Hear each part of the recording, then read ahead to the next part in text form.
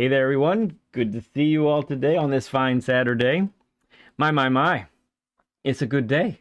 Hopefully, whatever time it is for you, either it's really early for you all or it's a little bit later, but hopefully today's treating you well so far. Appreciate everyone coming in today already. You guys are blowing chat up. Let me, and now you're gone. Sorry, I have my boy with me. We are experiencing just a fun little intricacies of problems here, as is typical. But I appreciate everyone coming in today.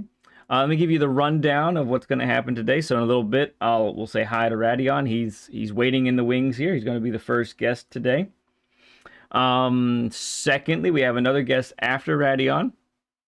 We're going to have Fierce Oxide. You guys have seen him in chat quite a bit recently. So I appreciate we'll be having fun there. Oh, I see right now someone that I needed to talk to. Hey, Ghost Metal Games. I need you in our Discord, sir. I need to get you in our Discord. If you're signed up for the subscriber race, the 2000 celebration race, I need you to get in Discord, my friend. If you're having trouble with that, if one of the mods could type in !Discord and give Ghost Metal a chance to sign up. That way, all the information about that event is going to be on Discord, so you're going to want to be there, okay? Let's see. And throughout you'll see that Stream Elements is going to be going over and over and over again about... Thank you, Chris Wood. Appreciate you, friend. Stream Elements is going to be on a timer. He's going to be talking about the stream tomorrow. Yes, I am streaming tomorrow. It's a brief stream, but it's going to be to go over all the events, all the races in the 2K celebration event.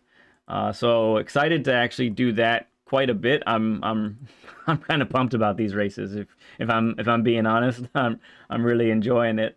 Putting these together. So tomorrow we'll go over all that. And listen, even if you're not a part of it, I want to reiterate and stress this. Even if you weren't able to sign up, number one, we're going to be practicing these races. So if you want to at least hang with us when we're practicing the races, please, let's do it. We want you there. We love every one of you. And it's going to be a whole blast if you guys can go along with us and do that. Number two, some of you are alternates. Some of you are on deck in case somebody can't make it on the actual event date. So you'll also want to be a part of those practices too if you're able to. So that would be the thought process there. Okay. All right. How are we looking there, Octia? It's kind of screwy. Yeah. See, right now I would be saying hi to everybody because that's what I do, but right now I can't see you because my boy has the mouse. You guys are doing all kinds of stuff, and I can't see it right now. Oh, they are? Yeah. I know you guys are doing stuff. Bear with me here. Is this acceptable? This is my screen, isn't it? That's not even Rad's view. That's Rad's view. It is. Okay. Look. Oh, yeah, that is different. Never mind. Okay, I gotta do this. I feel wrong if I don't do this. So TC Blankenship, you're P1, sir. Appreciate you coming in and being here first. Once again, you got a long streak going. Chris Wood, P2. Ultra Salty Dan, P3. Andy Beckett, 4th place, Energy. We got Radion right there. We got BL. We got Berube. Siba, good to see you. Oh my goodness, you guys are crazy. You're all here. Jason, good to see you as well. Going to bed, yep. Jason hasn't been with us recently because he's doing a graveyard shift all the time at work. So he's sleeping. Oh boy. Schubert, good to see you, man. Schubert's scheduled for next week for a Learn with Lead. So excited about that. Ramboy, good to see you, bud. Sorry if I'm not reading everything you guys are putting here. Radion, you crazy boy. Already gifting 5 memberships. Thank you, friend. Keep going. I'll be caught up here in a moment. Ghost Metal, I talked to you already. Get in that Discord, sir. You're going to want to be up to date. Okay. Onions, a Stud Club member for 7 months. Richie, a Stud Club member for 5 months. You guys haven't put studs up for these folks yet. Please do. Lombi, good to see you, man. Appreciate you coming in. And Ramboy, a member of the Stud Club for 2 months. Good luck, Radion and Fierce. Fantastic. Grover, good to see you. Okay, I am caught up. Phew, that was work. All right, here we go. We got this. We got this. All right, okay. Without any more delay, let's bring in Radion. That was quite the endeavor here. We're set up now, though. So, Rad, how are you doing, sir? I appreciate you coming in today. What is going on? Talk to us, bud. Man, I've had a great day, babies. Can you hear me? Yes, we hear you. Let's see what happens. Yeah. Yeah, you've been streaming already. You've been getting some races in today, right? You know me, I don't have too much time to stream week by week. I only get an hour or two here or there. Right. So, got to make the most of it. I don't know, like 6 hours a day, something like that. That's enough. Yeah, so, I thought I'd get a couple of hours in before the Lumen LED. I would try and beat my time, but no, I wasn't able to do it. I did 100th. Yeah, I asked you if you had beaten it yet, and yeah, you gave me the decimal point and some zeros afterwards, and I was like, wow, that's not much of an improvement. Yeah. It technically is an improvement, but not much of one. But small wins, my friend. Yeah, you got to take them all together. So one of the things I wanted to mention to everybody, so today is a little bit different in the sense of we're having, for those of you who don't know, Radion was a guest on Learn with LED about a year ago to the date. Like, it's very close, right? We talked about that. I think you looked, and what day was it again? 3rd of March. So we're a couple of days out. 3rd of March. And the other crazy thing about that is that this is the same track and car class as last time, right? Yeah. which is kind of crazy. Now, last time we were in the NSX. This year, right. This time we'll be in the Citroen. But one of the things that we good. Okay, we just got the fist pump. Sorry, we got the fist pump from Octia next to me here. He's like, okay, it's working. Well, what are we missing now? Oh, Grover, Stud Club member for 8 months. Thank you, bud. Appreciate all of you. Appreciate you all very much. Thank you, guys. Carlo, good to see you as well. Man, it's crazy. Okay. All right, let's go. Okay, so let's see. Lots of places we can talk, lots of things we can talk about. But before we get into some things here, Rad, I just want everyone to know. So, this Learn with LED is going to be a slightly different flavor. Couple of things. In this camera right here, this is actually Radion's viewpoint. So we're doing it through Discord here, and you can actually see him. We were trying to actually get the camera on his face to come through, but we were having technical difficulties, and it didn't exactly work. So, but we do get his screen, so that's a pretty cool situation. And then in this screen here, he's on the top right as well.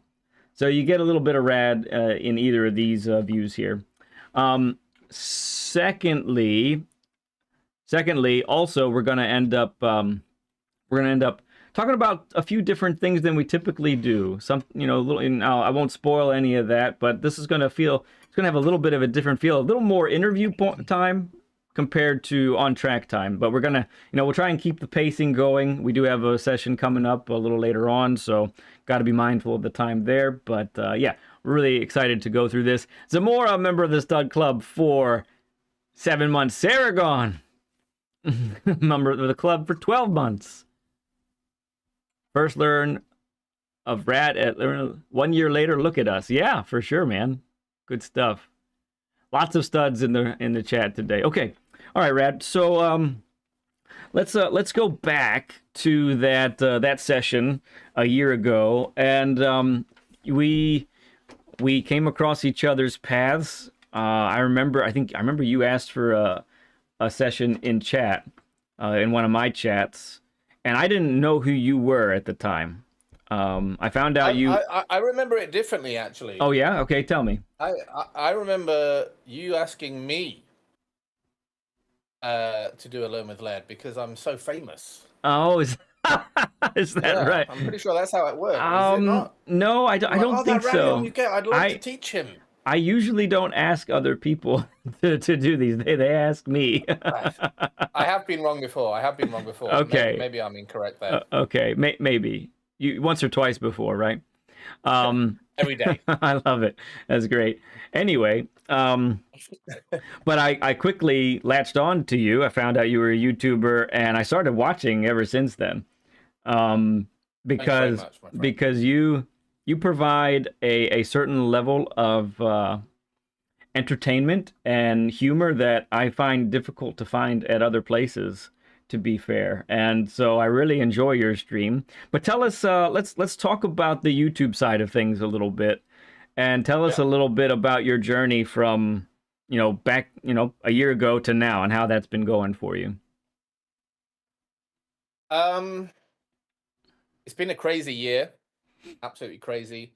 You had a similar situation when you started, just thinking, I'm just going to do it for fun, see if there's a few people who want to watch, and it slowly snowballs into something that you realize is actually something that you are going to continue doing and never give up on doing. Yeah. So a year ago today, I've been streaming for a month or two. And I'd already got over that hump of deciding whether to continue or not continue. Yeah. The first few weeks was like, this is my last stream, guys. I'm just trying it out again for fun. Yeah. But at this time last year, I had, I don't know, maybe like 100 subscribers, something like that. And I thought, yeah, this is cool. I've met a lot of nice people. I'm enjoying the game more than just racing. That was the main thing. I'm a massive extrovert. I love talking to people. I talk to people all day at work, and I still enjoy talking to people even more at home. Yeah. Talk to people in my sleep sometimes, in the shower, in the lift. People in my condo, they don't like me. I'm always talking in the lift. Gotcha. I've gone off on a tangent now. This will happen, by the way. Public service announcement. Yeah. This will happen many times tonight.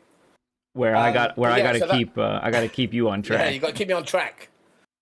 So that's how it was a year ago, and then it's just been steady improvement, really. I think. Steady growth. I feel like I've improved somewhat as a racer, but much more as a streamer. And you hinted on it earlier, but I think that's going to be potentially one of our conversation topics of today. How to handle that. Right. And what your perspective is and how you deal with it compared to mine, and hopefully I can learn a little bit from that as well. Yeah, great. I remember, I don't know if it was the first or second, but I feel like it's within the first 3 times I was watching your channel, and there was sort of an influx of viewership that you had clearly, I could tell by your response, you had clearly not seen before. And I don't remember. Red Bull Ring? It might have been, it might have been Red Bull Ring, but I just remember it spiked, the viewership spiked into the 20s, 30s, or 40s, something pretty substantial, at least for your small channel at the time, right? And I remember you said something to the effect of, "Oh, this is what can happen," and I don't remember. I believe that, I'm not sure if that was before you had really decided you wanted to continue going, or if it was after. But I remembered that little moment there of things really sort of starting to take off a little bit. And you didn't have, the next stream after that wasn't to the same level, but that's sort of how the streaming goes. It hasn't been to that level since LED, to be honest. Yeah, right. But we've caught up now, finally. But I actually do remember the times you're talking about, and I'm pretty sure it was Red Bull Ring. Okay. We were in the what's the Mitsubishi? Maybe the Lancer? Yeah, the Lancer. That was probably the meta then, yeah. And for some reason, my streams previous, the previous month were like 50 people watching overall, the whole stream, overall views. 50, 60, 70 views for the 5 hours. And then I turned it on the next day, and it was 500 views for 2 days. And I thought, what is going on here? What This happened? is blowing up. Yeah. And then it all came crashing down on the 3rd day. But I didn't give up. We're not giver-uppers over here. No, obviously not. Obviously not. But it did make me realize that. How can I say this? So I think I'm a good racer. I can race well. I like winning.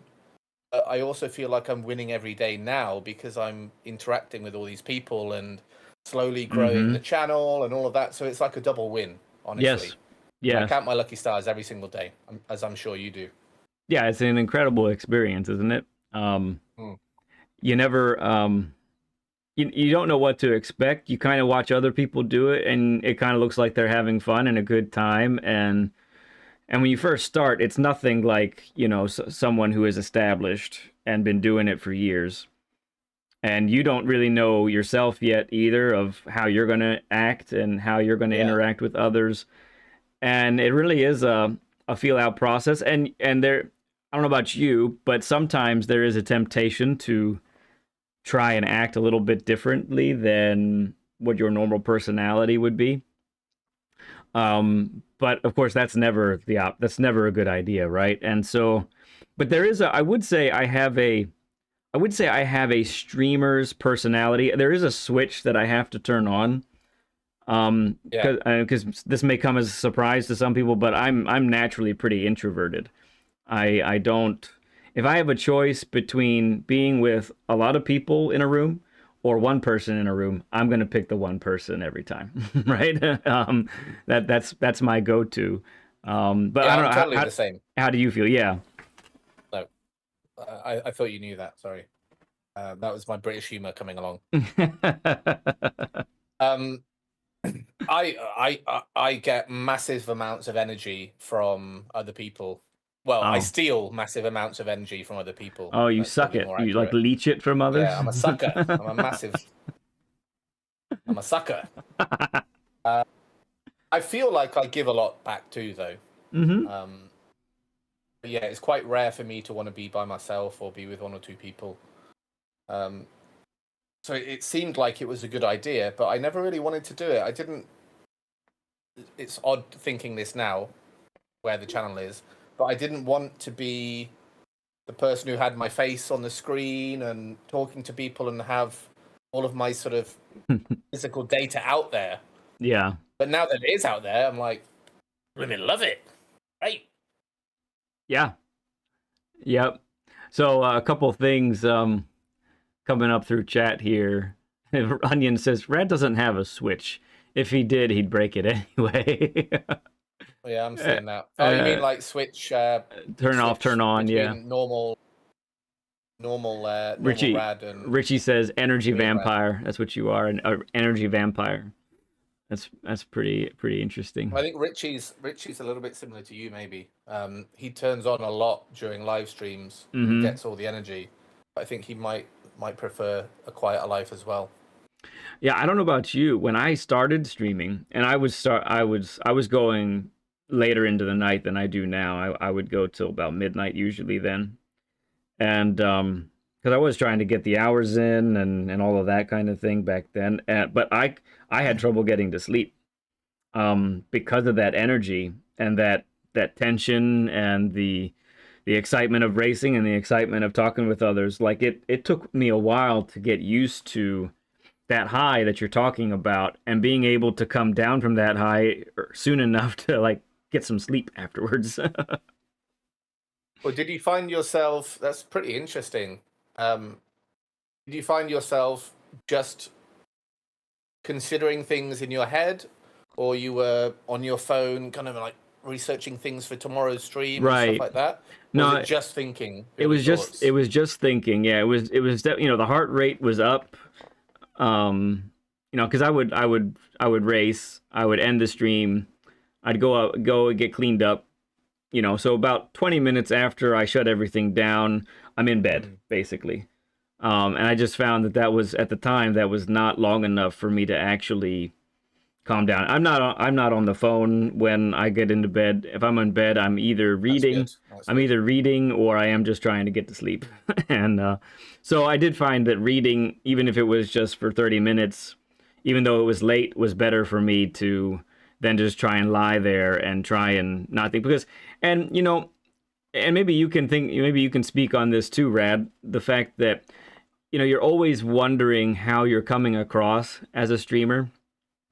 You know, are people really enjoying it? Are people taking things the wrong way? And I don't think about that as much anymore. But back in the early days, it very much was, oh, I wonder if that came across wrong, or, you know, feelings of regret about, oh, I shouldn't have, that person in chat, I kind of blew him off and I didn't really mean to do that. You know, those sort of things, right?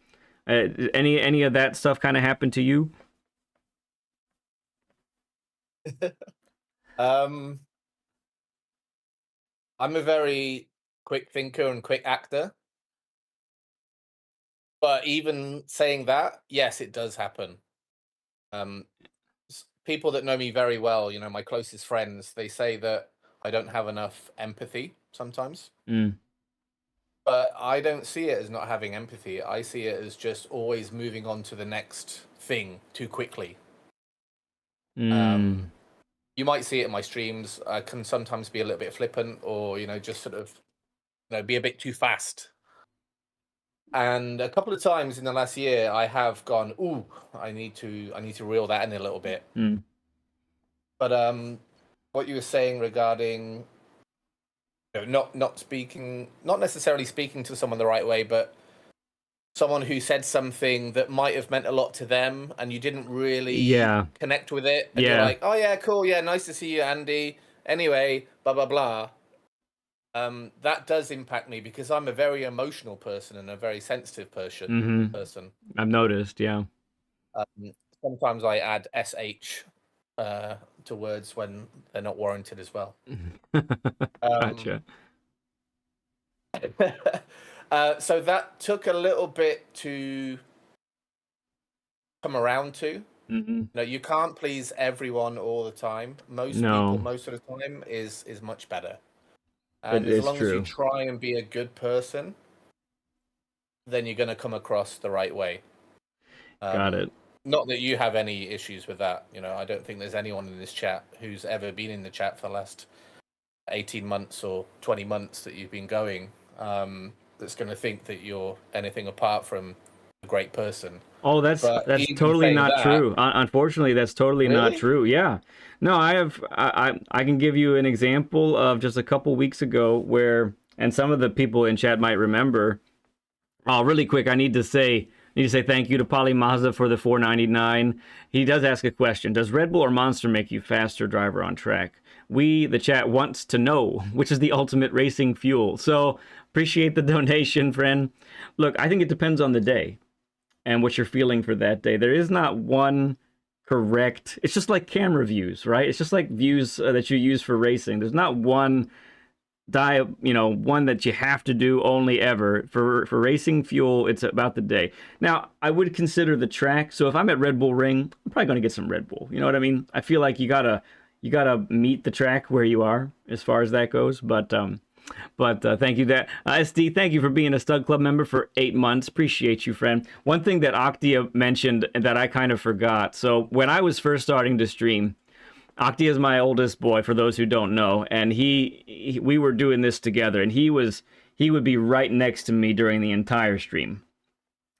And we would both get upstairs, just like he says there, and he says we would just go upstairs and stare at each other for a bit because we were both experiencing that high and having to really like come down. And we would also have some things to talk about. Hey, this went wrong. We need to fix this. What about these ideas? And so that was definitely the early days. That was something that really happened a lot. Yeah, it's great stuff. Right now, Coast Metal talks about coffee. I have coffee right now. So today it's coffee. It's not even an energy drink per se, you know. But although coffee's got you covered when you need some energy, right? Lombi says for Rad, it's the shots. Bamboo juice. Bamboo juice. All natural. Yeah. Okay, so we were just talking. I think I might have derailed myself, 2 weeks ago. Brad. 2 weeks. Oh, 2 weeks yes. ago. I'll get you back in. Yeah, thank you. I'll Thank bring you, back Reb. in. Yeah, so 2 weeks ago, we had a guy come in. He didn't, and if you want a little inside information on how I respond to chat, if someone comes in and doesn't say hi, that, unless I know you already, right? But if someone comes in, I've never seen you before, and they don't say hi, they just come off and just sort of blurt something out, that already puts me a little bit on edge, right? Yeah, red flag. Yeah, and so he said, it's not an exact quote, but it's pretty close. He says, what's with chase cam and the counter steer assist being on? That was his question, so to speak.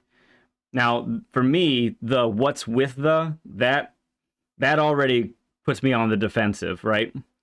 It's slight antagonization, isn't it, or altercation? It is a little. It's saying, I don't believe in this. Why are you doing it? Right, without and never seen him before. Doesn't say hi to chat. Doesn't say hi to me. And so the first thing a lot of things swirl around in my head. Okay, what am I going to say? And technically, at the time, I was really trying to beat my time. I was trying to get something good here, and I had actually just explained to either Dibdob or Doc, who's TCR Little Watt. I had just explained to him why I used the counter steer assist, like literally 5 or 10 minutes before that, right? So I'm a little perturbed, right? Was it a kart race? No, I have counter steer assist on all the time. Ah, okay. Pretty much 100% of the time. Because I don't. Why? Right. And it's because I don't. My wheel does not provide that level of feedback. So I have a G923. It gives me some indication of when power oversteer is happening, but not a whole lot. And sometimes not at all. In certain cars, in certain turns, I won't feel it until I'm already gone. I can't catch it, right? Anyway, so the first thing I said was, well, I have a video for you to watch. It's called Confessions of a Chase Cam User. and so I posted that in the link. And then I asked him a couple questions. I did mildly scold him. I said something to the effect of, it's usually polite to just say hi and greet chat and say hi to me and that sort of thing. It might be something that you want to consider or something like that. And then he comes back with maybe you should be a little nicer. You'll have more viewers that way. Meanwhile, I have like 60 people watching. Oh. But yeah. And so I said, I think I'm a pretty nice guy. And then one of the mods, I forget which one, but one of the mods in chat said, being nice goes both ways. and so I look back on that interaction. I go, I probably could have done better. Because I do want to win people's friendships. I do want to do that, and so I do regret that. That's just a couple weeks ago. I do regret that a little bit. But I also understand I can't beat myself up about it because I interact with hundreds of people now every time I'm streaming.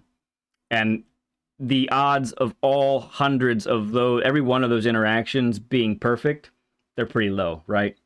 It's an interesting aspect to this whole thing. You could try being less amazing more often.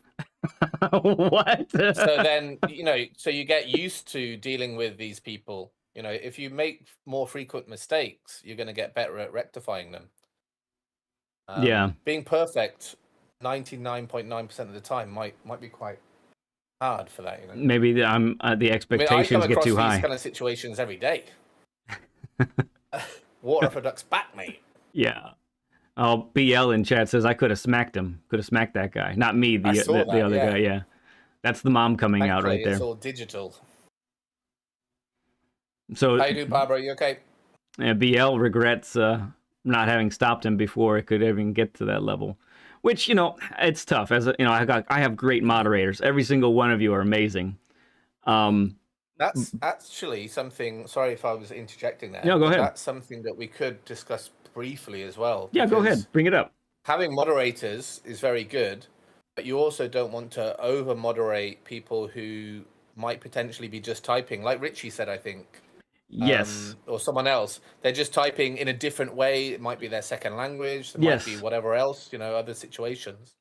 Right. And they've said something a bit direct, and someone might interpret it in the wrong way. Yeah, So I do always try and give people the opportunity to sort of ask a few questions or say a few sentences before I go, right, get this guy out. Yes, I do want to, the same way I like to give people the benefit of the doubt on the track when it's not clear to me that they're trying to hit me or run me off the road, that sort of thing. I like to try to give people the benefit of the doubt. I also like to try to give people the benefit of the doubt in the chat. And all of you moderators, when I've asked you personally to be a moderator, right? And if you'll recall, I gave you those like 4 steps, which are in Discord if you ever need to go back and take a look. But it's all designed around, giving people the benefit of the doubt, figuring out if they're really, are you really trying to be mean, be hurtful? There are certainly things that someone could say or do in chat that would give you an immediate ejection. That certainly is the case. If we had to do that, apparently, I didn't even know PL was so fast. Maybe we could do an example now. I can. No need to do that. I was just saying, calling Rusty a legend. It's okay. Oh, very good, very good. Rusty's in. Okay, so you can see we sort of, as I mentioned at the beginning, if you're just joining us, we did say that this session would look a little bit different from other sessions. We've been kind of talking about the YouTube and the streaming side of things because me and Rad, we've kind of followed each other's journeys a little bit here, and so I think it's safe to say we're pretty big supporters of each other. And we definitely encourage one another. We're always comparing our times to each other and that sort of thing. But let's get a little bit over to the and if other YouTube things pop up, that's fine. But let's get a little bit over to the racing side of things here, Rad. So we had you on a while back, and we talked about this is the same track. So as last time, we're here again, and there's I think you chili pepper bomb. Sorry. Oh, that's right. We're at the 40 burger. Thank you, everyone. Appreciate you. Hey, we'll talk about that for a moment. You actually give me credit for coming up with the Thai chili pepper bombs and all the chili bombs. Yeah, indeed. Talk about that a little bit. It's a great way to add a little bit of extra interaction. I think it's fantastic. For me personally, I really love when I'm watching a stream looking for that 10 bomb or 10 burger. Mm-hmm. And I'm like, I've got my hand ready, my finger ready to click go when it goes. Yeah. It's just nice. It's a little bit of extra interaction. I like it a lot. That's cool. I stole it from you. And I thought, what do I like? I live in Thailand. Some of the guys watching know. Some of them maybe don't know. But you did. I love spicy food. And it was either 300 subs or something. There was a level that you reached 200, and you just ate spicy food after spicy food, and you almost injured yourself. It seemed like. It was hard, yeah. Yeah. 100 was juggling 100 objects. I don't know if you were there at that point. I think I missed that one. Yeah, I don't think I was there yet. But yeah, there's been lots of challenges. Mm-hmm. Lots of challenges. Mm-hmm. So if you like challenges, guys, head over to RadionUK. Well, I do. So if you are watching right now and you haven't actually come across Radion before on YouTube, I feel for you because you're missing out. Number 2, you can fix that immediately by clicking on the link at the top of chat. I have his channel there. Please click on his channel. Give the man a sub. You won't regret it. There's plenty of other things that go on over there that are hilarious that I won't even talk about right now. But and then after you sub over there, come back over here and we'll continue. Yeah, I see it in the chat. Rad is a wild man. Onion says Rad's Stream Deck is the most used device in the world. It's been verified. It's been tracked. There it is. It has the most use. It's also the messiest Stream Deck in the world.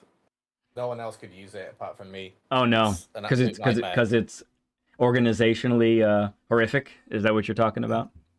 Well, it's organized well for me, but it changes so often. Oh, sure. If anyone else looked at it, they like, what are we doing with this, right? Nightmare. Yeah. Right. There you go. Joshua Middleton just subbed. That's awesome. Yeah, people are talking about it in chat there. Granny Turismo. That was one of the funniest things I've ever seen on YouTube. The first time you did it, I can't. Just the fact that you said Granny Turismo is coming. That's funny, and then you ended up making it a total alter ego. If you haven't seen Granny Turismo, friends, wow, that's all I have to say. Led's going to be doing Granny Turismo tomorrow night, guys. By the incorrect. Way. So, that's not the. Quickly. I've talked about a surprise for tomorrow's stream, but that's not it. I can tell you right now. Damn it! What was on there in a loop there for a second?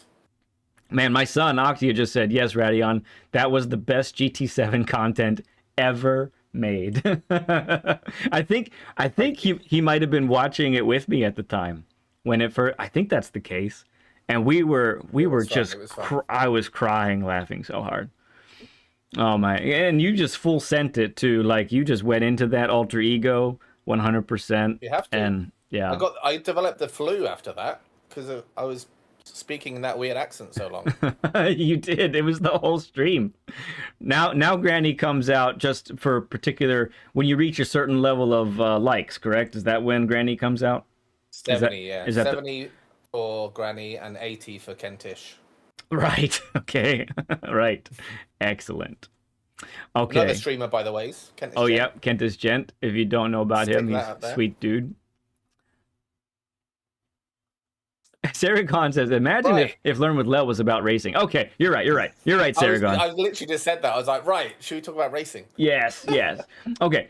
All right. So I was getting there, and then too much fun with this other stuff. So anyway, talk to us a little bit about since your last Learn with Led session, what's been going on. And I know that, when we talked the other day, the streaming side of thing is a huge element to your racing. So let's talk a little bit about how you've improved, maybe what has stayed the same. What are the challenges that you've been facing? Talk to us a little bit about that. Well, I feel like the three things that I would like to talk about kind of encompass what you just said there, actually. Yep. I'm setting the stage for you, sir. That's what I just did. Almost like you planned it. Amazing, isn't it? We did, yeah. Got to go with the plan. I like planning. I got a plan. And almost like me prefacing with that sentence was like amplifying what you just said. Yeah, indeed. Almost like that was planned too. Almost like it was planned. So a year ago, I wasn't in the same situation stream-wise. I was thinking mostly about how to get faster when I was doing Learn with Led.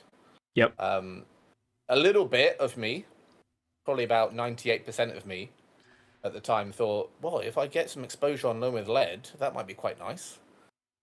But there was 2% of me that thought I would really like to get faster as well. And I think I have got faster this year, but more importantly, I've found it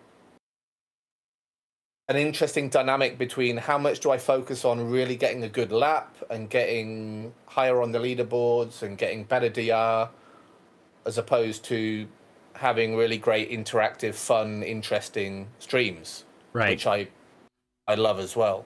But I love streaming more than being fast. I think that's fair to say. Mm-hmm. I'm always going to choose that. But one of the things that I thought I could chat with you about today, because you do, you're a racer and a streamer, as I am. Yep. How to kind of balance that out. So that's one thing. And then the other thing that's on top of that, sorry to add another chili to the mix. Bring it on. I'm going to add another chili as well, actually. But second chili related to this is, how do I get out of my comfort zone, being in sort of middle high A, sometimes A+, not so much recently, but I'm very comfortable in A to high A, and it's just I can kind of race and not really focus that much. So how to get out of that comfort zone, if indeed I want to get out of it. And the third one, the big one that I think we can talk about today, is how to, if I do want to improve my time, how do I structure my time on a Monday or a Tuesday, for example? Yep. To make sure that I spend the first hour or two of my races on the new daily races to make sure that I get the most impact on what I'm doing. Right. Waste a lot of time just sort of rolling through the motions. Yeah, making the most of your time. So you do, I mean, you are privileged in the sense of where you do have quite a bit of time to be on the game and to stream. So that's helpful. But what we're really talking about is, like Richie just said, routine. What is the routine that's going to work for you? Hey there, German Kiwi. Good to see you, friend. And Quadfather. Appreciate you guys coming in. Kiwi promised he'd come. Oh, very cool. Kiwi. There's Dave. Good to see you, Dave. But yeah, as Richie just said, what we're really talking about is a routine. So to me, correct me if I'm wrong, but, it appears to me that you have a primary function when you're racing, which is the streaming part of it. Yeah. Right? But you have we'll call it a secondary desire to also improve in the game, get better, become faster, and like you said, what can we shake up to get you out of your comfort zone to become that better racer and driver, right? Is that a good summation? Myself. Okay. It's almost like you've done this before, Led. Well, I have practiced a little bit. So let's see. So I think there are many places we could start with that, but for everyone watching right now, I think for me, a routine is really, really important for success in this game. And you can really go by a weekly routine, right? So because the dailies change every week, so a weekly routine is kind of the method that I think is the way to go. Now, if you're sprinkling in some Manufacturers Cup and Nations races and those sorts of things, that can shake that up a little bit. But, for overall, I think a weekly routine is the way to go. Now, so here's where to start. That's where I'm trying to think here. I think that number one, I'm privileged to be able to watch your stream pretty often. And so when you're having fun, you're just having fun. You're having a great time. Whatever happens on track happens. It's obvious that you're getting, you're focused on the tricky triple. You're focused on, what's your other one? You choose, I lose. You choose, I lose. Yeah, and obviously that's the camaraderie. Yeah, and you're not setting yourself up for any sort of success when you're doing that, right?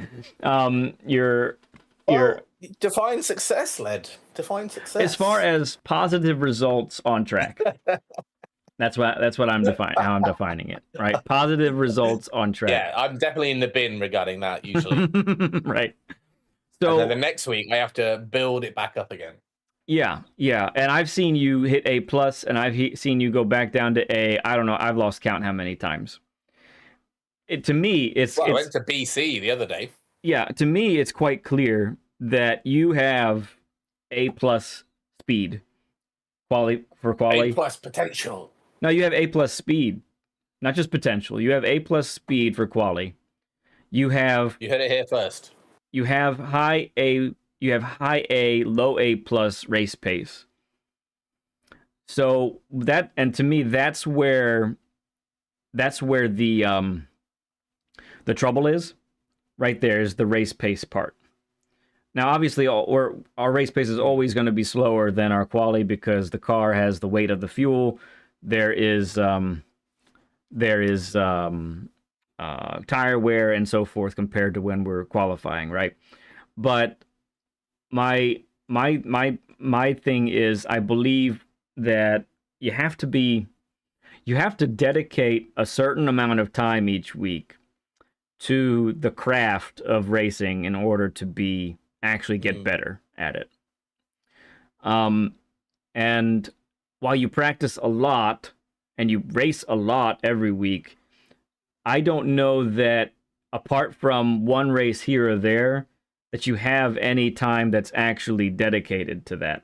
Is that fair? A fair summation? Zero, yeah. 0 time. Okay.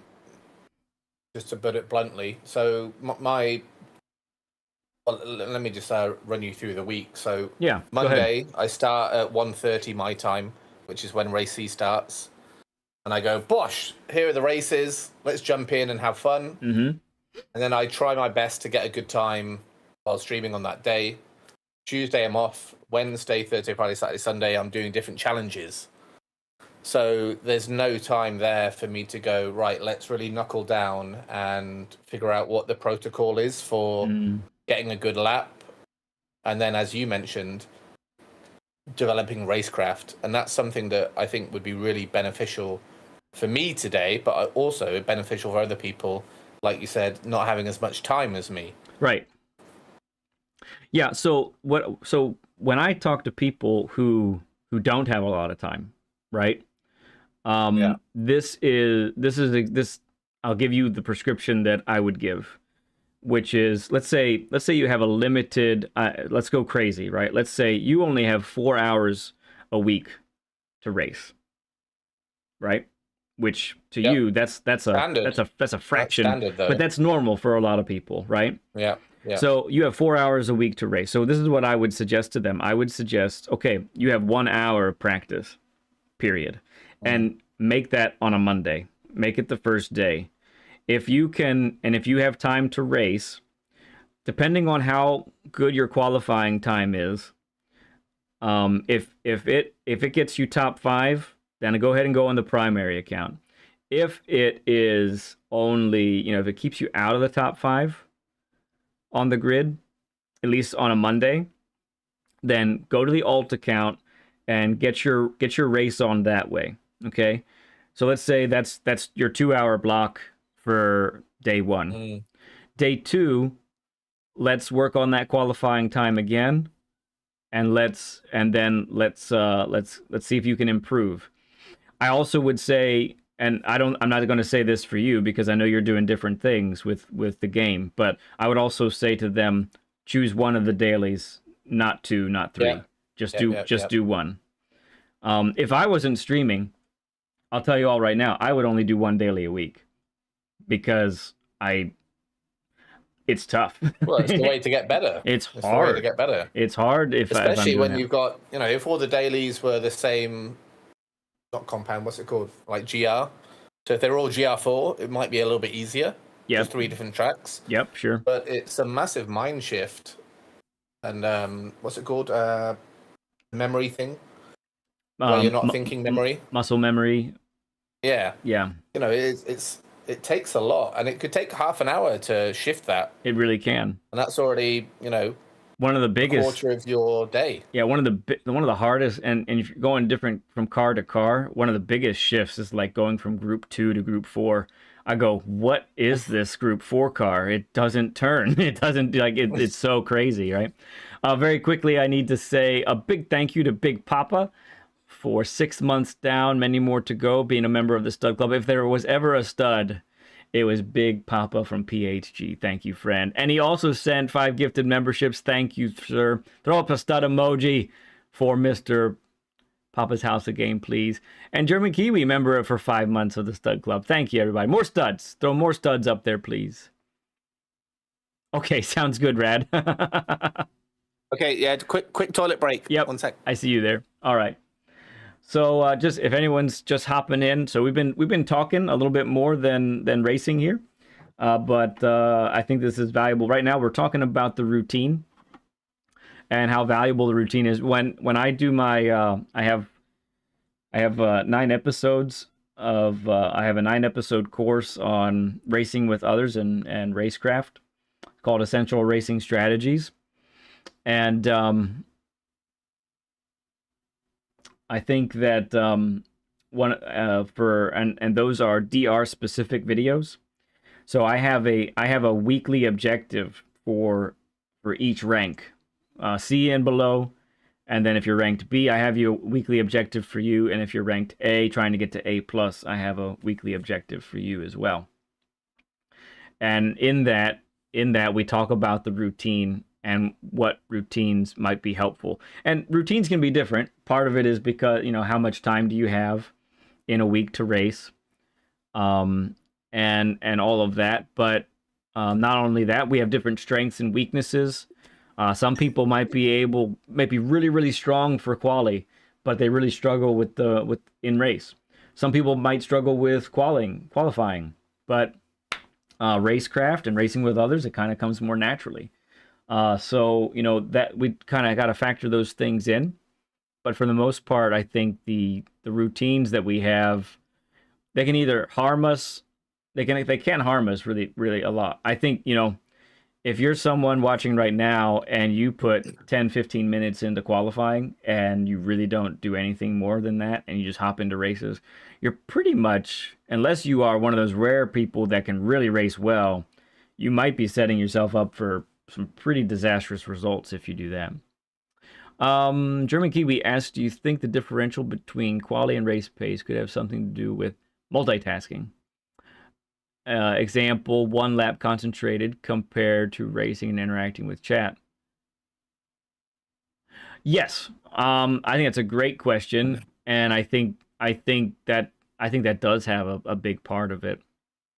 The skill of interacting with chat and not allowing that to cause you to make mistakes, that's hard. It's a completely different game, I think.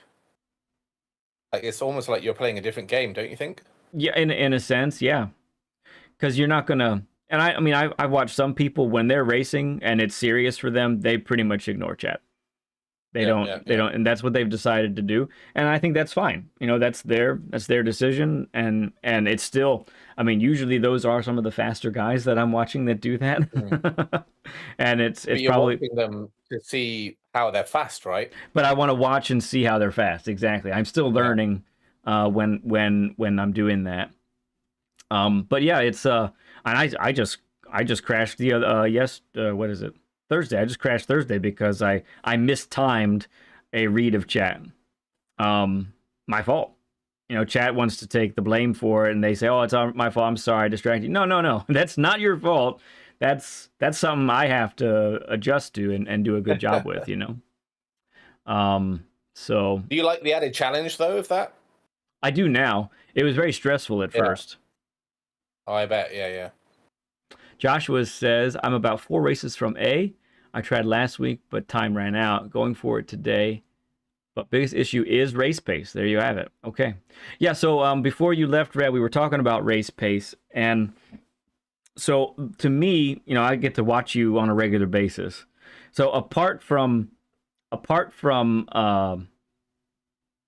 fun that you're having and the different events and challenges that you're giving yourself, apart from that, when you actually are trying to do well, I think that your race pace is probably what's holding you back. You can often qualify faster than me. For instance, Bathurst, you killed my time this week, right? And usually there's either 1 week in a week. There's usually one race where we're either pretty even, or your qualifying is faster than mine. So I think you can put up a time. I think you can find that time that gets you pretty high up on the grid when you really want to.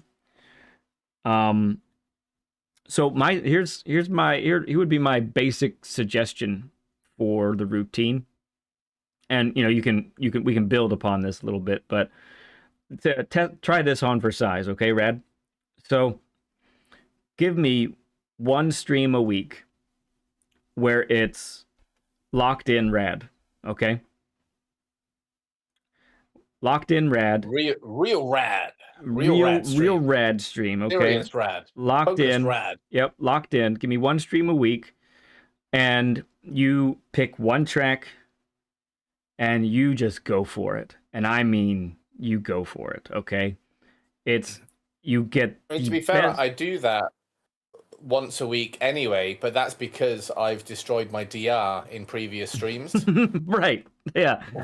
It's usually called like back to B stream or back to A stream. Yes. But I I've have seen that as it. a normal one where I boost it instead of Right. So what if that account was already, you know, high A, or you finally get it to A plus, and now your objective is, I want to build DR in A plus. I want to actually race with these top boys over in the UK and the EMEA servers, and actually challenge myself with these folks. So what I'm saying is, give me one stream where it's just 100% focused in, and it's on one track.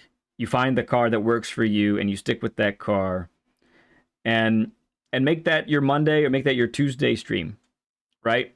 Let's put it to the front of the week when everybody's still learning also. And Wednesday would work. Tuesdays I'm out. Okay, Tuesdays you're out, but let's do it Wednesday then, okay? And let's... You hit it here first. Right. My stream schedule has changed. Sneak peek. I mean, this is what I'm suggesting. You know, you can tweak this to whatever you want, but No. and maybe it doesn't... my leader. No. I'm not your leader. I'm a coach. I give you suggestions, right? So, and then, as far as, you know, like I said, I think you can get a good quality time in many of the dailies. And by good, I mean top 500 on a regular basis. So yeah, go for that. That's what I aim for. Usually. Yeah, go for that top 500. Get that top 500.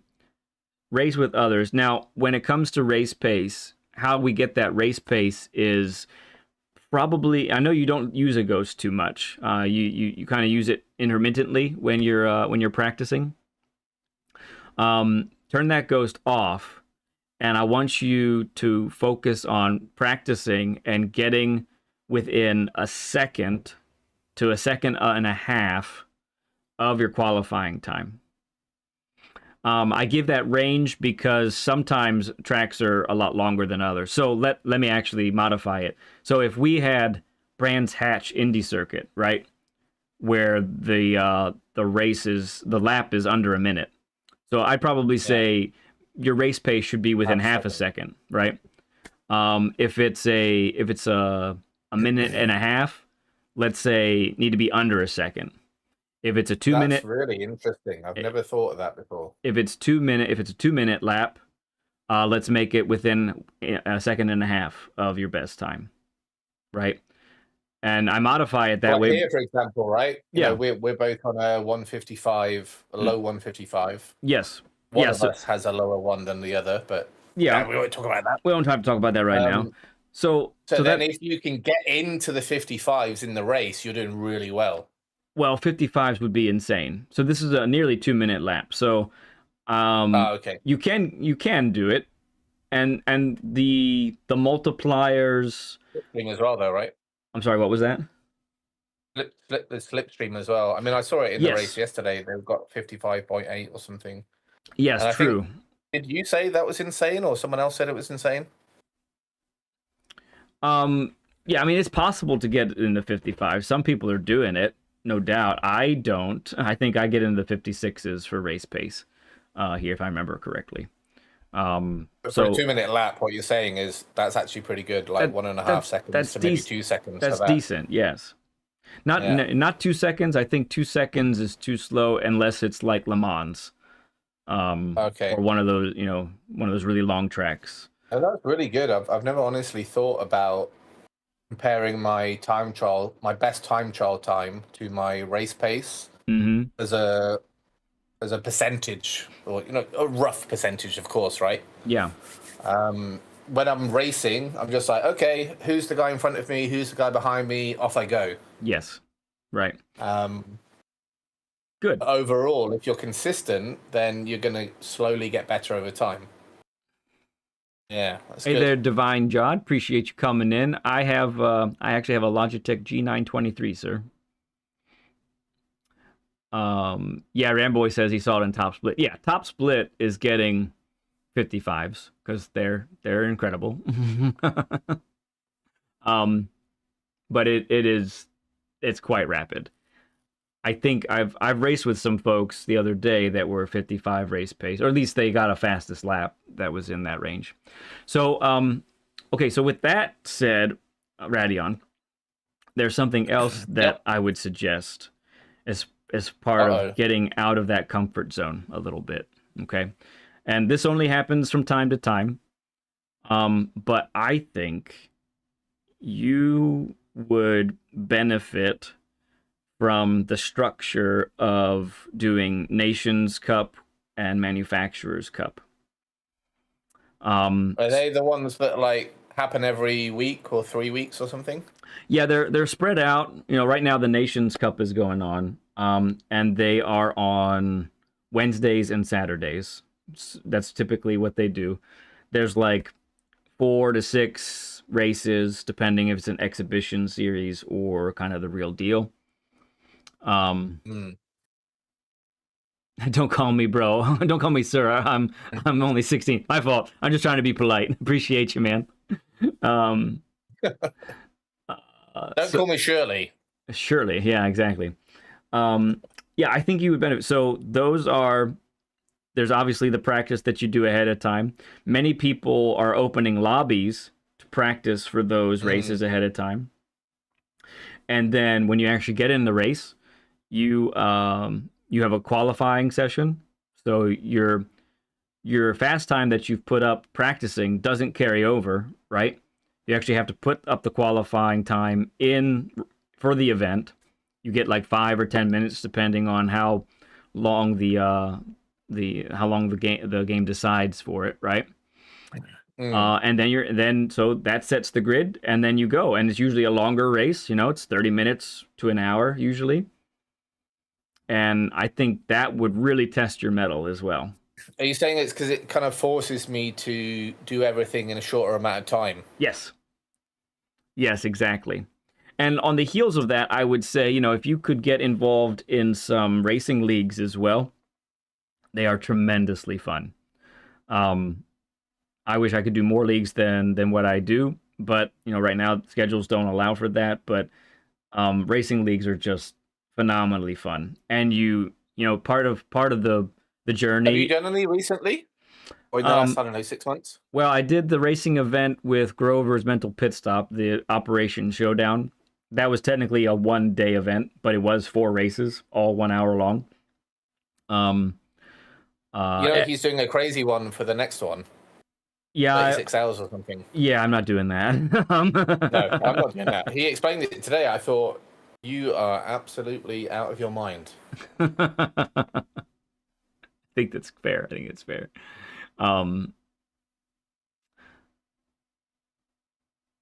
Yeah, that's interesting because people have mentioned that a few times, more recently than not. Mm-hmm. Maybe because, you know, I'm at the area now, you know, high A, potentially A+, where I could be competitive, right? And quite a lot of people have said, "Oh, are you doing the Manufacturers Cup?" I don't even know what they're called, like Manufacturers, or are you doing Nations Cup, G World Series, GT World Series? Yeah, GTWS, Just Gran Turismo World Series. Gran Turismo World Series is the entire thing. Okay. And then underneath that, you have the Manufacturers Cup, where you select a manufacturer, and you stick with that manufacturer. I don't know any of this stuff, and that's just what I say to them. Oh, I don't know about that, and I also say, you move on. I don't want to be held to a point of time 3 weeks from now where I need to do something. Yeah, so you don't have to, right? So, you know, let's say the series is 6 races every Wednesday and every Saturday for those 3 weeks, right? If you got to skip one, it's fine. If there's one combination that you say, you know what, because it's actually going to only calculate your top 3 results or your top 4 results, something like that. Okay. And then with those points, you can see how you fare against other people in your region as well. It shows you that. So, you know, I haven't done it in a long time because it's Wednesdays and Saturdays. Obviously, Saturdays I'm doing this. On Wednesdays, I am doing everything else actually. So I don't have the time. If I could do it on a Wednesday, but I'd only have one shot at it, and it'd be like 11 o'clock, and I would be really, really tired afterwards. And I don't. I'll tell feel you like someone who does have the time on both Wednesday and Saturday. Oh, would that be you? Yours truly. Yes, yes, I thought so. So that's why I bring it up, because I feel like to-do listing. Okay, join the GT World Series in where it is. Yep. How do I don't even know how to join. Do I have to select something? So in sport mode, you have the spot where you find the dailies and the time trials, right? Those two. I've seen the thing, but then I click it and it goes, sign this document, and I think, oh, that's a bit scary. It's very official looking. I know what you mean. It's very official looking, but the reality is that it's just trying to get you to agree to, you know, be sportsman-like. These are the privileges and all of that. Here are the results. Because technically, if you were to do very, very well, you could be sent to Tokyo or wherever the actual professional events are being held. You could end up going there. Well, that's what we're going to be discussing next year in Learn with Lead, Radion. Is that right? 3. Well, I'll tell you what, Calster, who was on a controller, he just qualified. Yeah. Which is absolutely nuts. I cannot believe he did that, but I think it's awesome that he did. Well, I appreciate that, Jod. I haven't even done anything today yet to show you if I'm a good racer or not, but thank you. So those are the two main things, right? I would say let's at least dedicate one stream or a major part of one stream to really just improving your craft, right?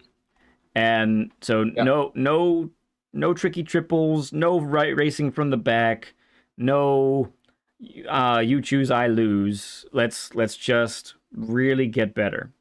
Because like I said, I think you have the pace, the qualifying times in you. It's really just a matter of the race pace. So again, the race pace, I think you need to work on take the ghost off completely, and in race really focus on getting within those time frames that we talked about, depending on how long the track is. And then to improve your overall racing ability, I think the nations and manufacturers would be awesome. Who wouldn't? Anybody watching right now, would you want to see Radion go into the manufacturers or the Nations Cup? I think so. I want to see it for sure. Like, Steven's laughing. He's like, no chance. I think that might have been something else. Don't sign anything without reading for. Asking Rad to concentrate. That's a thankless challenge. There you go, Onions. There you go. Onions, that's great. Yeah, a couple of people say yes. Fair enough. Put Granny at Nations. There you go. Oh yeah, Nando's saying yes. Blank saying yes. I'd watch that for sure. Says drones. Yeah. Imagine. It's purely farcical, but imagine if. Just riffing now. Go ahead. Imagine if I get a really good result and they invite me to whatever you said, like Tokyo, and I show up as Granny. That would be it. That would the roof might collapse. Break the internet, I think. Yeah, it could. Granny Turismo has arrived. Granny Nations. Granny Nations. Oh my goodness. BL says she would pay to see that. Yeah. Oh, excellent. There you are. Now you know. Would you like my... Oh, by the way, I forgot to say, Led.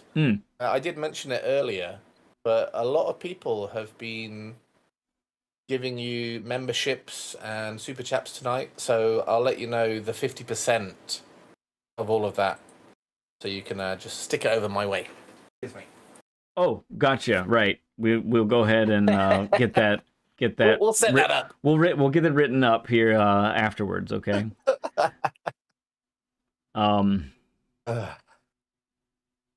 Anyway. Yes. Are we going to get on track? Yep. Are we going to get on track? So I'm ready to spectate you, sir. But let me. I actually do need to work this out myself a little bit. So let's get on track. We'll go around. Pee as well. You can have a pee if you like. Oh no, I don't need to pee. Let's go ahead and get going around the track a little bit. Any as we start to go around here, go ahead and follow me. Oh, you guys need to see, don't you? There you go. And then at the top right there, since we have it worked out, you can see Rad's point of view as well. Oh, I was gonna say, I did notice earlier when I just jumped in quickly. I think because it's through Discord, the frame rate is quite low on my little viewing screen. Okay. So I don't know whether it will be too distracting or not. But have a little look. I'm sure. It looks, yeah, it's a little choppy, but it's very intermittent. It's not consistently choppy, so I think we're okay. And it's a secondary screen as well. It's not like you're watching a whole race. Sarah Khan says, "What? We're going on track? What is this Learn with Lead session?" All right, let's get you right behind me here. The tires say they're pretty cold, so we don't want to go full send yet. Let's go around the track. Oh, is that something that I should be doing? I haven't done the tire thing. Is that easy to do? It's easy for some. I feel like... Well, I'm a tech genius, so it might be easy for me. Oops. I'm looking at Stream Deck and not looking at where I'm going. Is game sound back now? Let me know if you guys hear the game sound and if it sounds okay.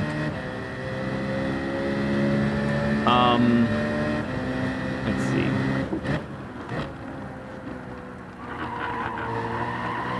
Alright, so to be fair, this is my first time in the Citroen this week. I did not get a chance to, I just want to at least get the gearing here. Ooh, yeah! Sliding. Sounds fine? Okay, good.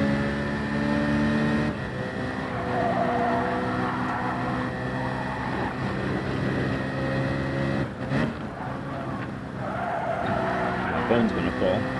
Okay, there we go. Thank you, Ace.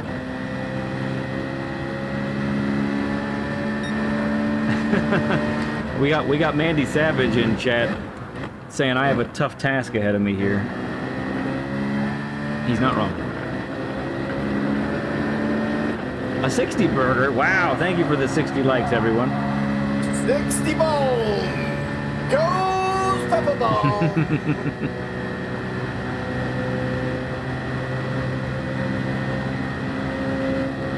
When we're racing like this, is there slipstream or not? I think I have slipstream on.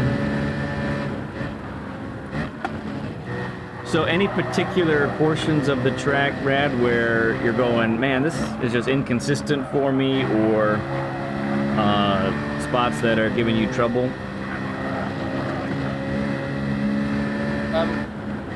Can I just let's stop for a second, because I can't actually hear you as well as before. Oh, okay. Maybe it's the engine noise. Yeah, maybe I need to turn it down. How do I turn it down on my side? You're going through it's going through the PC, card. Right? Yeah. I am not positive. If Octi is there, is any idea there, bud? How he can affect the game sound versus my voice? Actually, you know what I could do? I could just do it in settings here. Just turn. You could turn. Oh yeah, you're getting good game audio through the audio, right? Yeah. Yeah, you could do it there. And let's do that.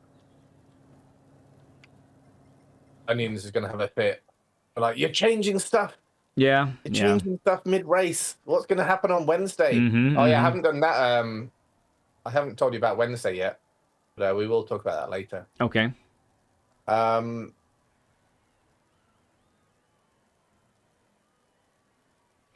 It's all... Berube says to turn the PlayStation down on the PC.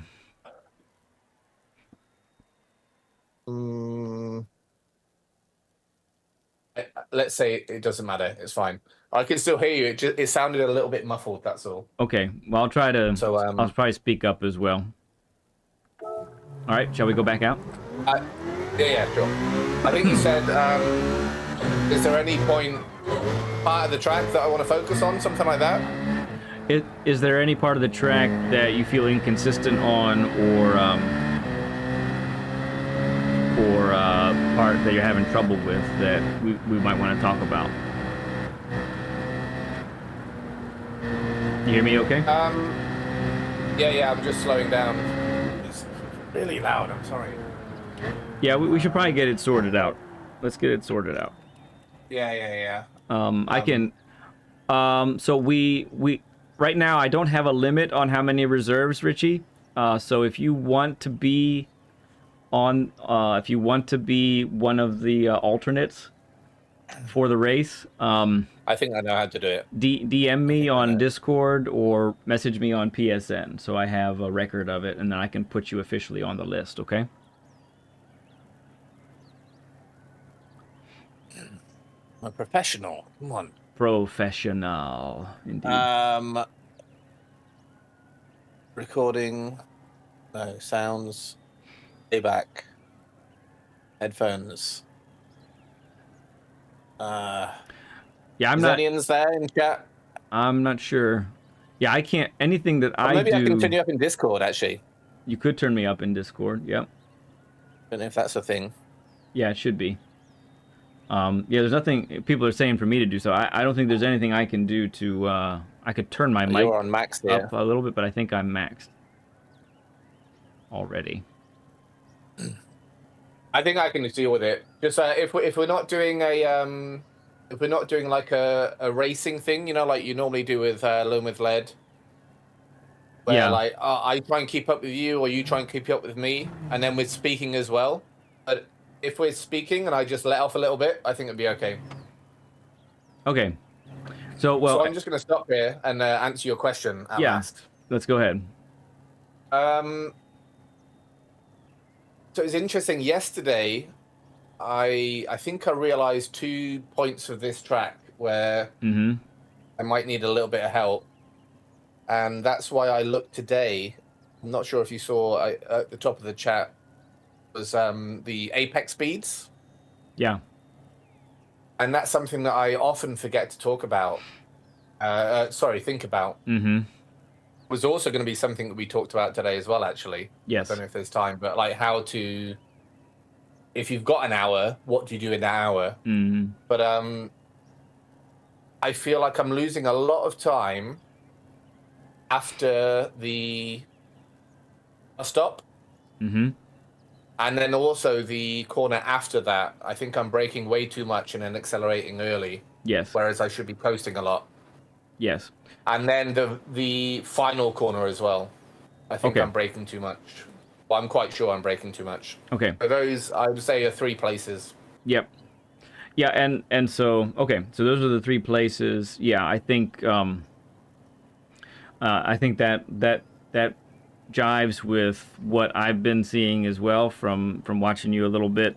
So yeah, what really has to happen for these long sweeping corners is the most delicate touch possible on the brakes. And no, not like that. That's different. Okay. You just engaged my immediate emergency brake. No, I didn't. Yeah, the lightest touch possible is what's required. So that level of braking pressure where you are 20% and lower, that's what's required for these longer sweeping corners. So let's go ahead and to maximize our time here, I'm gonna go ahead and spectate, okay? And let me we'll be able to watch your inputs that way, and we'll see some of these things and how we can help you out a bit. All right. Spectating? I am ready. Yes, go ahead. While I've got you here, guys, thank you very much for spectating. You may notice that this is a different livery to what I'm usually using. It might look like an I Love Onions livery, but no, it's not. From this side, it's all onions. But from this side, it's all Radions. This is the official race livery for the Wednesday sessions, Rad versus Onions. Ah, nice. Just letting you know, guys. ILoveOnions.com, whatever it's called. Huge YouTube, ILOveOnions.com. He's done an amazing job, And we started our championship last week. Yes. And he destroyed me. Oh no. I think it's safe to say we all love onions. I think that's. I love an onion. Yeah. The fair sentiment. Right, so let's just focus on the corners that I mentioned, right? Mm-hmm. This one is a tricky one because you don't really have a brake marker. It's the 150, right? Which there isn't a 150. Yeah, imaginary 150.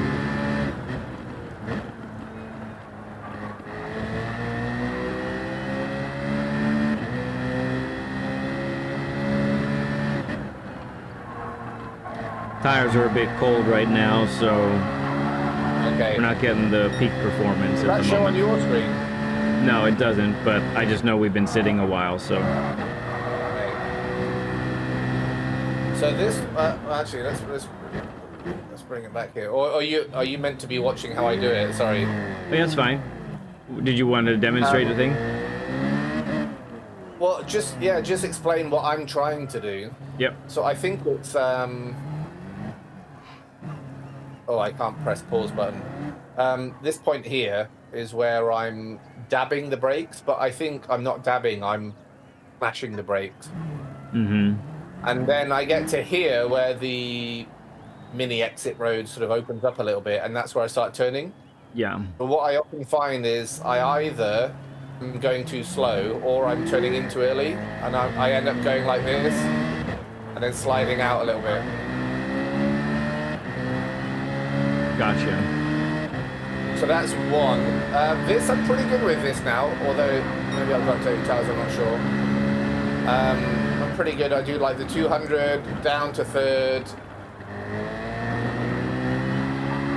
One thing I've noticed here, actually, you can actually go quite far out like that and not get a penalty. Yeah, and you want to be able to do that, to carry the speed. Compared to last time. It's a different story, but also the same on Daily C this week. Bathurst, I think I mentioned to you a few days ago, they fixed the left-hander on the down. The dipper. The dipper. Yeah, where you don't get that pen for crossing the line, which has always been stupid.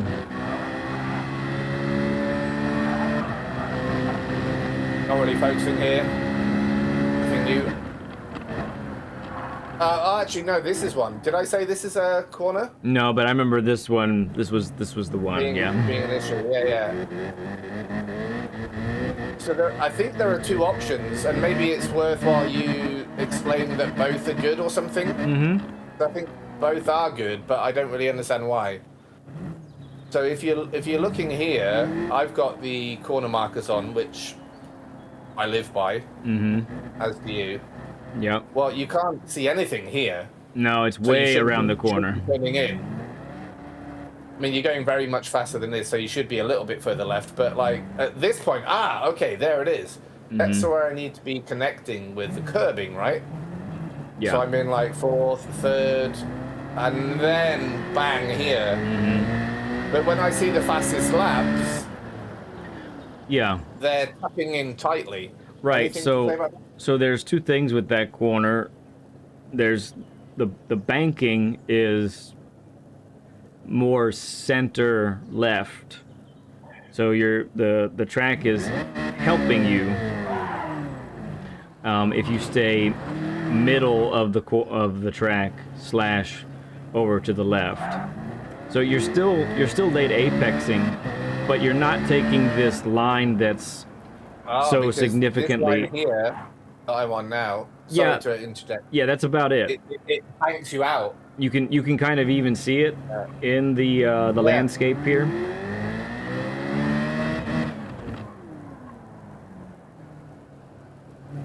Yeah.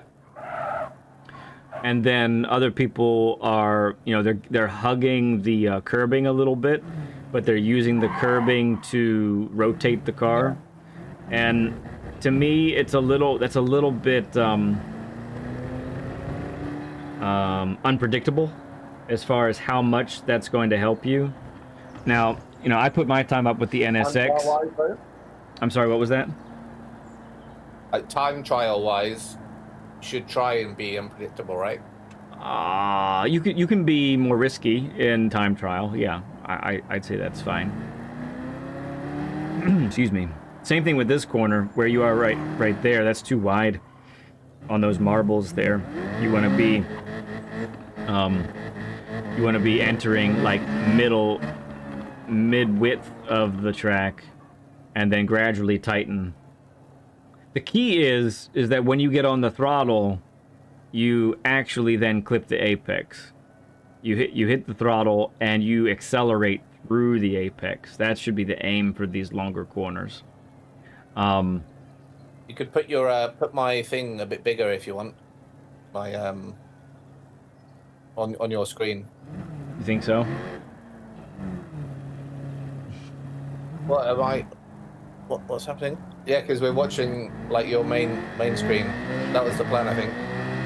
Mm-hmm. Right? Like do the old. That was for when we get you on the daily. Was the idea okay, there? Cool.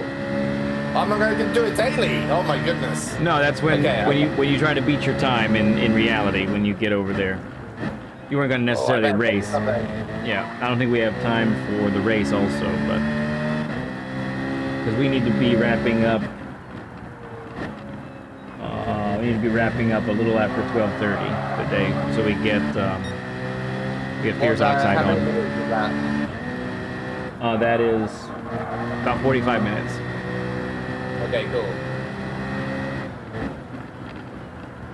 Yeah, so that corner, this is my worst corner, I think, the last corner, and it's the most crucial because when you're on it for a great lap, everyone knows you're looking at the delta and you're going, oh my goodness, I'm gonna get the best lap, and then you fail on the last hurdle. Mm-hmm.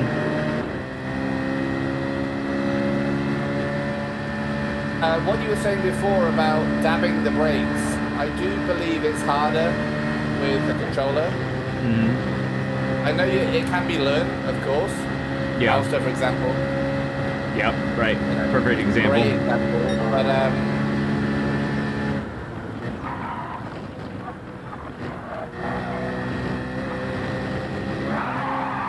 nice bus stop.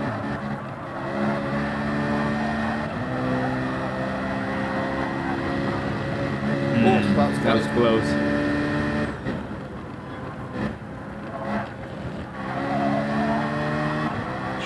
That was an example of trying the short one. Yeah, that's a good line.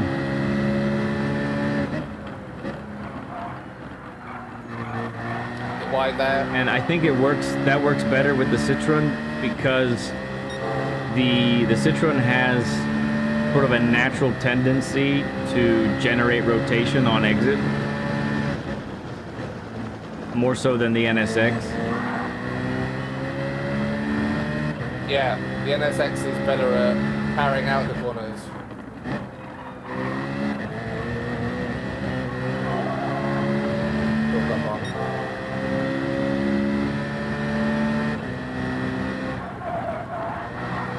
Everything's oh, you're doing something on the screen, that's right. I'm watching you live as well on the Focus on the track, Gran. Yeah, that's great. Let me turn this off. I don't need to see what you're looking at.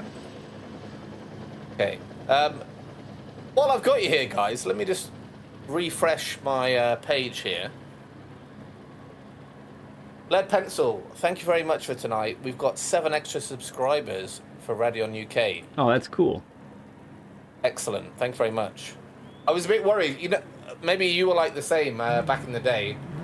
But when you get to that milestone, like, oh, I got to 100, 200, 300, and then it goes back down again. Yeah, yeah. But no, we're safely into the 900s now. Indeed.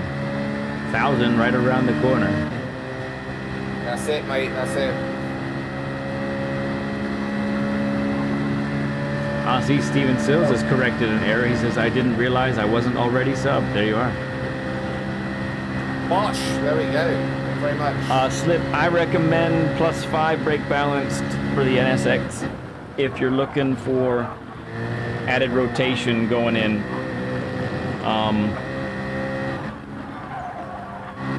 But I would recommend a particular brake balance video that I did. Shameless self-plug here.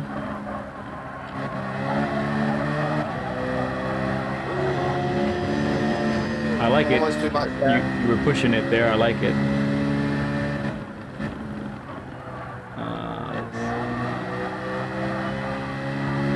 Did you say that was too tight? That one I didn't see. I apologize.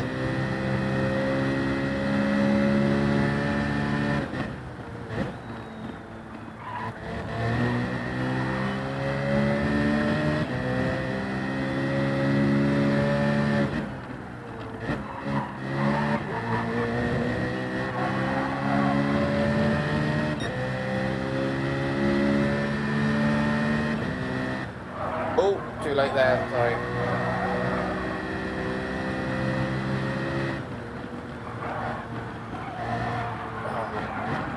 Just doing that lap as well. Oh, it doesn't matter about lap time, does it? Not so much. Not so much. Let's focus on how we're cornering. The truth is, if we focus on how we're cornering, the speed will come, right? Good. Yeah, I could tell the Citroen's very strong on turn 1.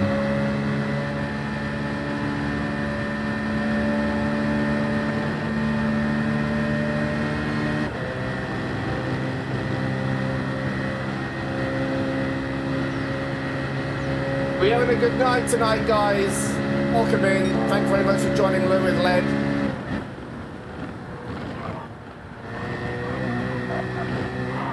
Ooh, that was tiny. Looks very in control, yeah. Unusual for me. So I think we need to, for the right-hander after the bus stop, we're kind of habitually being quite tight. I think we need to widen it. Widen it, yeah. Okay, cool. And then you can get on the accelerator earlier. Indeed. I'll try that next time. Yep. No, I won't try that next time. I'll do that next time. Thank you very much.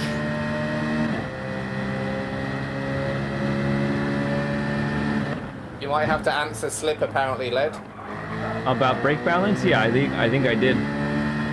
And then I put up the video in case folks haven't seen it, because I'm a proponent of +5 to the rear. Just ask German Kiwi.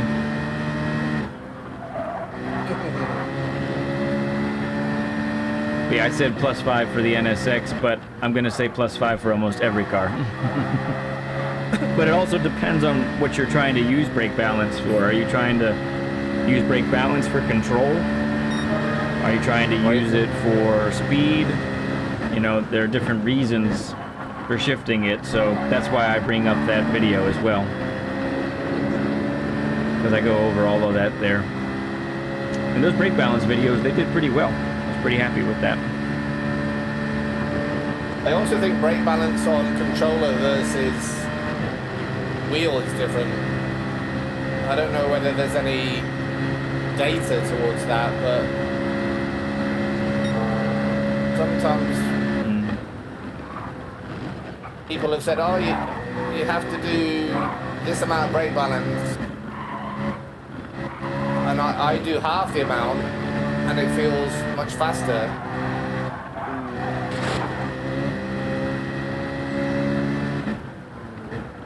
So the key, I mean, people are talking about brake balance there. So let me let you in on a little secret though, friends. So brake balance doesn't matter a hill of beans. If you're going for speed, that's what you're using brake balance for. It does not matter what brake balance you do, unless you're at the very limit of what the car is capable of. So if you aren't right at the limit of your traction when entering and exiting a corner, brake balance, it doesn't matter. because brake balance is either doing one of two things. If you have it to the rear, brake balance is under braking. If you have it to the rear, brake balance is helping the back end rotate, generating slip angle so that you can get on the throttle sooner. If you move brake balance to the front, let's say for a really big braking zone and a hairpin to follow, then the way that makes you fast is you can actually begin braking later. Right? You can brake later. You can brake later. You can brake faster. You'll spend less time braking because you're putting more power to the brakes.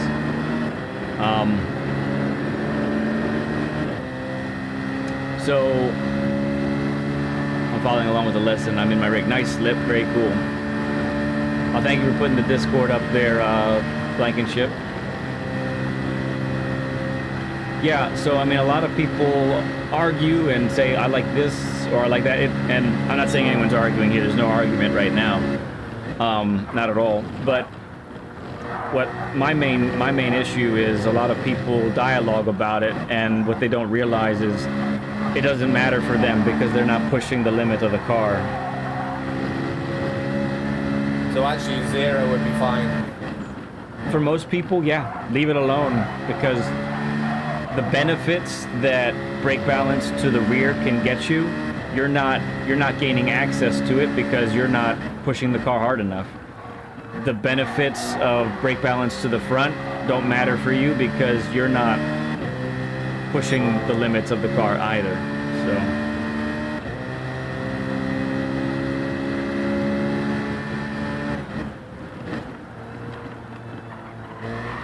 So on that rationale, what would you say? Oops, that was a bit early. It kind of answers the question I was going to come up with as well. Mm-hmm. If I've got half an hour to figure out, to dissect a lap, top 10 time in the world, don't spend all your time thinking, ooh, what brake balance has he got? What do you do? Not really. So the top 5 things. Yeah, I think, well, so that's why, for me, I default to +5 pretty much for any car and any track. Yeah. Because I'm trying to gain rotation on corner entrance. And brake balance to the rear helps you with that because it's providing more brake power to the rear tires, which under braking and under turning is going to allow the back end to slip out just ever so slightly. And when you're able to rotate faster, you're able to get on the throttle sooner. So whatever default you like, I say default to that, start with that, and then as you have put some laps in, then it's time to make adjustments. And it's the truth is, certain corners might dictate a different type of brake balance. So you'll note when I've been at Red Bull Ring, for example, I actually shift the brake balance towards the front for turn 1 and the hairpin at the top of the track, because I'm looking for a late brake and brake as late. And it's crazy, especially at the hairpin. Usually when I'm behind somebody, I can make up 2/10 just by doing that in one corner in the braking zone. Now that requires some, attention and thought and another thing to task while you're racing and dealing with other people. So I'm not saying everyone has to do that, but I'm just telling you why I do it, right? So anyway, yeah, that's kind of the idea.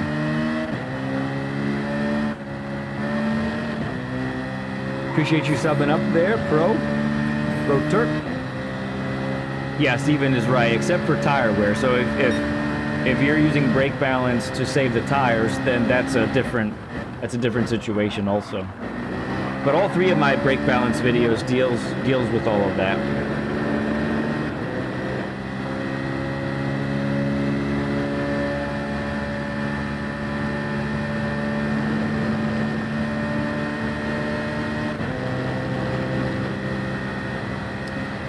All right, so let's see if we can get a wider entrance here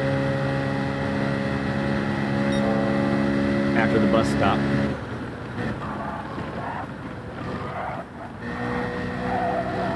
had to double brake there. I don't like that though. That was okay, I think. Yeah, it was maybe, oof, goodness, so close. It was maybe just a tad bit wide, wider than necessary. But it was definitely wider than it was last time. Just too wide. Correct. It's finding that happy middle ground there. Oh yeah, Ramboy, I remember that. Yeah, so at Deep Forest, when we had Group 4 at Deep Forest, for the final hairpin, I was shoving the brake balance to the front all the way, and Ramboy employed the same thing, and he bettered his time even more than it already was, because Ramboy's a fast boy now. Well, you're doing it currently on Daily C, right? Daily C down the mountain, yeah.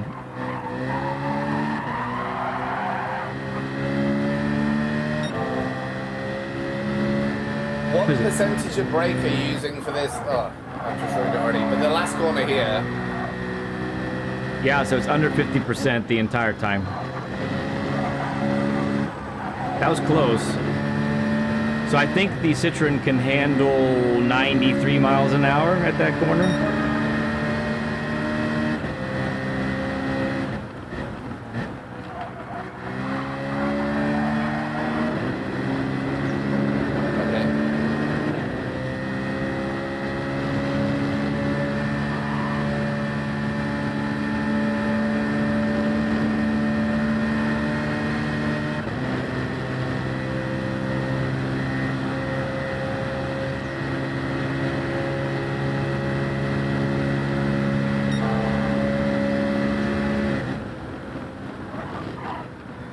Nice, very smooth.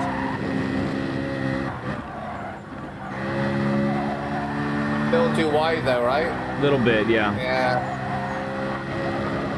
I like you're pushing it though. I love it. You're really pushing.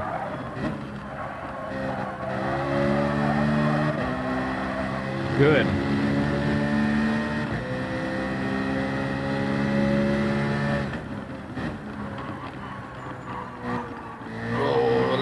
There. Yeah. We went from a little too hard on the brakes to not enough brakes to a little too hard again. So that's something, I don't know whether it's going to be hard for you to give me proper advice unless you've had a lot of experience in controller where, but like, obviously when you're, let's bring it back down to normality here. Yep. You know, you've got a finger pressing on a little button, and it's much harder to regulate the pressure of both the accelerator and the brake, I would say. And I think there are things within the game that help, you know, controller players be competitive.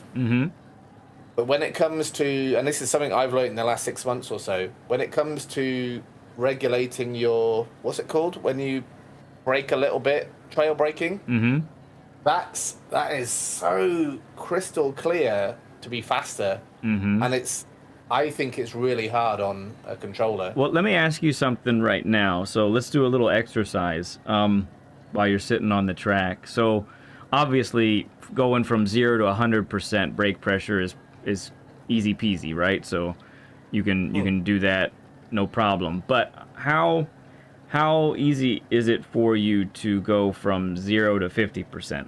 Let me see that. Are we talking about brakes? Yep, brakes. Just get me up to 50%. Like that. Yeah. Now do it quickly. Try to just go right to it and hold it.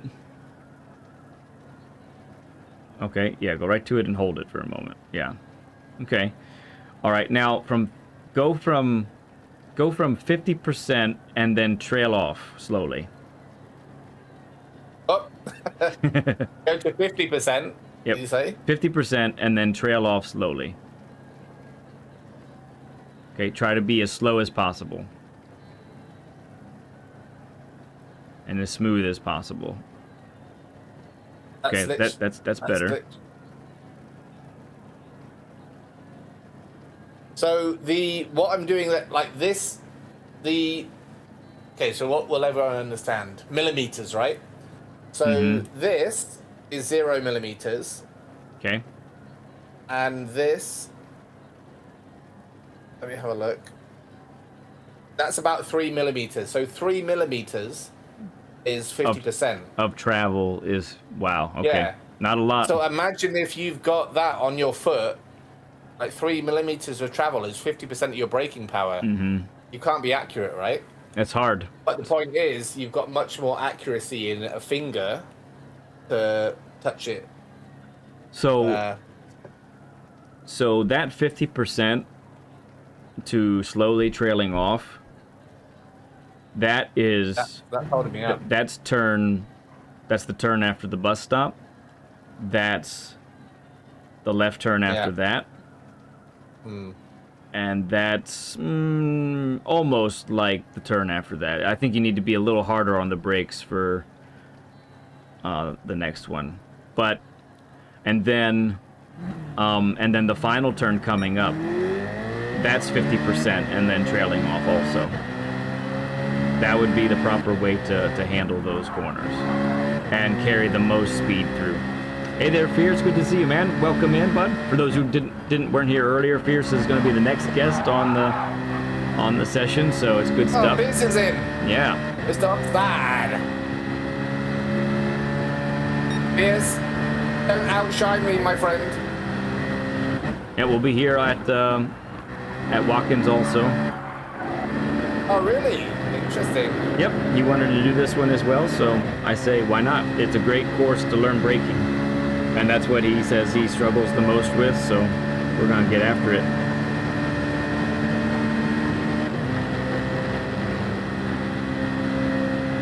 I think he said that Oxcide was going to be available most of the day, so if it finished early for us, then it'll be okay.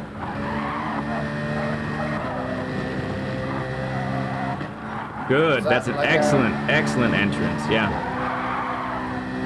A little bit of grass messed it up. A little bit aggressive. Yeah, so we just don't spend enough time, Rad, in that 20% range and lower. That was better.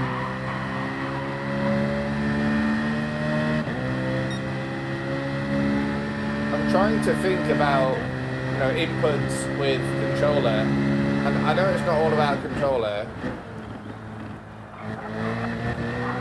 but for the longest time, I'm going to try and explain this while driving the right way. And for the longest time with a controller, it's on or off, right? Most people who use a controller, I'm doing everything right now. Most people who use a controller, it's 100% on, 100% off. Yeah. Which is fair enough, right? It's a button. Yeah. Whereas with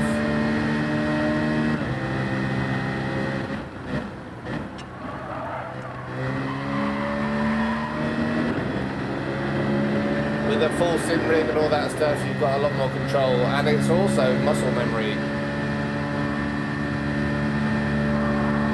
I've built up muscle memory over the years, of course, because I've got 3,500 hours on the game. So, which is more than most people with a wheel have had, fortunately for me. Very true.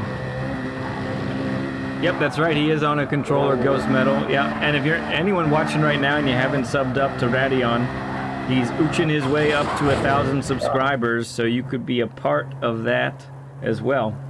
And his link, the link is pinned to the top of chat.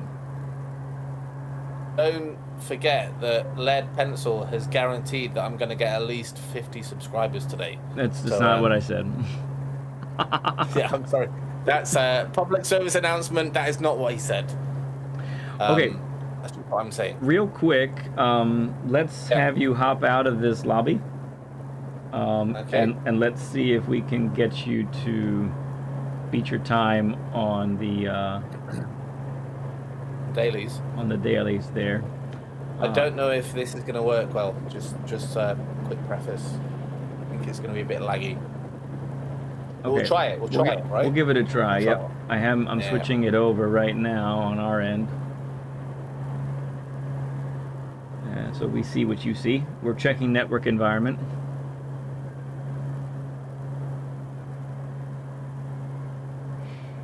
Dave just subbed up to Rad. That's awesome. Excellent. Thank you, Dave. You will not be disappointed. Trust me. Sometimes you will. Sometimes you might be. But they're brief.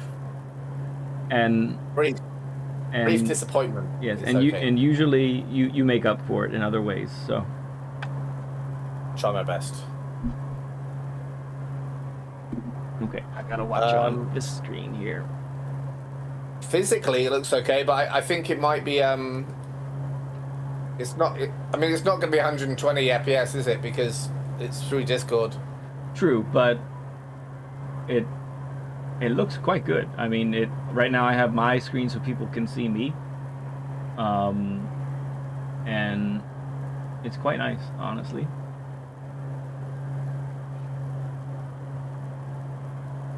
I did put a link. It's on the Citron at least. That was some good braking. Yeah, I mean, let's focus on the things that we're discussing, right? So the what's it called? Limited braking. Trail braking. What's the word? The trail braking. The 50%. Yeah. The 50% and less pressure. That's actually a good corner for the 50% braking. Yep. This one not required. No braking, right?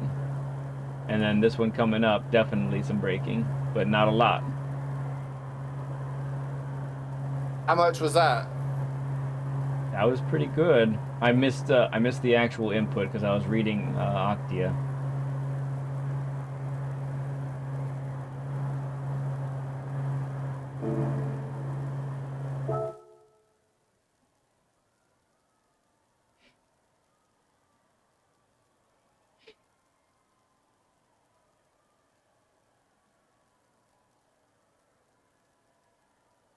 Oops. Rob says that was 100% with a quick trail. Marley Diesel, good to see you, man. He says, "Lad, you got your work cut out for you on this one." Yeah, I know, but I like a challenge. Oh, that's a wall. It bit you. That's scary. It bit you. By the way, while I've got you here, I'm going to go to the bathroom. So can you keep me busy for a minute? Yes, that's fine.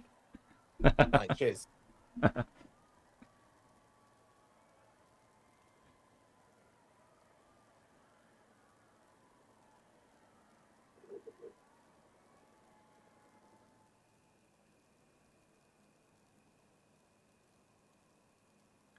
He's a good one for sure.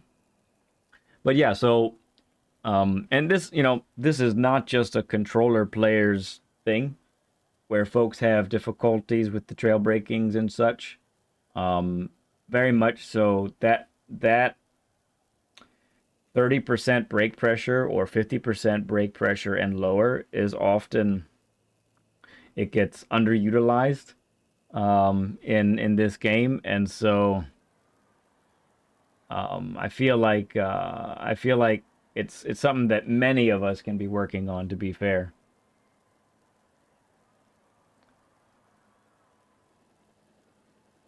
The subscriber race is under it is under race events, and then there is the 2,000 subscriber celebration race info and general chat. But also, and just a reminder too for everyone who's signed up to that, I am having a stream tomorrow that will be going over all the details about that race, or those races, I should say, and it's going to be a good time. So if you can make it, that'd be great. If you can't make it for the live, I am just going to post that video to Discord for you guys to watch at your convenience, but that's going to give you all the information you want. And then once I divulge all that information on that video, I'm also going to give you the screenshots of all the details about the races and the rules and all of that.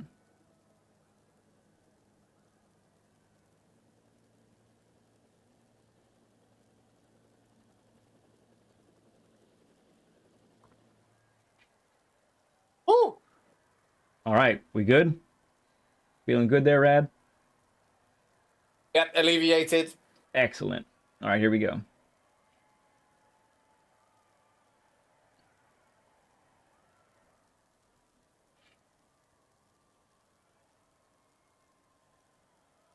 Yeah, and I could have I think I could have very easily gone with the Citron this week.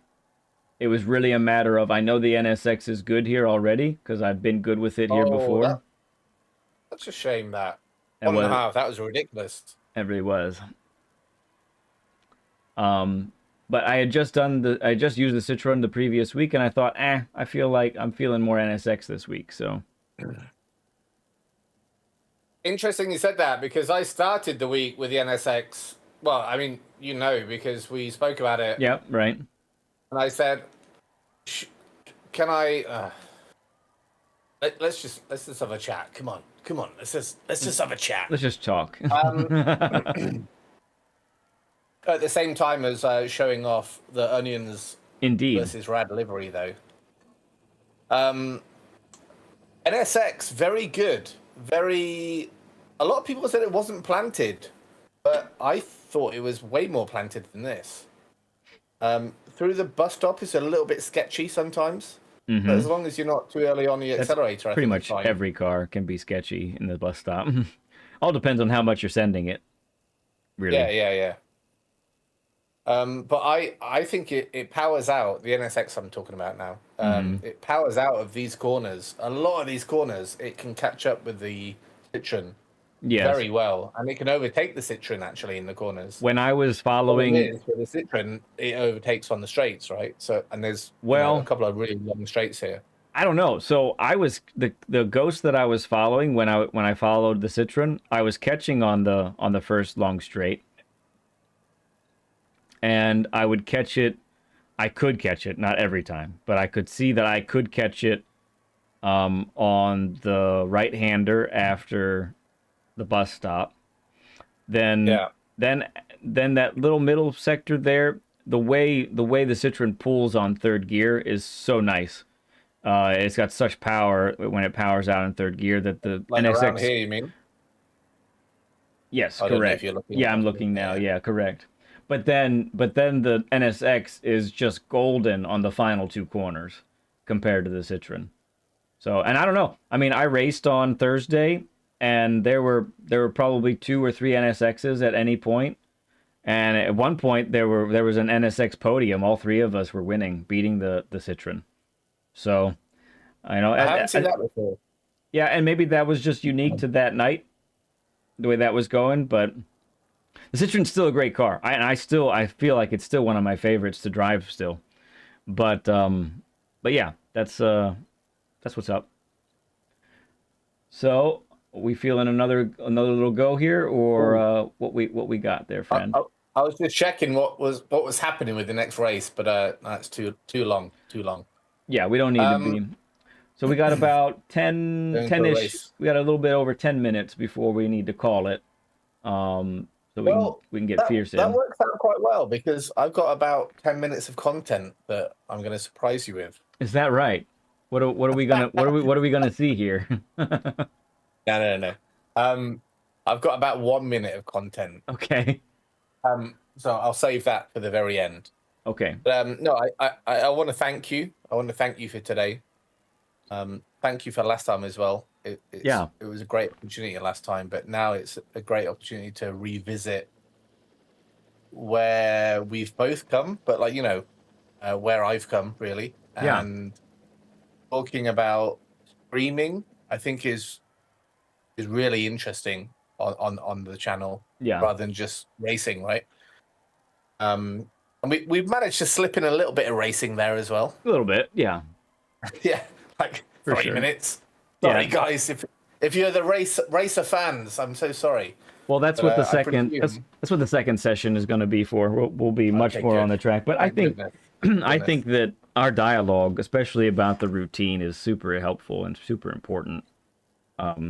Because we can definitely, in terms of people having different amounts of time, I think it's crucial to be able to dedicate certain parts of your time to certain activities, right? Absolutely. And So, your time is precious, right? So you want to use that in such a way to maximize your gains out of it. So that's what I said to you the other day. I think it was Wednesday, right, when we had our little debrief. Yep. I said, for someone like me who actually, luckily, has a lot of time right now, I can spend several hours every day doing this stuff. Yeah. That makes it harder, actually, to segment your time to do things, because you're just saying, well, tomorrow I can do it as well. So I don't have to actually focus my energy on a certain task or time today. Right. And that's one thing that I wanted to kind of fix from our conversation. Right. Let me have a quick look here. So a few things that I've got from the situation today. Okay.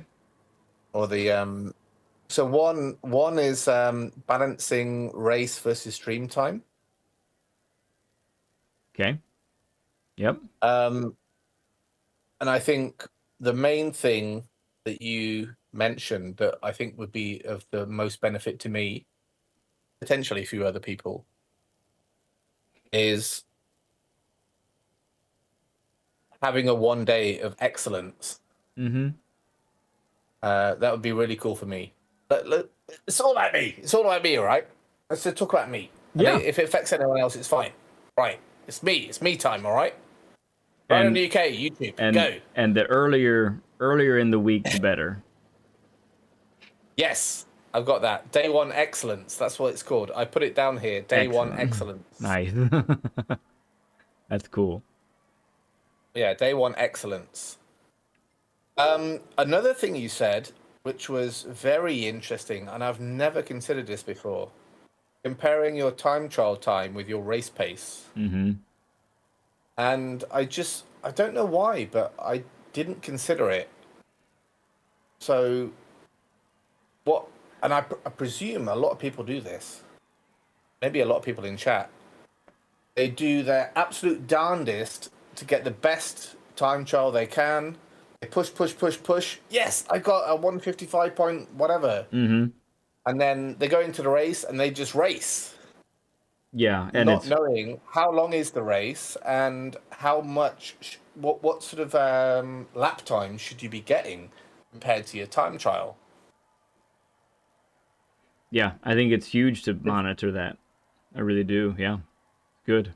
And what were you saying about sort of percentages? Obviously, you know, if it's a 40-second lap, then it's only going to be if it's half under a second. But how does it work? Yeah, if it's under a minute, then I think you should shoot for half a second off your quality time.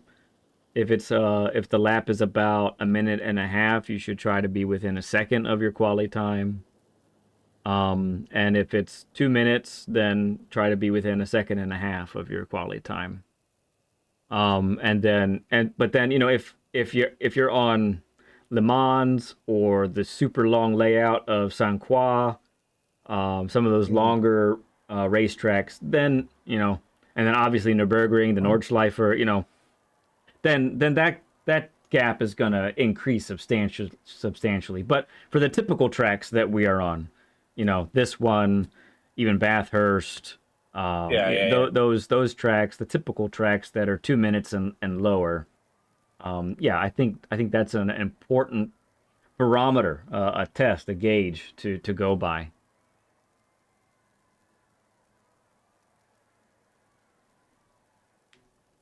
Yeah, I think it's definitely something that a lot of people could improve in, because you don't normally attain the same things as each other, right? So one time I'm time trialing. Yeah. This time I'm racing. Yeah. And then they're not actually the same thing. But in reality, if you contain them together, then you might get some success. Some things are different, like we said. The fuel is there for the race, so the car's heavier. Tire wear multipliers for the race, which aren't there during practice. So there are those factors. But real quick, need to say hi to Sebastian. Appreciate you coming in, saying hi. And Chaos Druid, thank you, bud. Good to see you, man. Chaos Druid. Appreciate you, friends. Ramboy says, yes, I compare TT to race, but also TT with Ghost versus without Ghost. Lastly, time trial pace versus P1 in the world. Looking for the percentage. Yeah, and that's something I mentioned before. If you're struggling with race pace, just get into the practice without any Ghost and really focus in. Because I'm guilty of this. I use the Ghost a lot for reference when I'm practicing. So I don't have the Ghost when I'm racing. So I need to spend some time with race pace alone, with no Ghost in front of me, and make sure my eyes get to the right points on the track and around the track, so I'm seeing everything properly. So that's good. And then the last thing I mentioned, I think, was dabbling with some manufacturers and Nations Cup, right? And yeah, absolutely. And even maybe hopping into a league of some sort and making that part of the repertoire as well. Leagues? You mean like a Gran Turismo league or no, community leagues? Community leagues. Thing? Yeah, community leagues. So, no, I don't. Like I said before, Led, right? I feel like I'd love them if it was happening today. Oh, you want to jump into the league? Yes, you can. But that's not how leagues work, right? And I feel like I don't want to devote myself to like a league, for example, and then I'm going to let someone down later if I'm not available. So I just feel like, okay, I'm not going to do it because I can't guarantee my time. I know that sounds maybe a little bit pathetic, most of you knowing that I can play pretty much every day, but I don't want to say no to someone or let someone down. I feel like, daily races, they're always there. That's what I'll do. Right. So my only counter argument to that would be the folks that run these leagues, they're people already, Rad, and they love you. Yeah. And they understand schedule conflicts. They understand life,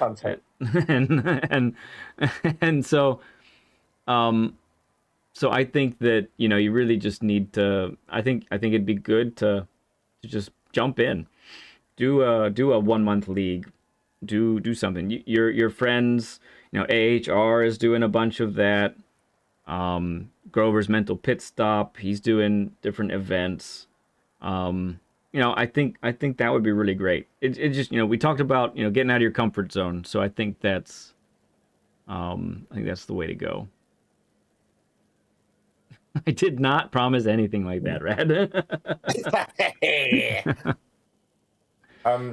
I promised a couple of curveballs tonight. Yeah, you get them in here. Go ahead, hit me with them. No, one of them was just a shout out to. Oh, where is it? Can you let me get this thing back on. Is that your live stream? Let me get your live. I don't know. I don't know what you're seeing.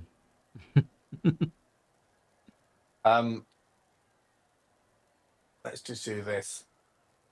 No, I'm saving the best to last, Led. Don't worry. Okay. I keep looking at the camera like I'm looking at like people. You're looking at the folks. Yeah. You're so used to it.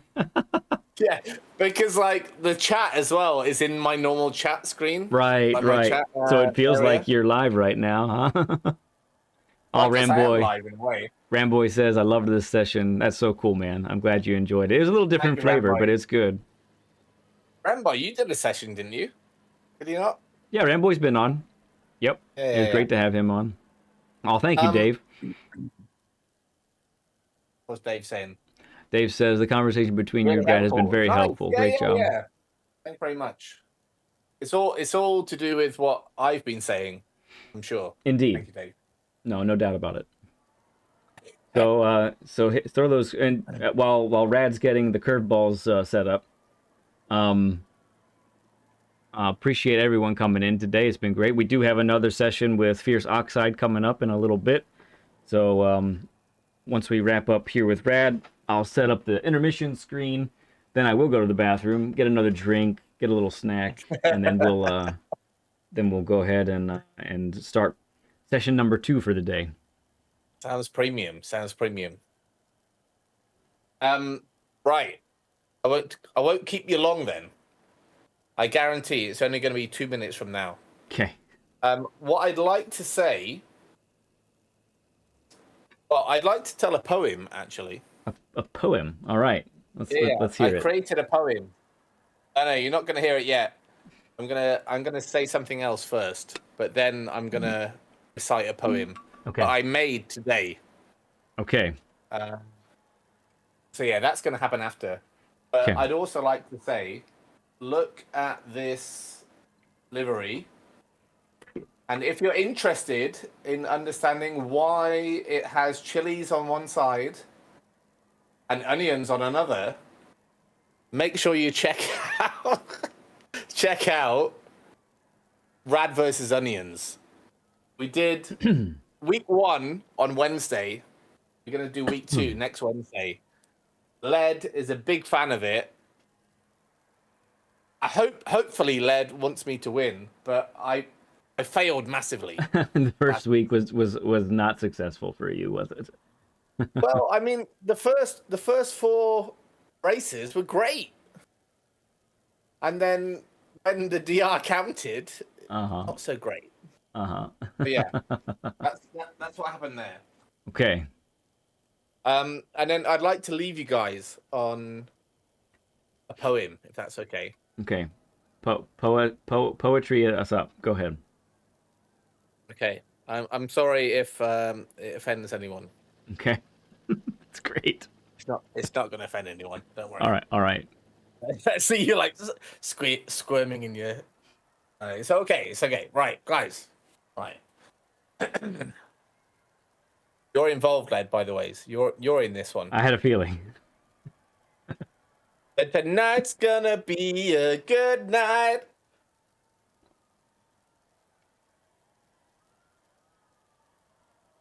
I had a feeling. Okay. Right. RadionUK. The signal's loud. 900 radicals. Standing proud. From clutch to flag. The grind, the drive. Built on passion. We're raw. We're live. Road to 1,000, the engines hum. This is the time for some radical fun. Mr. Lead Pencil, respect where it's due. Sharp advice, clear vision, always breaking through. This coaching session, it's timely, it's real. Discussing great racecraft, taught how to feel. And now from me, a heartfelt say. Thank you for all the miles and all the way. Every watch, every chat, every sub, every cheer. This journey's ours. I'm glad you're all here. Thank you, Led, for tonight. And beautiful. Thanks for the radicals for helping me to find another thing that I love, life. It's beautiful. That's great. Thank you. Thank you, bud. Okay. Awesome, man. It was great having you on. I really think... I think us shaking it up a little bit with the format was a really good move, and I really appreciate you. I appreciate your friendship, even though you're on the other side of the planet. But crazy, isn't it? Yeah, that's part of the awesome aspect of the community and this game, and for the one sourpuss that's out there every now and then, I feel like there's 1,000 of you awesome people. Exactly. And Rad, you're definitely one of them. There's no doubt about it. I'm one of the sourpusses. Thanks. No, it's not it. Okay. The other one. Okay, yeah, the good one. You're the good one. Okay, great. You're one of the awesome people. Yeah. Wee. So yeah, okay. That's great stuff, man.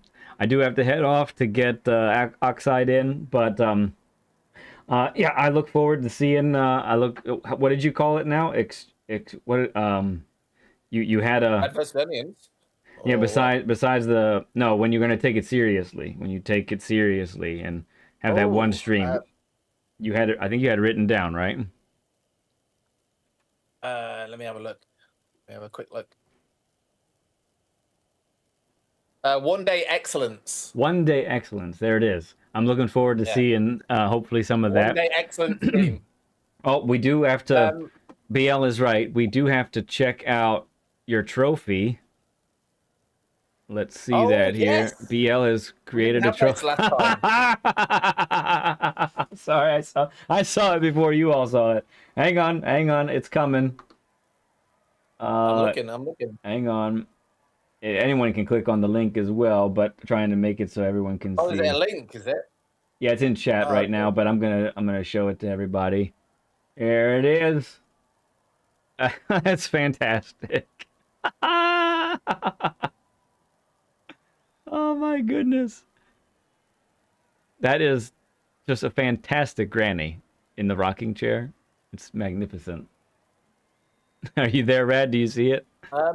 No, I haven't seen it yet. Well, it's on my stream right now. Now it's come on your stream. Wowzers. Oi, oi, oi. Lumith Lead Part 2. That's great. Mm-hmm. Chili. It's a chili bomb. These things? Such talented people. She's got away with AI. That's for sure. Yeah. Yeah. She's got it. Oh, fun stuff. Thank you, everybody, for joining me today. I hope to see you again sometime. And have a good time with person number 2. Person, yes. Second person. Awesome, my bud. Guys, thank you very much for tonight. Led, much appreciation as always. Indeed, I'll bud. see you again soon, yeah? It was very fun. Appreciate you as well. Thank you. We will. Thank you. I know we will see each other very soon. Maybe. In someone's chat somewhere. So it's good stuff. All right, my friend. Talk to you soon. Bye-bye. Bye-bye.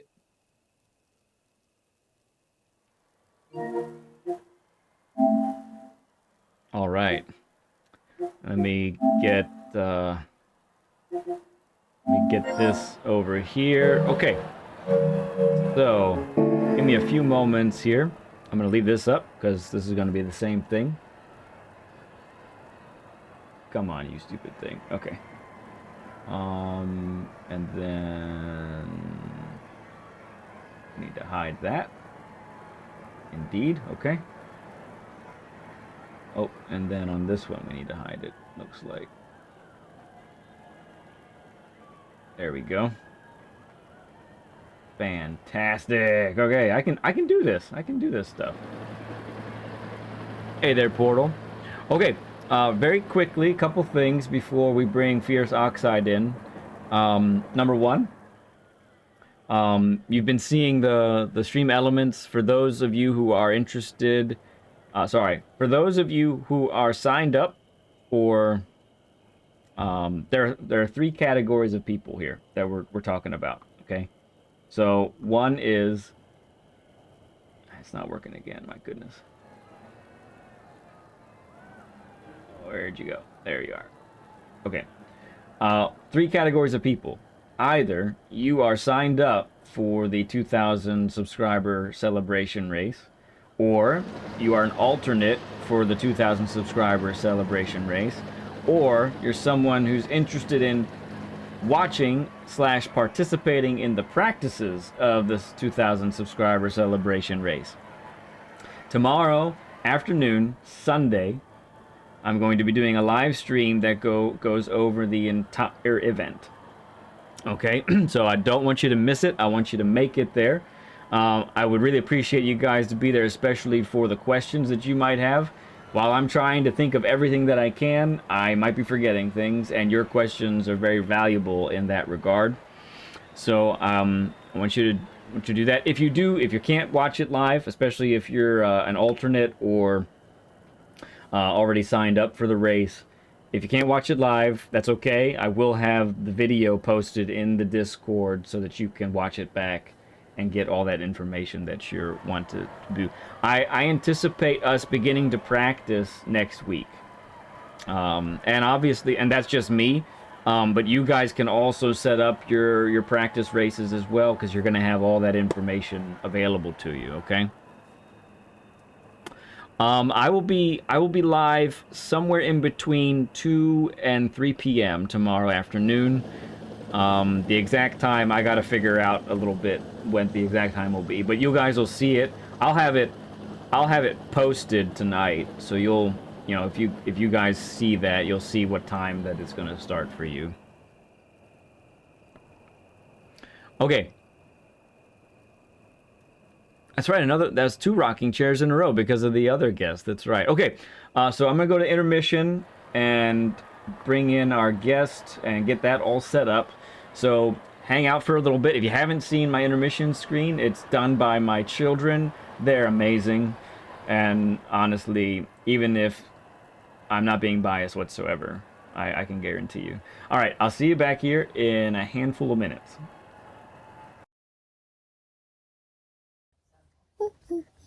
Oh! Where's Dadu? Where's the Dadu? The pencil is my Dadu. I'm looking for him. There! Oh! Oh! Dadu is probably racing.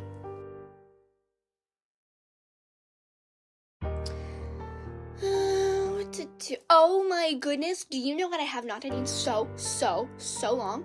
Okay, I have not gone onto somebody's stream and said nasty things about them. It is seriously so much fun. Like, literally, I'm just there to tell them that their methods of playing a video game is not satisfactory to me. But anyways, okay, so I haven't done this guy before. Let's see here.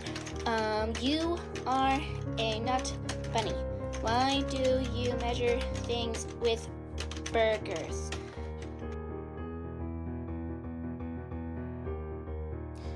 Hi guys, thank you so much for hanging out with us.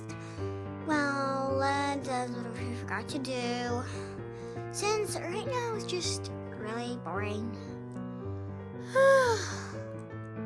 I'm just waiting for Mr. Leadhead to come back. You should absolutely subscribe to him. And hit the like button because that makes him so happy. Also, look at my mane. I use peach shampoo.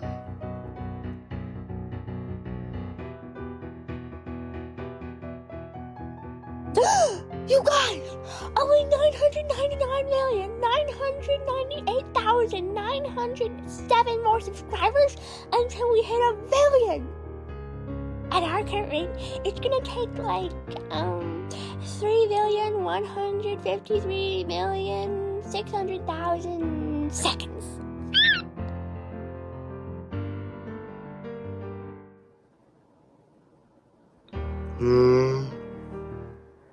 Oh, hi. I was watching that pencil, but it looks like he's not on right now. We gotta wait.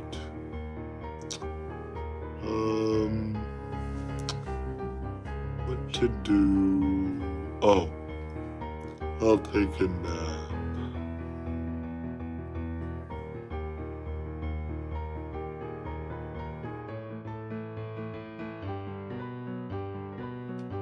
Hello class, welcome to the first day of Miss Neverfeather's Gormless Guidelines. Now, take out your driving journals and write down the first 6 tips on the chalkboard. 1. Apexes are predators and will eat you. 2. You don't need tires. 3. Always drive outside your limits. 3. If you want to accelerate, press the pedal to the left. Oh, hi guys, I am selling fire tires. They make your car look smoking hot. Just literally and figuratively. I guess I don't need to use the blowtorch. Anyway, if you need to pick up a pair, visit Enzo's www, and some more W's and another W. Hello, I'm Breeze, and in case you're just joining us, we're at the last lap here at Daytona. Mr. Dinky Car is in first place with Led close behind. Led just took that outline so well, leaving Mr. Dinky Car in the dust. Oh my word, Led passes the finish line, then Mr. Dinky Car. What a race, folks, what a race! What did you say? Oh no, you guys. We've just received word that Led took out a couple of young, innocent cones. Oh no, we're gonna have to give this one to Mr. Dinky Car.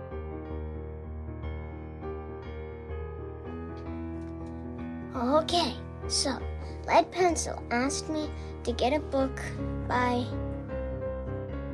I don't know what his name is. Well, what's his face? So it's on the 15th shelf. Okay. Okay.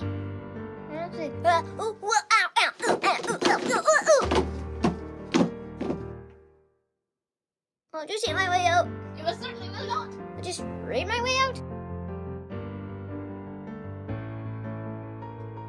So guys, do you know about gas? Because gas is really important for cars, because cars need to drive, and if they don't drive, that's bad.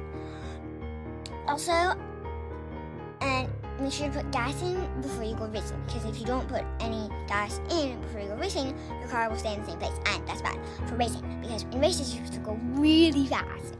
And also, make sure to turn off the car before you put in any gas, otherwise it could blow up. Okay, so I'm figuring out what manufacturer to use for the Manu Cup. Alright, let's see what we have here. So, I hear Lead Pencil really likes the Renault, but I'm thinking I'll go with Mr. Bushi, or Fraud, or maybe McLaren? Wait, what's this one? Perske, Porchle, Po, give me a break.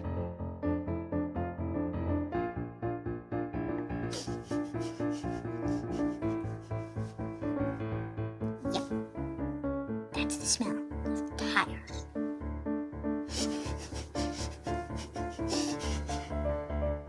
That's the smell of tires and racing. Hey, you guys are watching the petrol. Thank you for watching my daddy. The smell of burnt tires.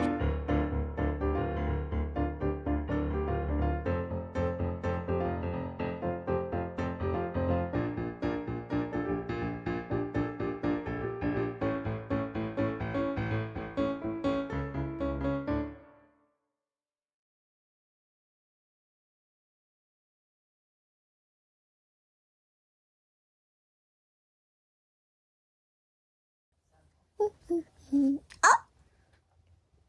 Where's Dadu? Where's the Dadu? The pencil is my Dadu. I'm looking for him. Da! Oh! Oh! Dadu is probably racing.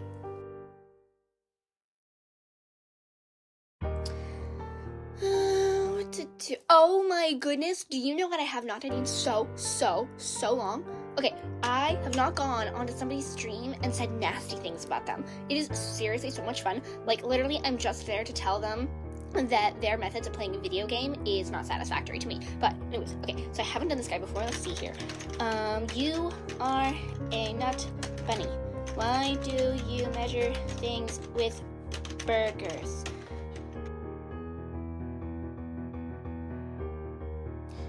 Hi guys, thank you so much for hanging out with us. Well, that's what we forgot to do. Since right now it's just really boring. And you're just waiting for Mr. Leadhead to come back. You should absolutely subscribe to him. And hit the like button because it makes him so happy. Also, look at my mane. I use peach shampoo.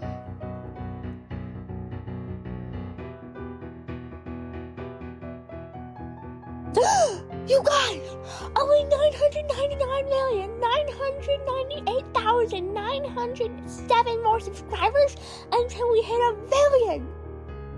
At our current rate, it's gonna take like 3,153,600,000 seconds.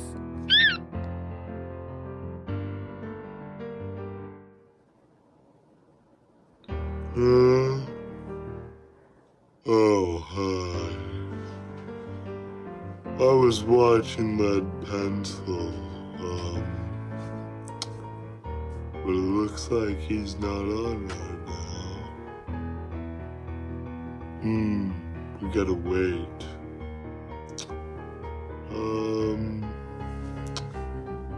What to do?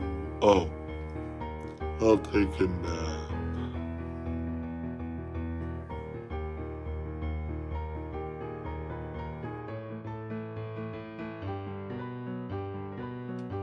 Hello, class. Welcome to the first day of Miss Neverfeather's Gormless Guidelines.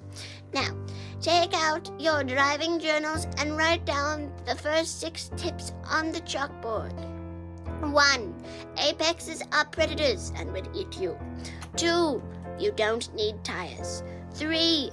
Always drive outside your limits. 3. If you want to accelerate, press the pedal to the left. Oh, hi guys. I am selling fire tires. They make your car look smoking hot. Just literally and figuratively. I guess I don't need to use the blowtorch. Anyway, if you need to pick up a pair, visit Enzo's www and some more W's and another W. Hello, I'm Breeze, and in case you're just joining us, we're at the last lap here at Daytona. Mr. Dinky Car is in first place with Led close behind. Led just took that outline so well, leaving Mr. Dinky Car in the dust. Oh my word, Led passes the finish line, then Mr. Dinky Car. What a race, folks, what a race! What did you say? Oh no, you guys. We've just received word that Led took out a couple of young, innocent cones. Oh no, we're gonna have to give this one to Mr. Dinky Car.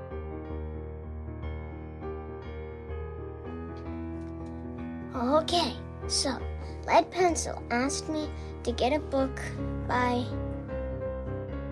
I don't know what his name is. Well, what's his face? So it's on the 15th shelf. Okay. Okay.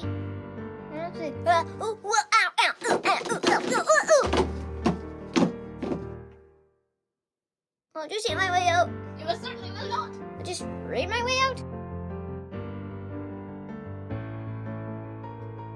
So guys, do you know about gas? Because gas is really important for cars, because cars need to drive, and if they don't drive, that's bad.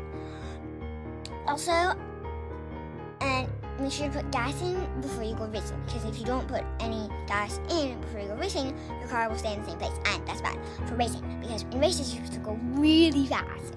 And Hey there, everyone. Good to have you back here on the other side of the break. Appreciate you staying with me here and hanging out. We're getting ready to get to session number 2 over here. So, first of all, thank you for the 80 plus likes today. You guys are killing it. Appreciate all your support today. Radion was just a fun time to have with him on the track, so I was really glad to be able to do that with him and hang out with him. He's a good friend. And now we get to another good friend and supporter of the channel. We got Fierce Oxide with us. Fierce, how are you doing today, bud? Pretty good. Excellent. I'm glad to have you with us today. You've been hanging out with us for quite a while now on the streams, and it's really good to be able to actually talk to you for the first time this week. And so, how has the week treated you so far? I know you've been working quite a bit. Yep, well, I've been down in Texas without an air conditioner in my truck, so it ain't been treating me too good. Yeah, that sounds really warm. Really, it's hot. Really uncomfortable. So you're a trucker. Yeah. You're a trucker, right? Yep. Yep. Awesome. How long you been doing that? I've been driving since 1999. Heck yeah. Awesome. Very cool. So are you an owner operator or do you drive a company truck? Yeah. I started out as a company driver, but I've been an owner operator for since 2006, I believe. Very cool. So you drive for a living is what's going on Yep. here. That's pretty cool. Now, the big trucks you drive are probably a little slower than race cars, but nevertheless, you know what's going on. So how many gears does your rig have? I have a 10-speed. Okay. Is it what year is it? It's a 2000 T600 Kenworth. How many miles you got on it? The truck, I bought it from a friend of mine. He bought it brand new, and it's probably got almost 3 million miles on it. Oh my goodness! I knew I was asking the right question. That's so awesome. Those diesel engines, man, they are like indestructible. Yeah. They're incredible. Yeah, well, it's got a 12.7. It's been rebuilt, I think, 3 times, but yeah, they go a long ways. Still, yeah, it's incredible. 3 million miles. Zamora, thank you for the 10 gifted memberships. That's so kind of you, bud. Appreciate you, my friend. Throw up a stud emoji for Zamora, please, everybody. Fierce has a friendly accent just like me.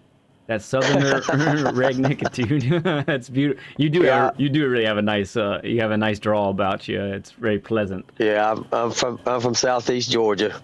That's where I live at now, but that's where I'm from. Right. That's fantastic. Yeah.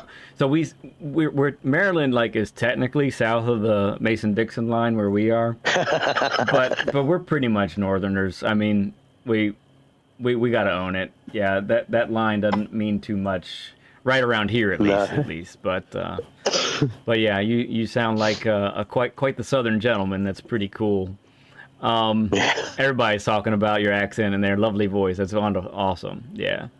So yeah, 3 million miles on the rig. That's really cool.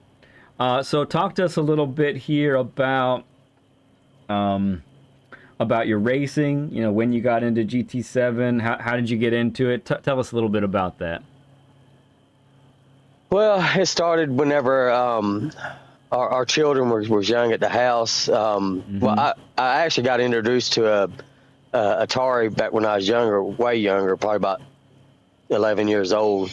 Yeah. Never seen one in my life. I was raised out in the country, and my dad got remarried, and we moved to a city. So that was my first experience in life, I guess you could say, because I was raised up in a way out in the woods. So. But our kids was young at home, and I bought a PlayStation, a PS2, and we bought some games with it and everything, and we come across a game called Midnight Club Dub Edition, and me and my son, we loved that game, and we played it for a long time. I don't know where it got off to, but somehow or another we lost track of it, and years gone by, I've always wanted to get another one, but I always thought that it just wastes too much of my time having a game at the house. So kids are gone.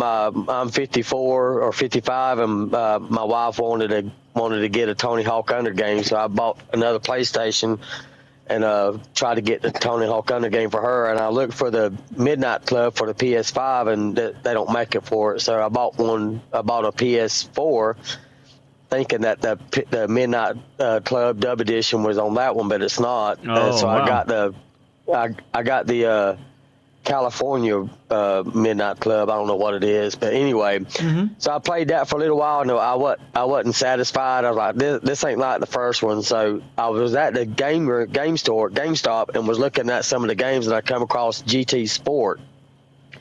So I asked the guy about it. He said, yeah, that's a good game. So I started playing it, and I seen that people was on YouTube was playing online, other people, and I was like, well, I want to do that. So I was playing the game, and was trying to figure out how to get into the game to play other people, and I couldn't find it. And then I realized that somebody told me that I had to have GT7, so I went and bought that game and started playing it. and was thinking, well, I'm not able to play nobody. And I kept on playing. And then I realized somebody told me that I had to have so many menu books and had to have so many collector items and everything, collector levels. Right. So I got all that and was able to get online to play people online. And so now I'm doing that.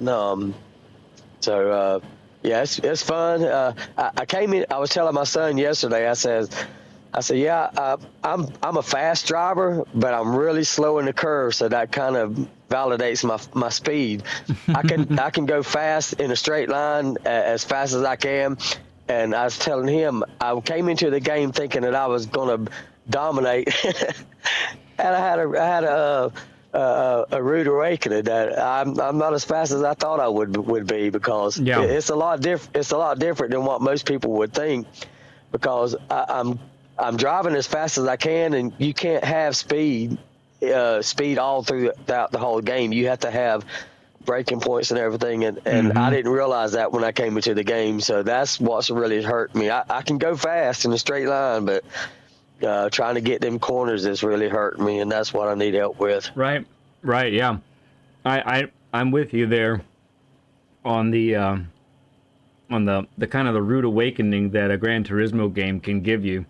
Because because especially, you talked about Midnight Club and all that, so I was in the Need for Speeds, all those games. Yeah, those are wide open games too. back in the day. I mean, braking in those games is sort of like a good suggestion. You don't have to. You don't have to do it if you don't want to. You can just sort of drift and power slide out of a corner. Yeah. There's a whole lot of leeway, but you don't brake in this game, and it's gonna punish you. You're gonna you're gonna be in the wall. You're gonna reap the consequences, and they will be severe. Yeah. And if you're racing with others, they're gonna reap your consequences too, probably. So that's awesome. So tell us a little bit about your situation right now, because when you've been on the road quite a bit, you're actually racing both with controller and a wheel, depending on where you're at, right? Yeah, right. So I bought another PlayStation to go on my truck so I can have some practice time while I'm down out on the road. So on my downtime, I'll get on the game and practice. But it's only with a controller. I'm not set up with a steering wheel. However, I am going to be changing my sleeper out in my truck and get a bigger sleeper, and I may end up putting me a steering wheel in it. That is dedication, my man. That's great. Yeah, so I mean, I'm pretty good on the controller. I'm not like Callister. Callister is like the main dude on the controller. But the Radon was talking about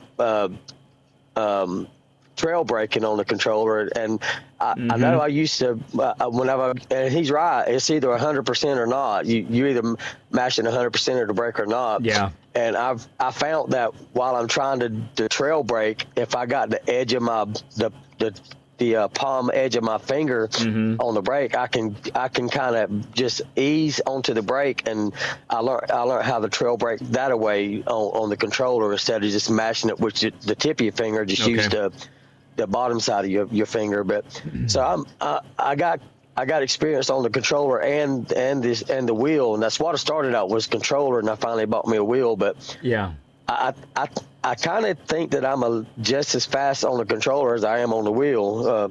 Like I say, I'm fast on both of them because I can go fast in a straight line. I just need to learn how to brake. Yeah, gotcha. So what wheel do you have exactly? Right now, the wheel I have is the Thrustmaster T598. Okay, nice. Yep. Ramboy just put in a $1.99. Thank you for the donation. He says petition to have Fierce on each week. That's his request. That's fantastic. We love you.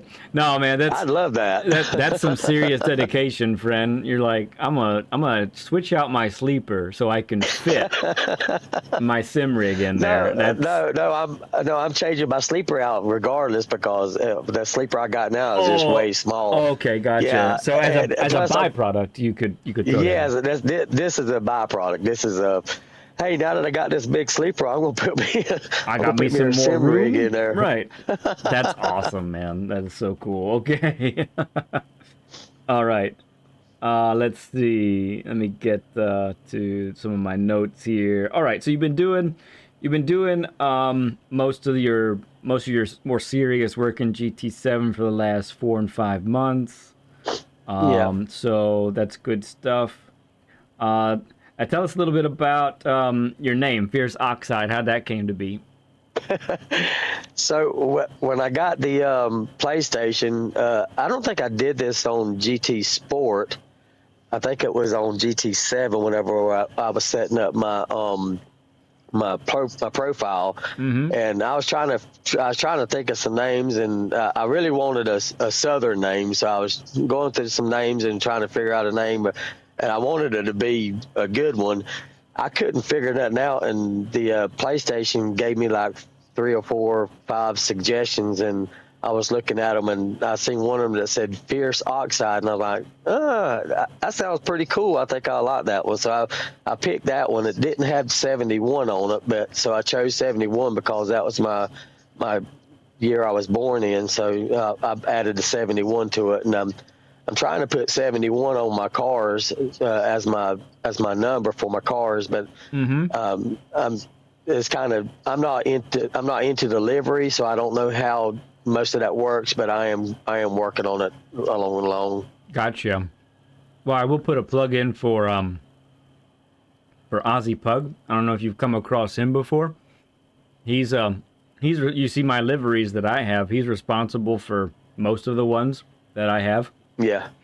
He's excellent, and he does tutorials on YouTube of how to do liveries. So you might find that to be pretty helpful over there.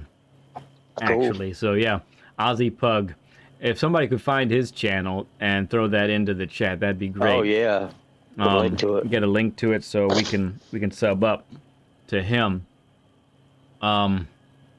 Portal says we are the same driver. Straight are my strong points. Oh my goodness. Okay, well let's go ahead then.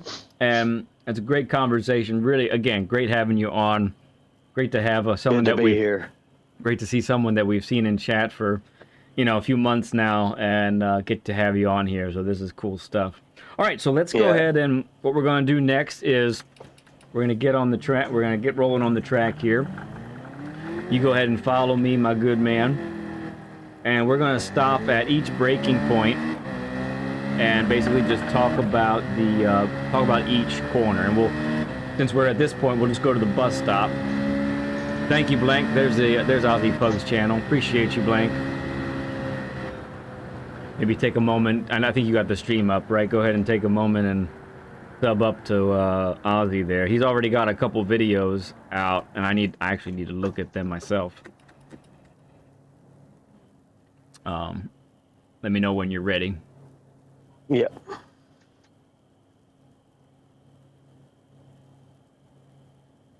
Mike number 5 says, I'm so slow. I'm even slow posting links. Now you're fine. All right, we ready to go? Okay. Yep. All right, so this is the braking marker for me right here just before the 200, right? So we're trying to really ease into this bus stop. We're braking, but we're not really braking fully.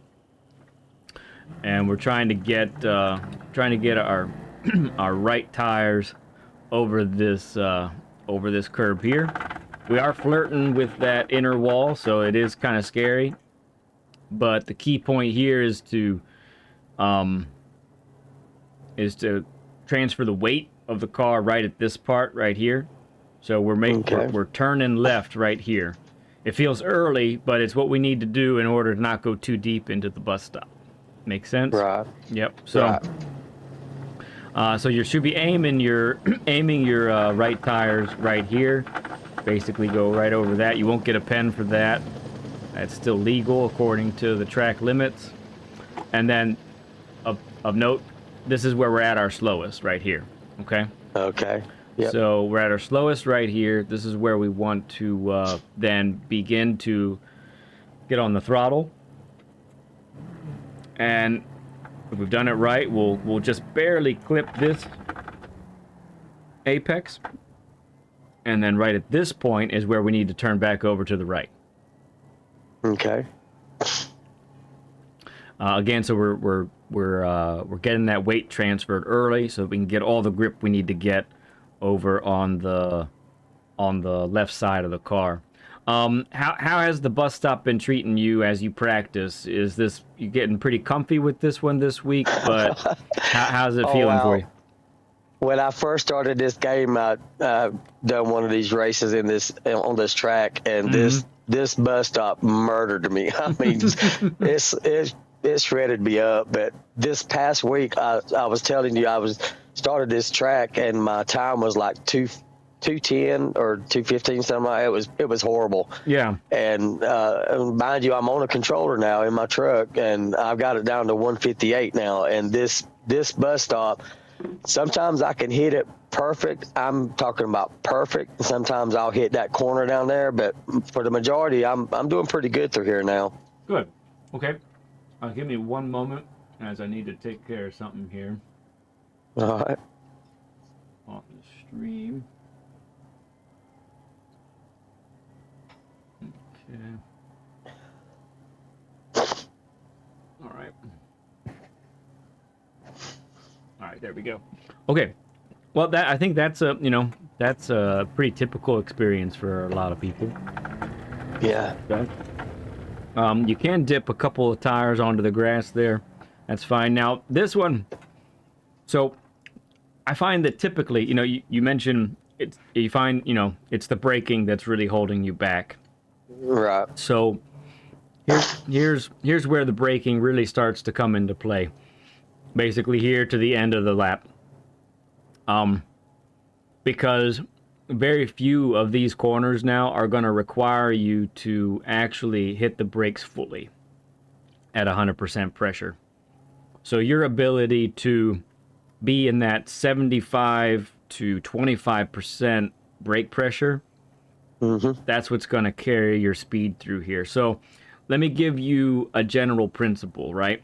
So a general principle is, you're talking about being fast through the corners. You want to orient the car so that it gets to the slowest point of the corner as fast as possible. Okay. Right? So what that means, so let's take this corner, for example, right here, okay? So this one, going to require maybe a downshift, and it's going to require minimal braking, 50% and less through this part. And our slowest point, I'm just going to go ahead and ooch up to that. So this is where we are right now. We're turning, right, and we're braking. And then we're going to decelerate all the way to right about here, okay? So from that part of where we just were to where we are now, we want to decelerate to the proper speed as quickly as possible. And we downshifted right here, right? Before we got here? I believe we did, yes. I think we're, I'm not as familiar with the gearing on the Citroen, but I think we're in 4th gear with the Citroen right here. If we've really carried good speed, I think maybe you could go up to 5th, but yeah, that's what we're looking at, okay? Okay. So, and how we have approached this corner, you see where I am as far as the width of the track, right? I got another car width and a half over to the right before I get to the inside of the corner. Right. What we want to accomplish right here is what I'm going to call, we're going to accelerate through the apex. So when we're at our slowest point of the corner, that's also where we are going to be on the throttle. Okay. So what you're trying to do is you're trying to brake and transition from brake to throttle with no wasted coasting. Okay. The other thing you're trying to avoid is getting on the throttle too soon and then having to lift and then having to lift off the apex, right? Yeah. Yep. BFT Wayne, absolutely, sir. Reach out to me on PSN, Lead Pencil 2017. or if you're in our Discord already, you could also DM me there. It's good to be friends on PSN though too, because we'll have different ways that we need to connect up as well. So you can go ahead and do that. I can get you on the list. We can begin the conversation, sir. And that's the same also for anyone else watching right now if you'd like to get a session going. Okay, so I just mentioned accelerating through the apex. So that means when we get on the throttle now, right, we're going to get on the throttle, but we're actually still going to tighten to the apex. You see this line right here? Yep. So that we're actually we're accelerating all the way through here, but we still tighten to the apex. Now, guess what? We are going to want to do that for the next corner, and we're going to want to do that for the one after that, and the one after that, and the one after that. Okay? All right, so, but let's get after it. If we really nailed it, our momentum will carry our speed all the way out here. Okay? Now we're braking at the 200, just as we reach the 200 here, okay? And same dealio. This is like a tighter version, a slower, tighter version of the previous corner, but it's the same idea. So we're braking hard in a straight line. This will require maximum brake until we pass the 100. From this point right here to the slowest point of the corner, we're going to be trail braking. So we're going to be like 50% brake pressure and less. Okay, because this is one of the corners I have troubles with. Yeah, let's talk about that a second. So even Radion struggles with this one too, because what happens a lot, tell me if this sounds familiar, is you end up actually going a little too deep into the corner. Yeah. Yep. Yeah, so instead of a nice gradual turn that sort of closely mirrors the inner part of the corner, you actually end up with like a peak in that racing line. You peak over to the right a little bit and then come back, and that's losing you time, right? Oh, we've got Gabriel Scurry. Is that your boy? That's my son. That's your son. Very cool. Yep. Good to have you here, man. Appreciate you, bud. That's so much fun. So let's look at that racing line.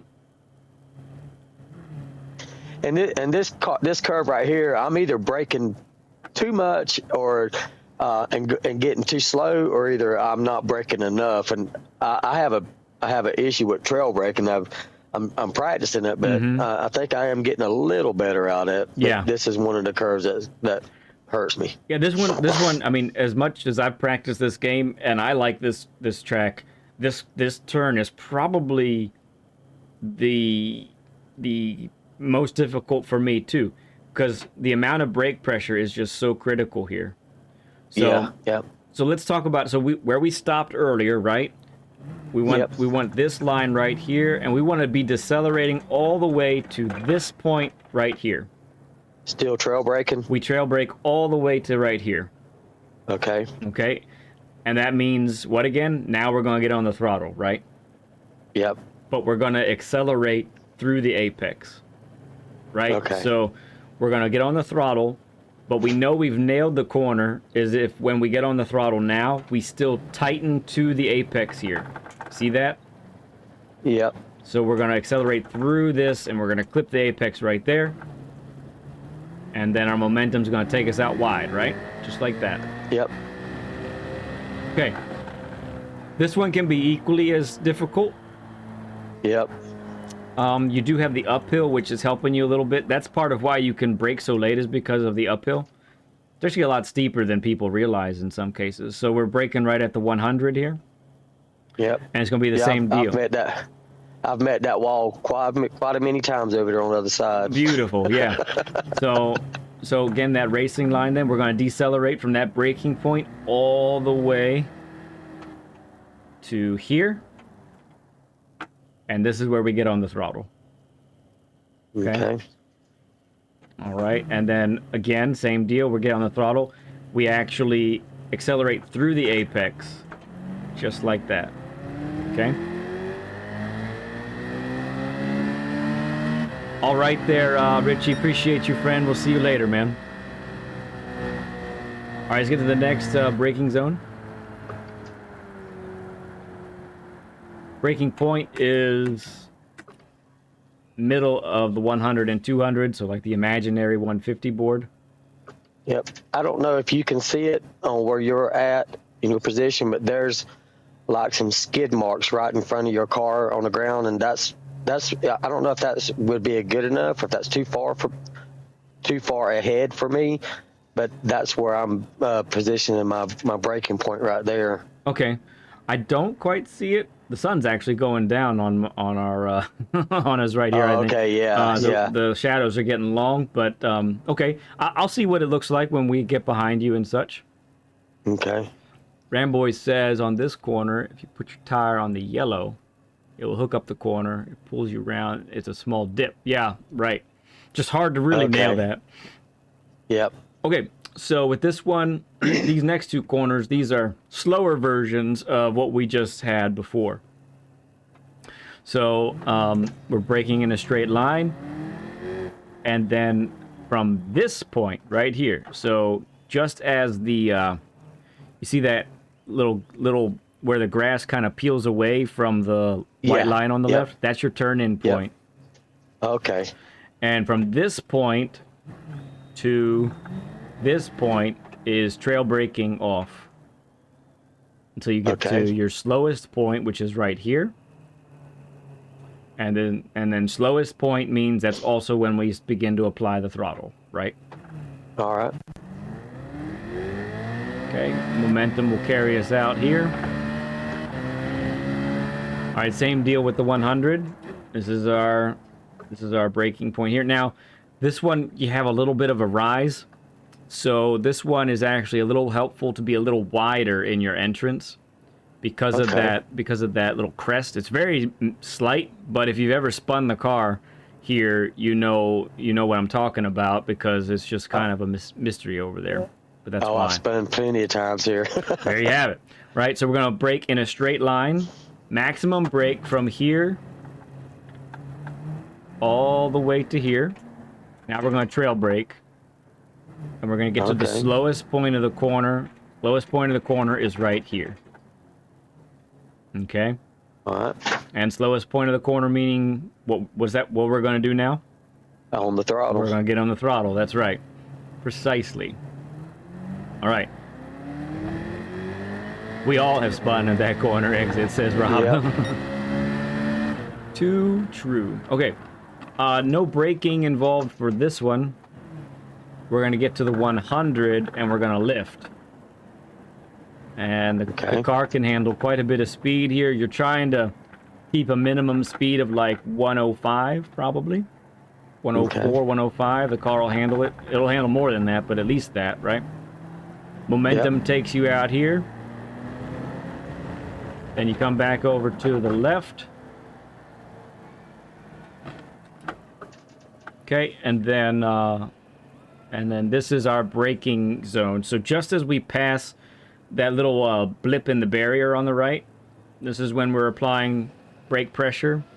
This one's tough. This is not like the other corners. This is a 90-degree turn with a lot of banking. So what we're actually trying to do is just like get up to 50% brake pressure and yank the steering over to the right. But we are trying to be at our slowest right here, which means this is where we're trying to get on the throttle as well. Okay. Okay. All right. Let's. Oh, we haven't talked about turn 1 yet because we started on the other part. Let's go over to turn 1.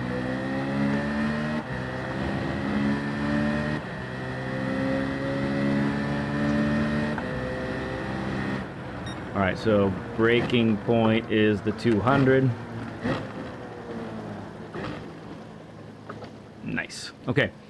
So braking point at the 200.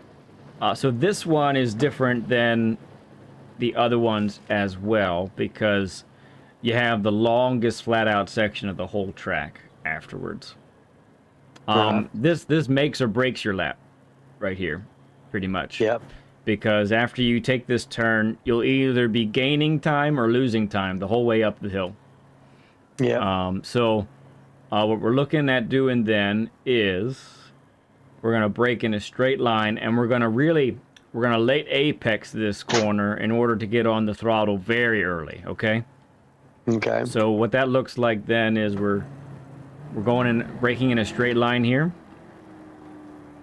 all the way until this Gran Turismo board on the left. Okay. All right, so we're max braking until this point, and then from here to here is where we trail brake.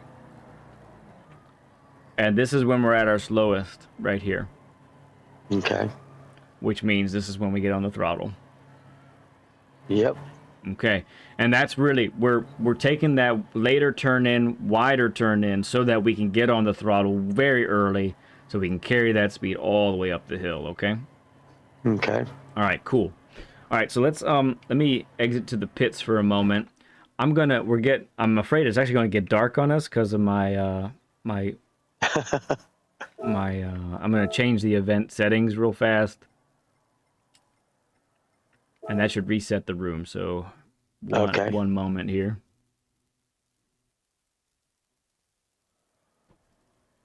Oh, it's still a little... I should have done it. Anyway, still good. I like it. All right. All right, so let's play a little Follow the Leader. I'm going to hop on out with me.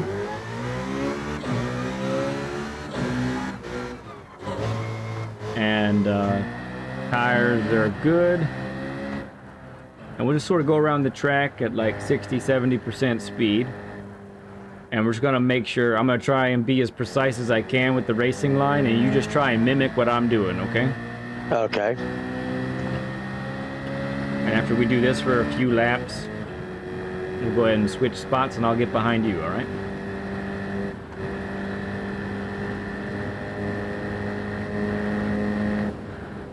And don't be shy, you can get up right behind me so you can see exactly what I'm doing. I don't mind if you hit me. This isn't my real car, so. I almost hit you a while ago, and I was like, I don't need to do that.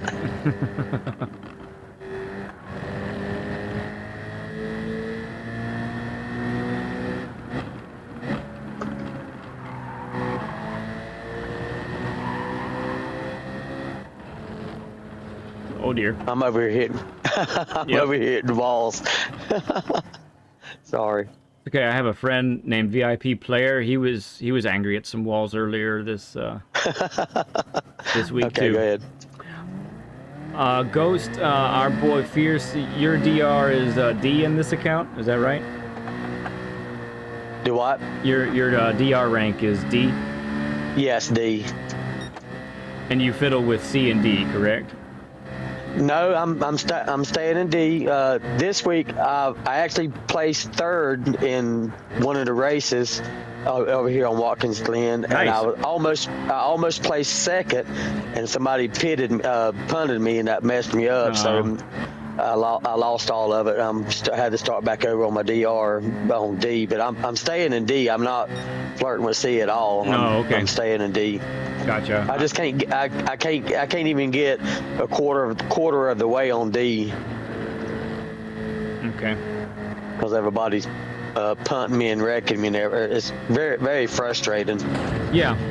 Have you come across my Essential Racing Strategy series? Yeah, I've seen it. I need to go back and watch it some more. Okay. Yeah. Well, before we do that, let's see if we can get you more comfy on the track here and work that out for you. Rusty, great to see you. I know I've seen you here. I don't know if I said hi or not. We've had a busy day today. It's been a good day, but it's a busy day.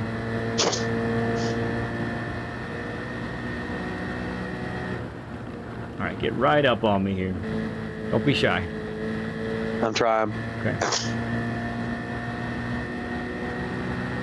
All right, so we're just taking it nice and slow. We're not. Whoa, whoa, whoa, whoa. All right. Yep, get right with me again. There we go. Yep, SD Super Doofus has been between C and D much of the year. Yep, so we need a little more. Looks like I'm watching you behind me. We need a little more brake pressure when you start. Because you're catching me in the braking zone and sometimes that's good, but right now that's not good. So more brake pressure to start, then come off the brakes as you go. Okay. So it's going to be 100% and then trail off on it? Yeah, so right here, 100%, Okay. then trail off. It's all right. We'll get the feel of it here. Yep. Hey there, LG. Yep. Good to see you, man.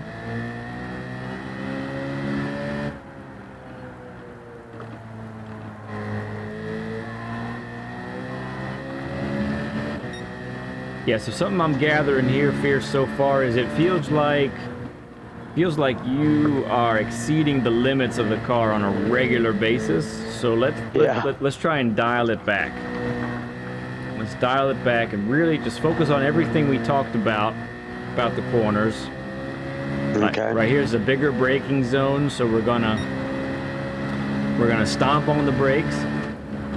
Straight line, come off the brakes, on the throttle, out we go. Good, very nice. Now the bus stop is a pain in the butt. A little bit of roll of the dice, so let's just take it nice and carefully here. Yeah, on the controller, it's easy to whip the steering wheel on the controller more than it is on the steering wheel. Right. I'm having to. Oh. That was a wall. Who put that there? That inner barrier got you. Yep. No problemo. All right. All right. Keep going here. Here we go. All right, let's try that more brake pressure to start and then trail off the brakes here. Let's do that here at the 200. Here we go. On the throttle gently and then gradually make your way to 100%. There you are. Okay, we're going to brake here, do the same thing.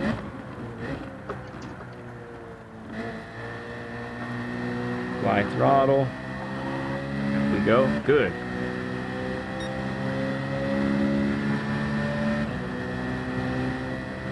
Okay, quicker one here, but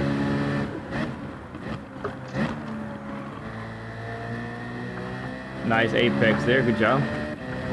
Do it again. Other direction this time. I broke to where I broke at the 100. The first one. Oh, okay. Instead of the second one. Gotcha. Yeah. Yep.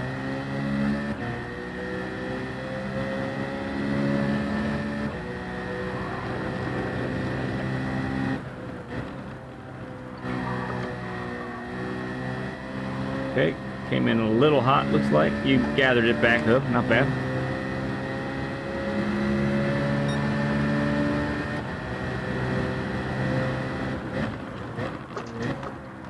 Oop, I missed the apex that time. My favorite car to use currently, Portal, that's tough. I'm not sure. I did put a top 5 for Group 3 cars. I did a video on that. I do have a favorite Group 4 cars waiting in the wings. But I don't know so I've done top 5s, but I don't know about what my favorites are, you know?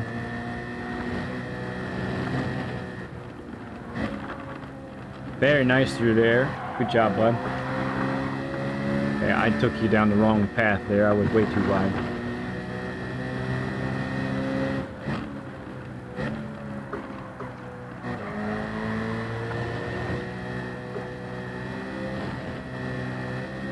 Nice line through there. Good job.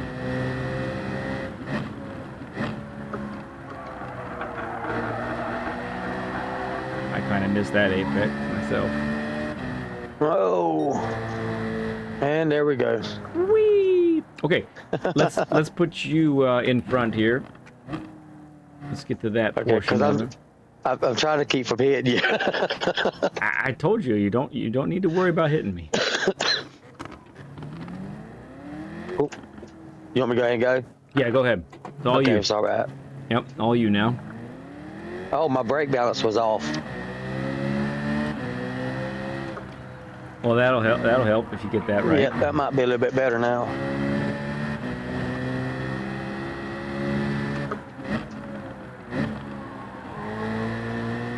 You get into momentum here. Mm-hmm.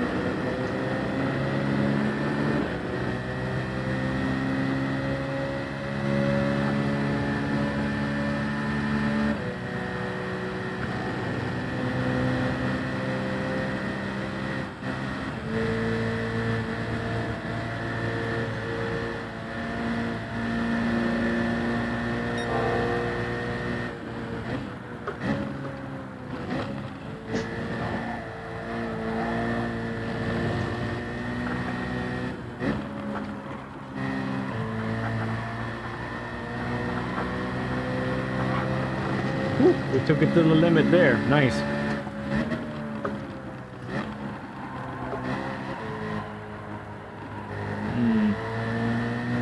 Looks like we didn't break enough that time.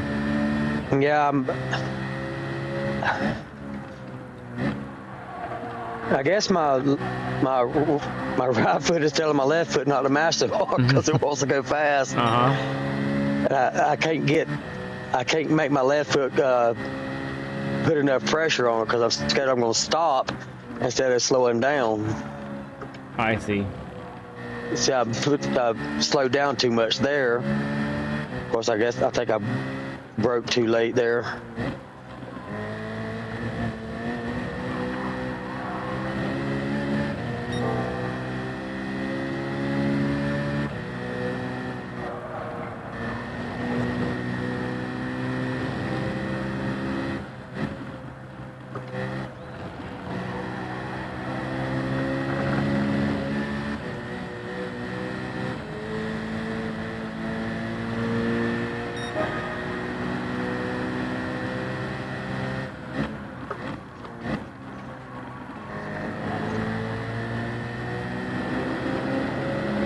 Do you have That's my hang up right there. Do you have traction control on? It's set at default 1. 1? Okay. I just turned it on 0. I mean, 1's not bad. I was just curious. I was just noticing it seemed like in some spots I was catching you on exit when I really didn't expect to, but maybe that's might be kicking in.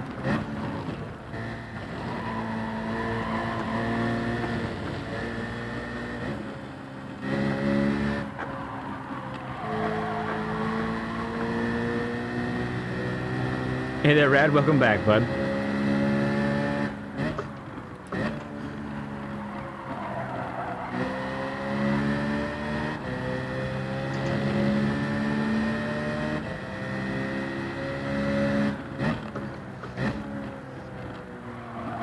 Okay, Apex a little too early that time. Yep. No. I tried to straighten you. Try to give you a little nudge. Face the right way. Alright, let's keep going around a little bit longer here. And I'll try and walk you through the corners a little bit too.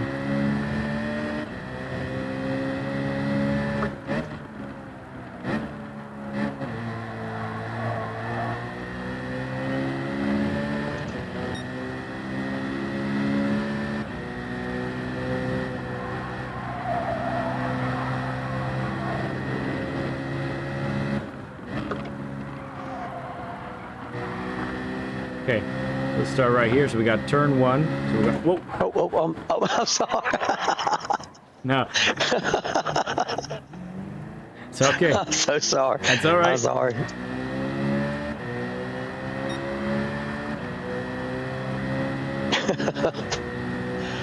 All right. Let's head up the hill. Here we go. All right.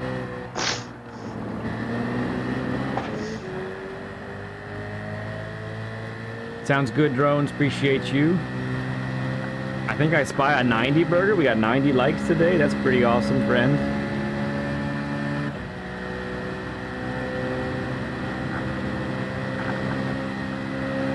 All right. Try and work our way nice. So make sure we keep the steering nice and straight. As straight as possible. Yep.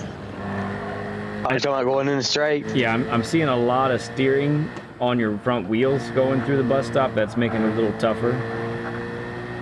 All right, so for this one coming up, brake briefly in a straight line, starting at the 200. Trail off that, try and get the car to tighten. Yeah, I pulled off too fast. Yep, stay on those brakes a little bit. Same here, just the other direction. Try and bring it back. Yeah, so we need a commitment from you here, Fierce, to hit an apex, okay? I want you to do whatever it takes to hit an apex. Starting now.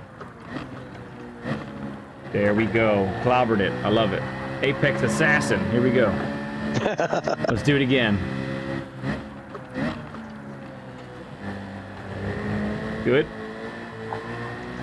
Don't mind that pen, doesn't matter. And that's another thing I'm having issue with. I'm not using the whole track. Mm-hmm. Yeah, we were gonna get there. Too fast.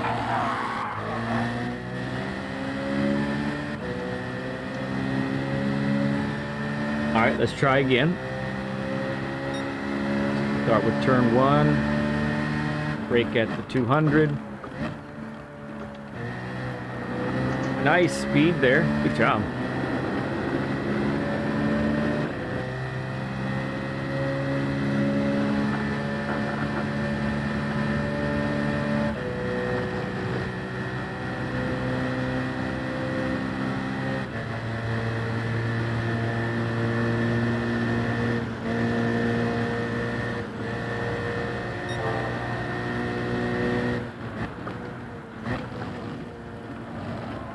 Not bad, little bounce there.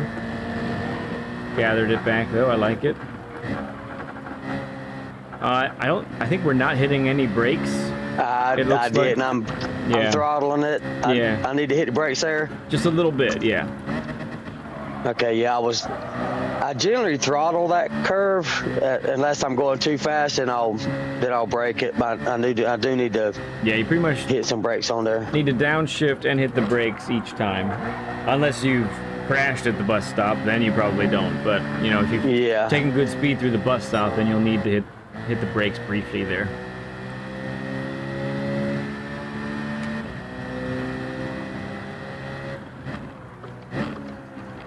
I got to get my mind out of the mentality that I need to be throttled all the way all the time. Yes, that is true. That's not going to work. I guess Midnight Club kind of messed me up because that's what I was on that one. Yeah. Was throttled all the time. That need for speed. Mm-hmm. Hey there, Alan. I'm glad you're enjoying it, man. Appreciate you coming in saying hi. Hey, look at there. Okay, so let's take a moment. Let's stop right here for a second. So I think one of the main things I'm seeing so far is we got a lot of erratic braking, or sometimes a lack of erratic. So what we need to do is build some muscle memory of when you first apply the brakes. That's when you're braking at your hardest. Okay, you never want to be turning in to a corner and then sort of brake as an afterthought. You know what I'm saying? Yeah, that's what I'm doing. I see that quite a bit. Yeah, I can tell that just from, I'm not seeing any inputs. I can just see it from being behind you, right? Yeah. SD, thank you for the 5 gifted memberships. Appreciate you, friend. Throw up a stud emoji, everybody, for SD. But, yeah, you know what? I might have to rename you Stud Doofus. Like, I'm just saying. Might have to work out that way. Antenna, love these streams. It's nice to see how things can get fixed, if you will. Yeah, appreciate that. Thank you, friend. Okay, so, yeah, we need to we need to develop a pattern for you here, Fierce, where we are braking and braking firmly in the beginning and the trail. So what I want to do, I'm going to give you a little bit of a break. Go ahead and exit to the pits, okay? Okay. And then from there, go ahead and spectate me. So I want you to. How do I do that? I want you to go. You're in the menu, right? So, not the PlayStation menu, but just in there, you can. Trying to hang on. Let me just go over there and. I'm looking where the tabs is at the bottom, and then me and yours up at the top right. Right. So you got enter course, and then you have the binoculars. That's spectate. Okay. Okay, spectate. So do that one. Yep, do that one. Make sure it's showing me. So I'm gonna go out now. You see me there? See me rolling out? Okay. Now the next thing I want you to do is I want you to go to the options button. So that is the 3 lines. Hang on, let me make sure I see the same thing. No, so hit X and then replay options while you're spectating. You see that? Oh, okay, there we go. Yep. And then display info is off. Yep, make sure that says all. Change that to race info all, okay? Yep. All right, now you're gonna be able to see all my inputs, okay? Right. All right, so I'm gonna go around the track. I'm not even gonna try and go fast. I'm just gonna try to be accurate, okay? So, obviously right now, nothing's happening. But I want you to pay special attention to how I'm braking. And you'll be able to see that input, right? You see everything, correct? Yep. Okay. So not so much for the bus stop, because the bus stop is sort of its own animal. But even here, I mean, I am going to trail brake a little bit. Okay, and now we're going to come through here. Okay. Saw that little bit of brake pressure there, right? Yep. All right, now we're going to be hard on the brakes to start. Okay. So you saw there, I was like maybe less than 20% for a little bit at the end, right? Yep. Okay, same there. I was hanging out really low in the brake pressure for a bit. That makes a huge difference. I think one of the most undervalued things is not staying in that 20% brake pressure range either at all or for very long, and we miss out when that happens. So you've got 100% throttle at that time, don't you? At 20% brake.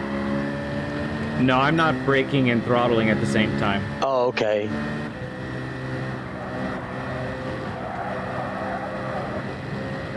Okay, a little bit of brake here. Oop, I overshot a little bit. Okay, now the next thing I want you to watch, especially for turn 1 here, is how I'm braking hard at first and then I end up trailing off, okay? Yep. So yeah, that initial brake point, that's pretty much always going to be, when you first start to brake, that's going to be where you're braking at your hardest. And you pretty much, you never want to be turning and max braking at the same time. Or at least turning hard. Right, because it's going to oversteer. Understeer. It's going to understeer. Understeer. Yep. Yeah, understeer. Okay. I can't get those two right. Yeah, so understeer is when the front tires are scrubbing and and you're trying to turn, but you're actually still going kind of straight. Oversteer is when the back end comes out. Tries to come out. Yep. All right, so we're gonna do it again. You remember I spoke with you yesterday. I don't know if my pedals is I wish I had some load cell pedals, but what I got now, I don't know if they're set up correctly. Right. As far as the adjustment on them. Right. So I'm gonna finish this lap, and the next thing we're gonna do is I'm gonna spectate you and watch your inputs. Okay.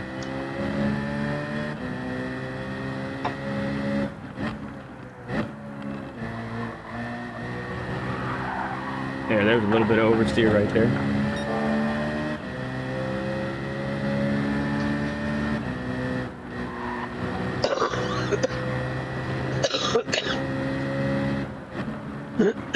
Excuse me. Okay.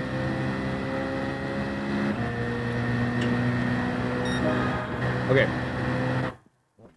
All right, so now we're going to spectate you. And we'll do the same thing like you were just watching me. Now I'm going to watch you with displaying all.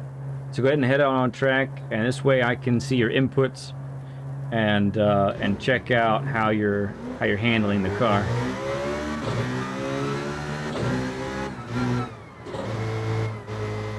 All right, Nando, sounds good, friend.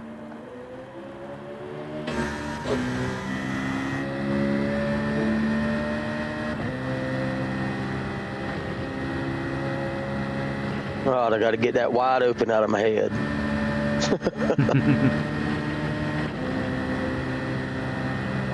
All right, friends, if you're watching right now, this is where we're spectating Fierce, our guest, watching his inputs and seeing how he's handling the car.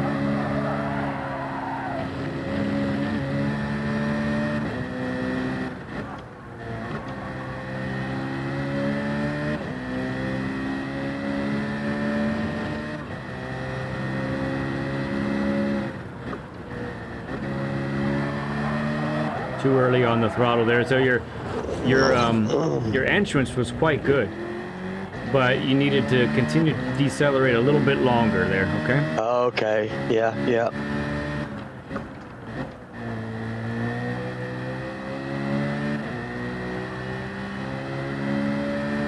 Son of a wicked, good to see you, bud. How you doing, man?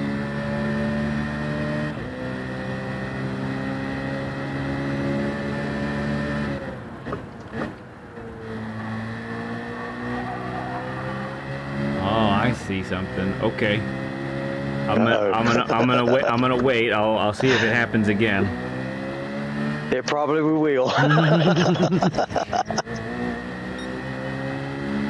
Most likely. All right, Rad.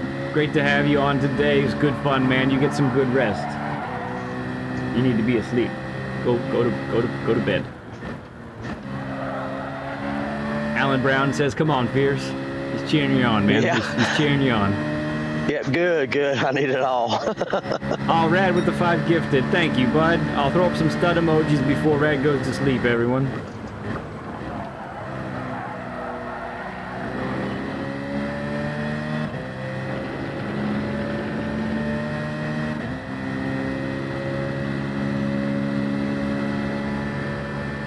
Yeah, now I know why I was catching you on exit when I thought, that shouldn't have happened.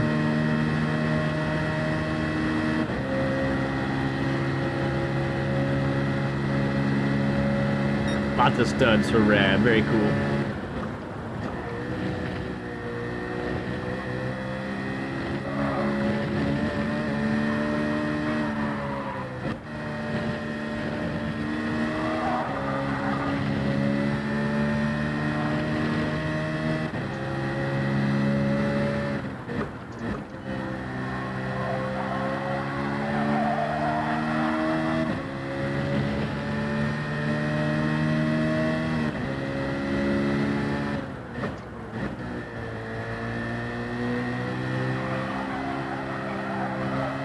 Close. Just had to lift at the end, but that was really close there. But that's just a little bit early on the throttle again is what happened there. Oh, okay.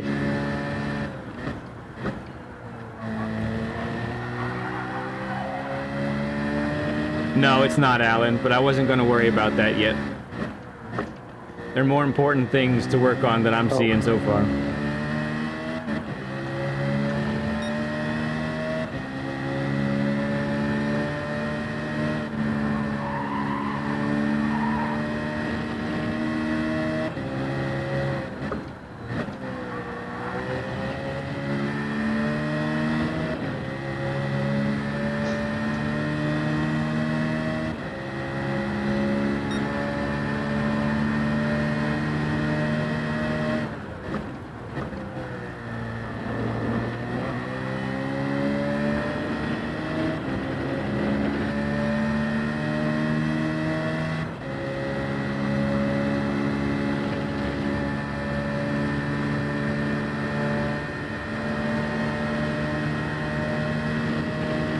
let's do one more lap, and we're going to talk about one or two things. Okay.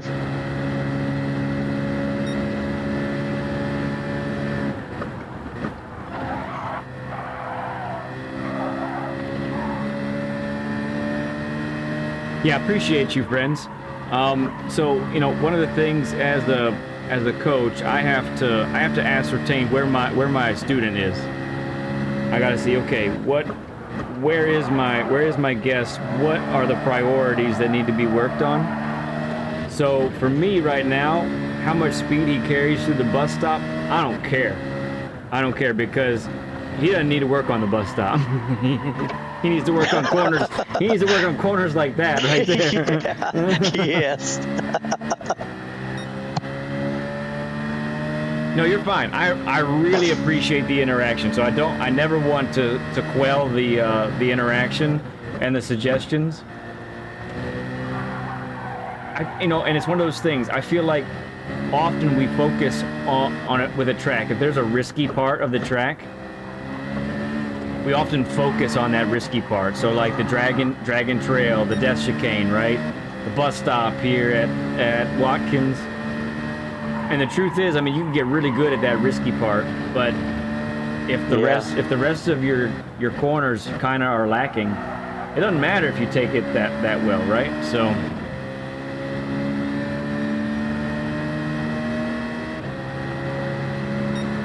Got one more, you gonna stop? let's go ahead and stop. Let's go ahead and stop for now. Rad is saying no need for bus stop. 100% like me last year. Yeah. No, Rad was the same deal. Like Rad really was not doing well at the bus stop, but I saw how poorly the other corners were. I'm like, no, we gotta work on this. Okay.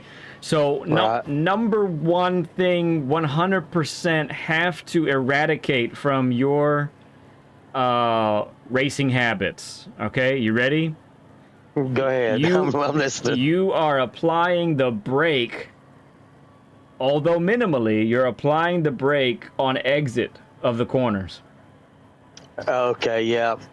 So you're not. Yeah, I'm trying to keep from understeering. Wait, I don't know. I'm trying to keep the rear end from going out from under me and just sliding out. Right. So that's not helping you do that. Okay. That is killing your exit speed. You remember I asked you earlier? Yes. Yep. I asked you earlier if you had traction control on, right? Yeah. Because you were so slow out of the corners, I thought, oh man, he might have traction control at like level 3 or 4 or something. Yeah. And that's not the case at all. You're struggling on exit because you're still riding the brake at about 10 to 20%. Right. So I can understand the fear of losing the back end, but brakes on exit, that's a no-no. We're gonna call that a cardinal sin, Fierce. That's a sin. Okay. Yep. I'm guilty. You are downright guilty if you're doing that. We cannot do that. That's gotta end immediatly. I usually don't speak so strongly about things, but this one I'm going to. Ghost Metal sinner. Yeah, that's a cardinal sin. We're not going to do that anymore. Okay. I'd rather you at this, with our little session here, I'd rather you lose the car a few times because you because you're flirting with the throttle a little bit and you mess up. I'd rather you spin than ever see that brake pedal being pressed on exit again, okay? That might be why I'm getting punted all the time in the races. Yes, absolutely. 100. Why is this fool stopping right here? 150% correct. Because they're pulling speed out of the corner, and then here's this guy who's slowing down. I need a stop sign. Okay, so let's go ahead. Let's start with that. We're gonna start with that. Go ahead and exit. We'll get this pan out off of you, right? Go ahead and exit back to the pit and then come back out. And that'll That'll refresh the tires as well. Radion says we got a 90 burger. Hello. That's great. Thank you for the 90 likes. Plus 56.4 is no joke, Alan. That's pretty good. But you're saying you're looking to get more. So yeah, let's see if we can get you there. All right, so I'm off the brakes before I go straight into the corner, right? Coming up here. No, on this curve. Oh, there we go. Gather it back.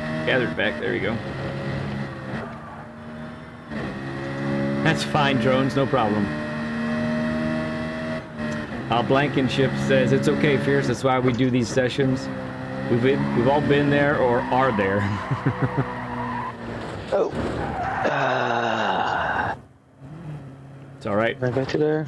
No. You won't let me go to there. I mean, it'd be kind of fun to go off-roading like that. Yeah. Let me get my Toyota Tundra out, and we'll go off-roading out there at Watkins.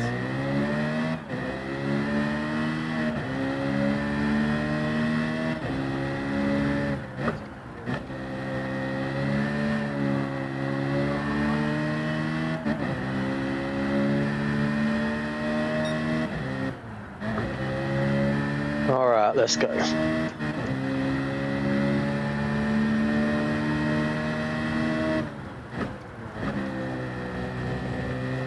Good. So that was some hefty brake pressure, which was really nice. But you had the penalty, so you weren't coming in with your normal speed. That's true. Right. Come on. It's all right. Just gather back. Like I said, I'd rather see you start spinning than ever hit the brakes on exit again.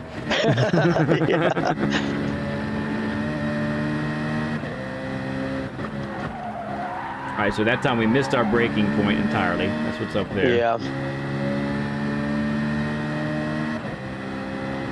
All right, look for the 200. Brake heavy in a straight line.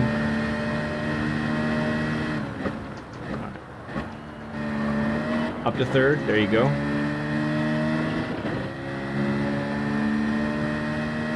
Alan Brown says, love this content. Come on, Fierce. We're pulling for you, man. We're pulling for you. Go ahead and shift up to 6th early. Yeah. Oh, okay. Yep. The car doesn't need to be revved all the way out. It actually likes it's good to shift right as it blinks at you, basically. Mess that up. It's okay. We'll gather it back.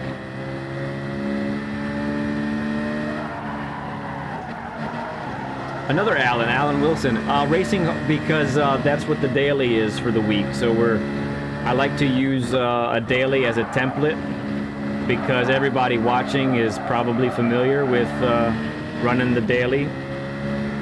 Plus that way the guest, if they want to do some races, they're also racing the same thing that we're going to be doing the session on, so it makes a lot of sense.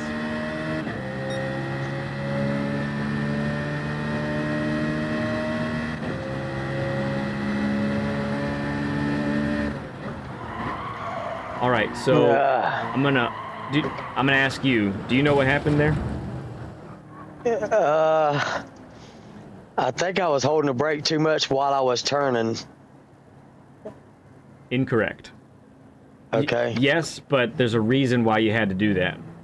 Because I braked too late. You braked too late. Yes. You braked about 75 meters too late. Yeah. Yeah. So let's really, really watch for those brake points, okay? Yeah, SD is right. PD really does love the racing hard compounded tires for daily races, especially races that are 4 laps long. Let's put those hard tires on there and call it good. All right, no big deal. Let's try and gather it up here.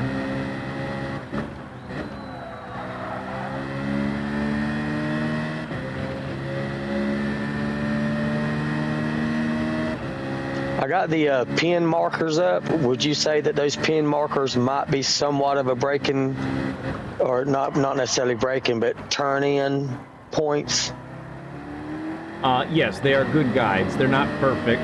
Okay. But Right. but they are helpful. I didn't do it this time, but I do. They're very good to show when there's a late apex. Right.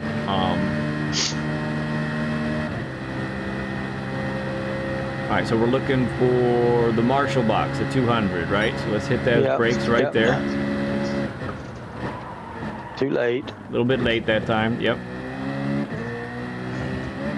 And that's something I can't get my mind to focus on. I want to keep focused on the track, but I can't get my mind to focus on the braking points also. Yeah, I try to look out of my peripheral while I'm doing it, but what size screen do you have that you use? right now I got a 25-inch. Oh, it's a tiny one then, technically. No. This is might be a 30-inch TV. I'm using a TV. Yeah. Yeah. So it's not. I'm sorry. I'm sorry. This is a 55-inch TV that I got. That's the same size I'm using. So yeah, same size for me. I definitely. It does take. Yeah, I'm just looking. I'm kind of thinking about it now. It does take some active looking with that kind of width of a TV.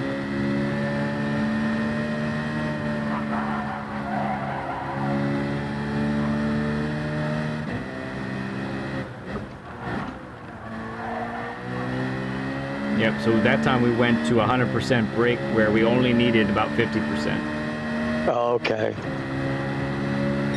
All right, let's try turn one again, brake at 200.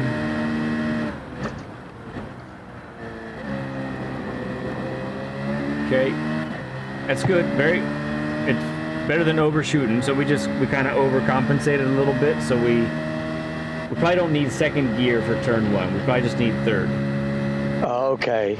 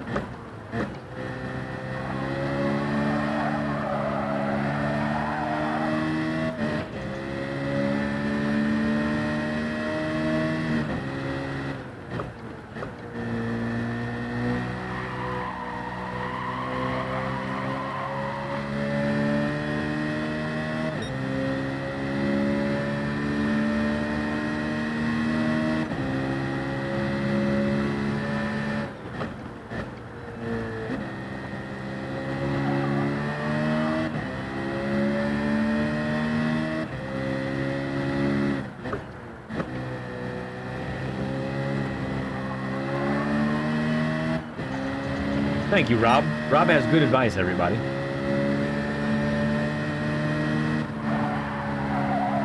We're actually very close to 100 burger. 100 likes up today would be awesome.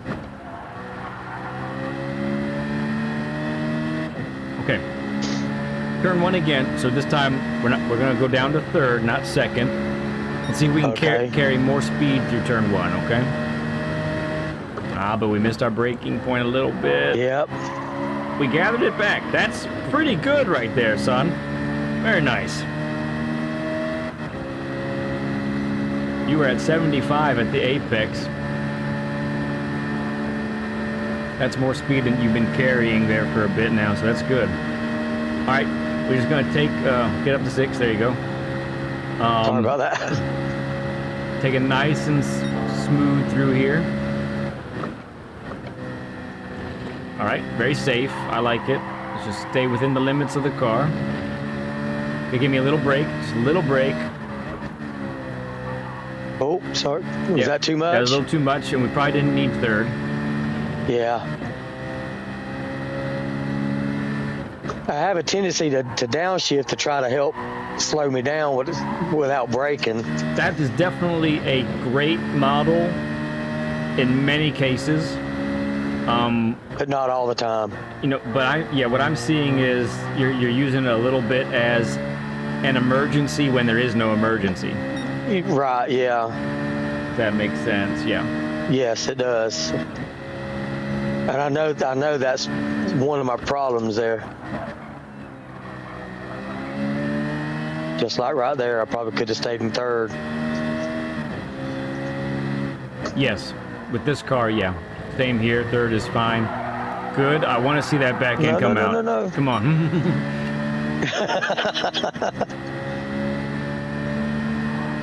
Good, and to be fair, I'm not seeing any brakes on exit so far, so that's good.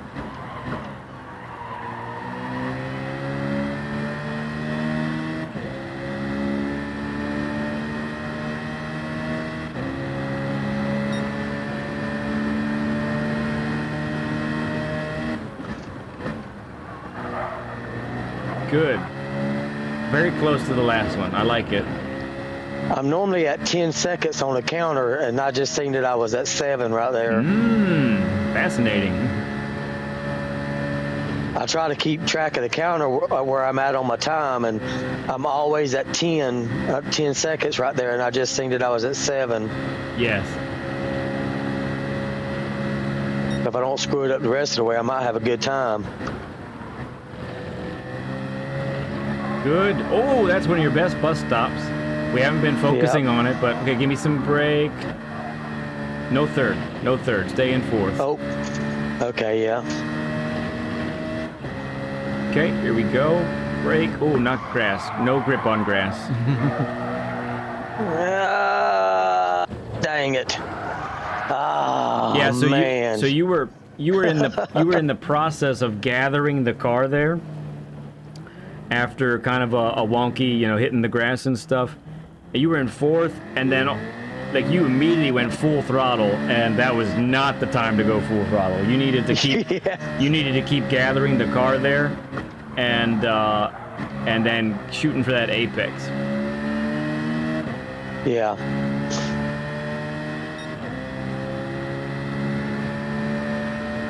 Excuse me.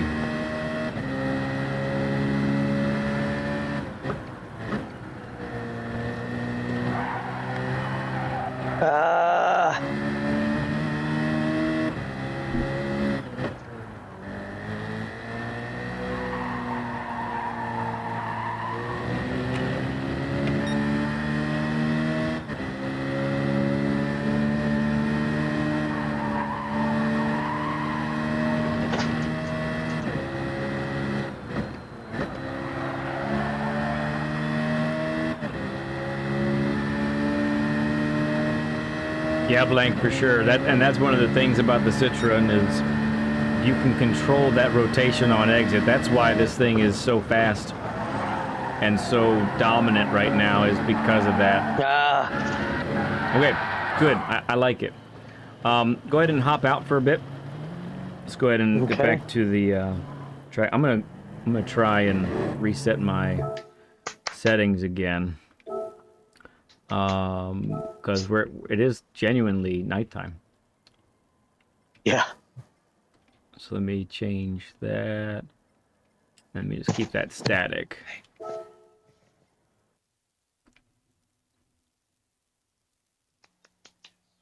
There we go. Bright and sunny. There we are. Look at that. I'm in control of the weather, baby. All right. Okay, so good progress. Really good progress.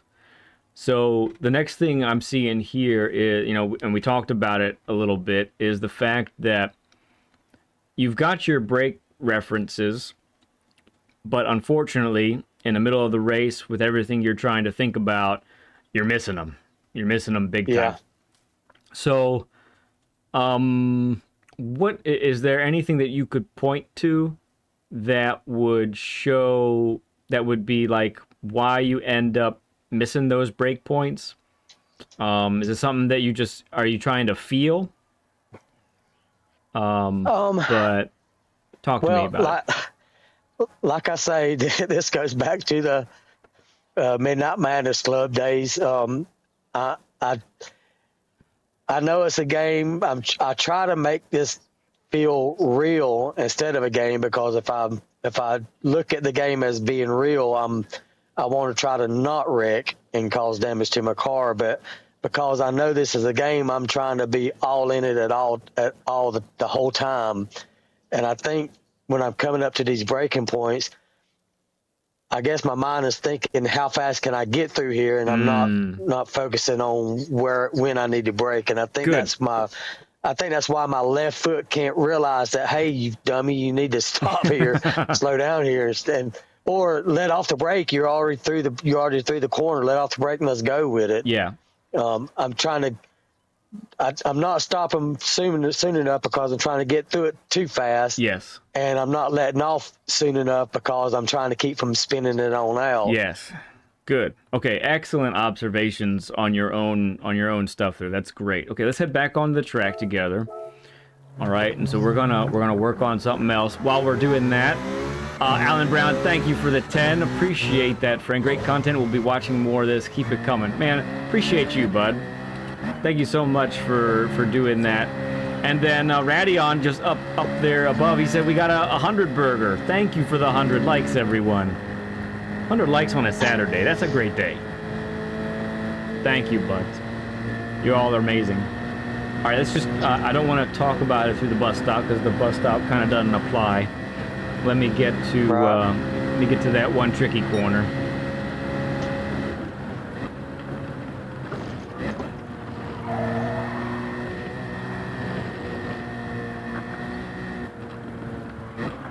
Okay, so I want to do just like a little kind of observational exercise here, okay? So I want you to park it at the 200 here.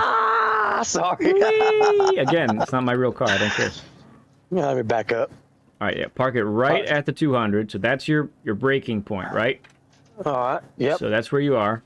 Okay, now, this is a long corner. I might even disappear. All right, so I want you to stay right put there. All right, can you see me still? Yeah, just the very tip of your car can. Okay. All right, so right now, your typical approach is very much you're sending it into the corner, right? Right. You've heard the mantra slow in, fast out as far as racing goes? Right. So yep. Slow in and fast out is technically, that's fastest, okay? That's the fastest way to race. There, when someone is fast in, and by fast in, I mean exceeding the limits of the car, exceeding the limits of the tire's grip, right? Right. That kind of fast in, that guarantees a slow out, right? That guarantees a slow out. So we need to try and eradicate that in our session here, okay? Really quick, I do see Alan Brown asking about how do we get a session. So joining our Discord, if you're not a part of the Discord yet, is an excellent way to do that. And then once you join, please direct message me on Discord. And we can see about getting a session for you. We can start the conversation. Right now, I am booked all the way until May. So it will be a while before you get your turn. But if you ask me now, that means you'll get here sooner, okay? It'll be your turn sooner if you ask now rather than if you just wait on it for a bit. The other way to do it is reach out to me on Lead Pencil 2017 on PSN. Friend request me and message me that you want a session, and we can get you all hooked up, okay? All right, so we're talking about slow in, fast out here, Fierce. So let's dialogue about this a bit. So I mentioned it a little bit, but where I am right now, that's where you want to be at your slowest, okay? Okay. This is where you want to be at your slowest. That means braking hard in a straight line and then trail braking all the way to this point here where I am. Okay. Okay. So do I hard brake from 200 to 100 and then start trail braking? Correct. That's exactly right. Okay. That's exactly right. That's how that works. Okay. What is often and you explained it very well. I'll just explain it a little bit differently, just so we're all, we're talking about the same thing, but we're coming at it from different angles, right? So what you are typically doing is you are turning, then max braking. So the turning actually happens before braking, okay? Yeah.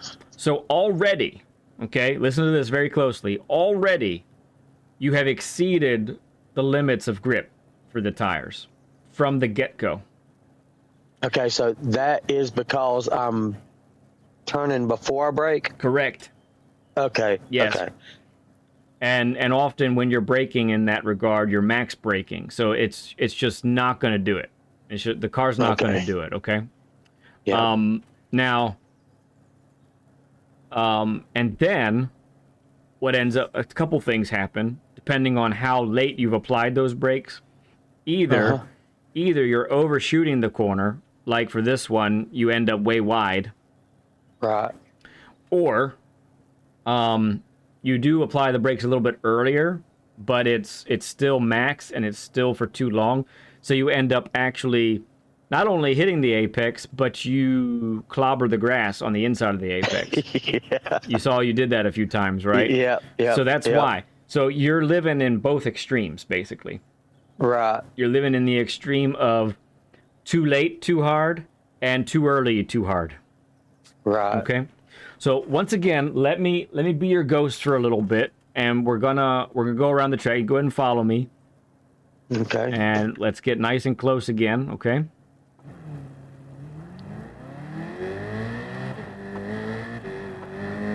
And we're just try to, as much as you can. I am not going to go fast, okay? I'm going to go like 40, 50%. And I want you to just try and match my line as closely as possible, all right?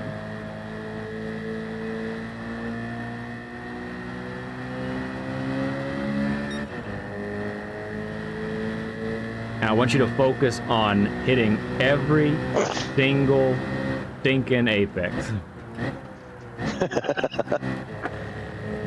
And not the grass, not that much of an apex, right? Okay. But just as the line should be. Okay, so boom, just like that.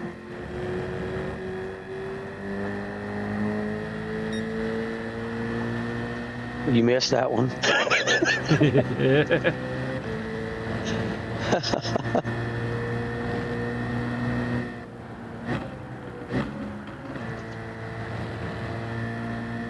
Okay. Good. All right, let's do it some more.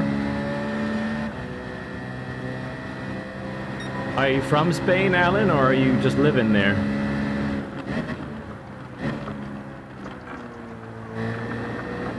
I missed that one. Okay. Just barely, though. I saw it was close. Oh, that would put us 6 hours apart, I think. That's not bad. We can usually make that work.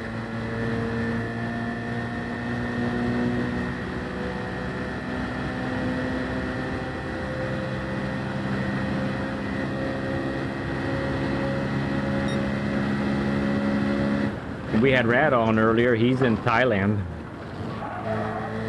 We're 12 hours apart.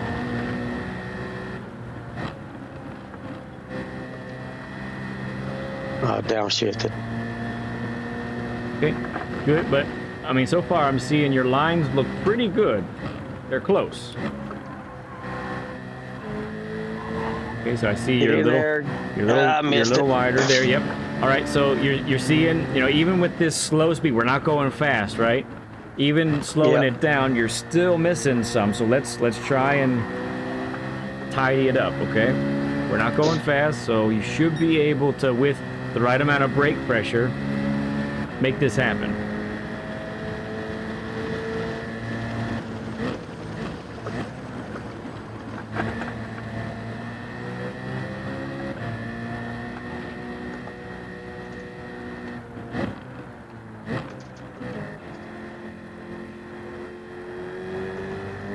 Okay, don't worry about that pen. No big deal. Yep.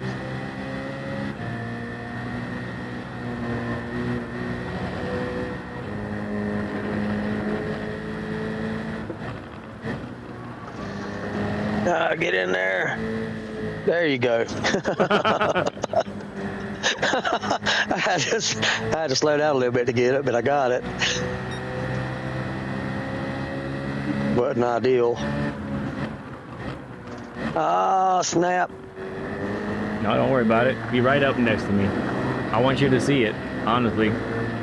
Yeah. The closer you are, the better.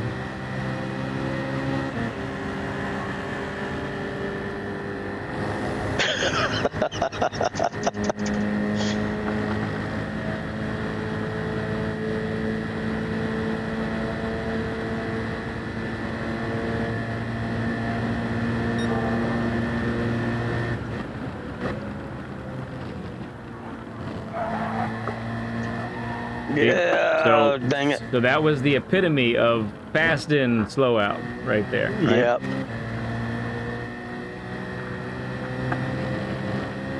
Okay, let's try it here. Nice and steady.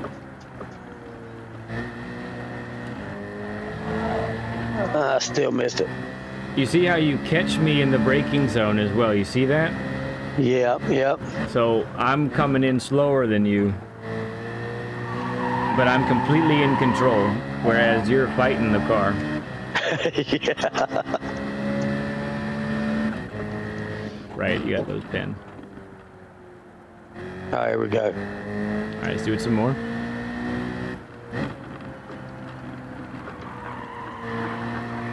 I'm trying to go wide there. I probably shouldn't have downshifted the second there.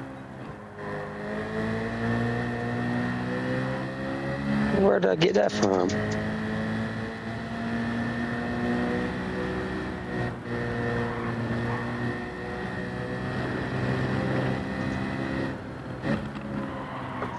Now I'm missing an apex. Oh, you're near Gibraltar. Aha, interesting. My kids just learned about that in school. Yeah. Yes, you did. I heard you.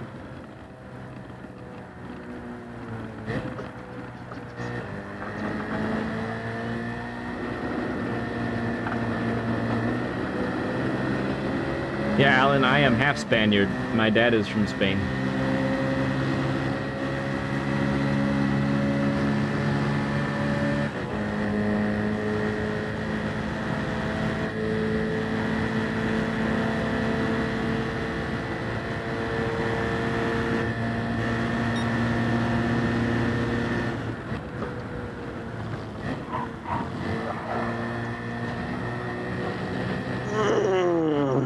Still coming in too hot.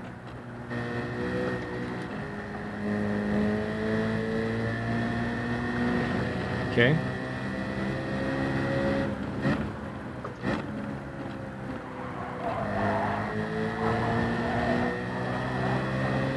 All right, we're gonna finish this lap.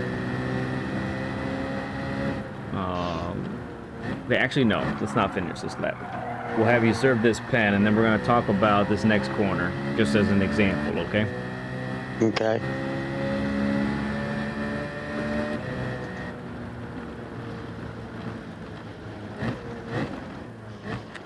No, my dad is from Barcelona. All right, so you're at the braking marker right there, okay? So Yep. here's what we're gonna do is I'm gonna try and explain like where you want to be orienting your eyeballs, right? So we talked about, finding those brake markers and using them, right? Yeah. So, and not overshooting those. We don't want to overshoot them. That's never going to be the fastest if we continually overshoot, right? Right. So we talked about the slowest point of the corner, right? We want to get to the slowest point of the corner, be at the correct minimum speed, and then be on the throttle. So what you need to be looking for, is that slowest point of the corner. So you stay right there, right? Okay. So you need to be controlling your car to aim it right here. Okay. Okay? right now, I think you talk about Midnight Club. I think you got like you said, you have a lot of that mechanics in your muscle memory and your eyes and all of that kind of thing, right? Drifting. Yeah, drifting, right. Drifting is slow. Power sliding is slow. But that's not what I'm trying. I'm not trying to drift. I'm trying to keep from drifting. And I think that's one side of my brain is telling me to go really fast, and the other side is telling me to not do it. And I'm drifting, and that's what I'm trying to keep from doing. Right. But of course, you can't hardly do that on here anyway, unless you. Yeah, exactly. Unless you actually have the car that's set up for it, really. Right. Right. So let's talk about really quick. I want to talk about why the trail braking works. Okay. Okay. And so you're right there, right? So stay right there still.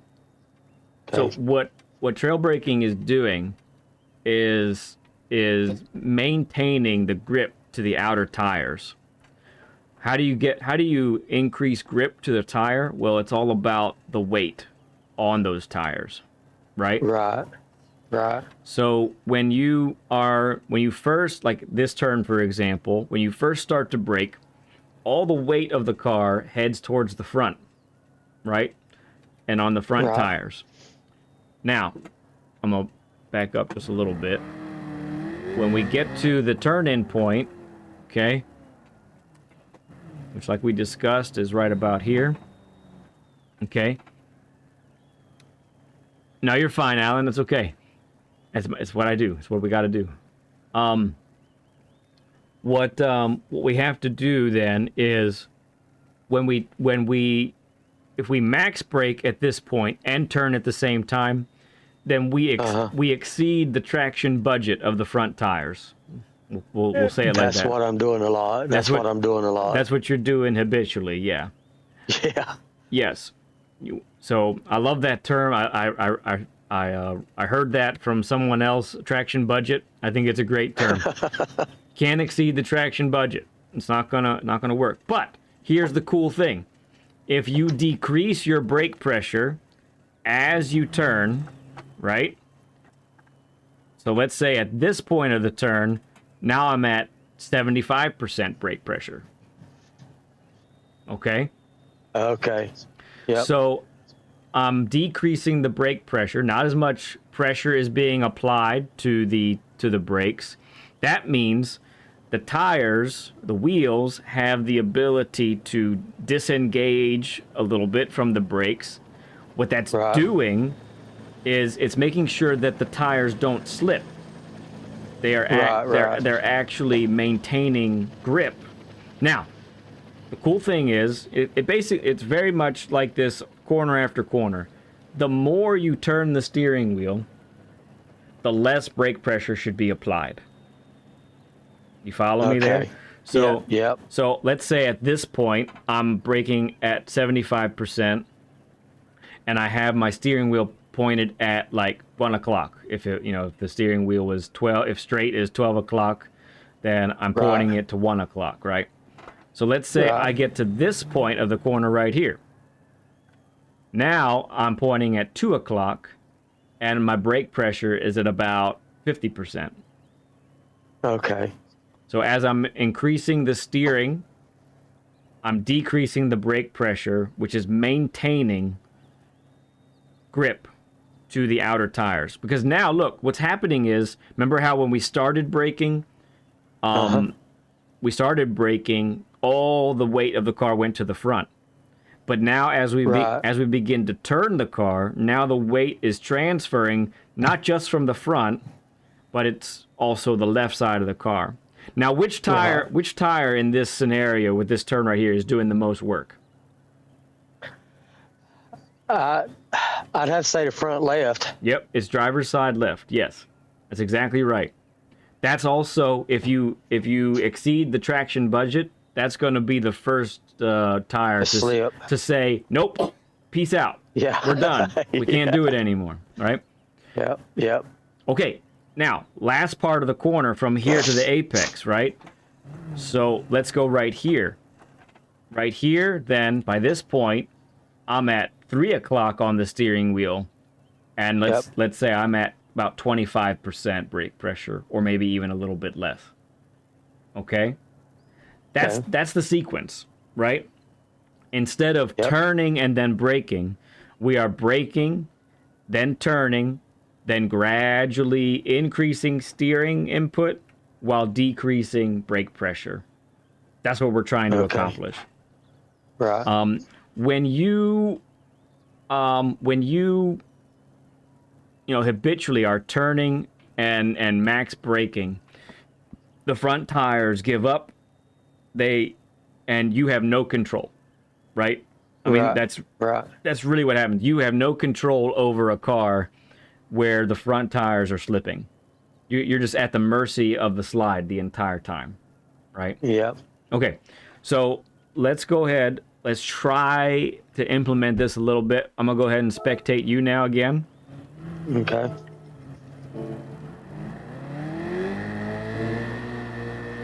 If you wanted to hop out, because we cooled down the tires really good as well, so if you wanted to get back out and back onto the track so you get at least get the tires back up to a balmy 60 degrees instead of the 40 that they were at, or whatever it was. All right, very good. How do you get that setting on there to show the tire temperatures? It's an app, so we use SimHub app. Oh, okay. Which for us, we have it up on the computer, and we display it for everybody to see. Okay, so that's not something that I can do on PlayStation. No, so I don't see it on my screen. I see it on a different screen. Most people, when they use those apps, they have it on the phone. Okay. All right, so let's try and implement some of that here, okay? So we're coming into this corner.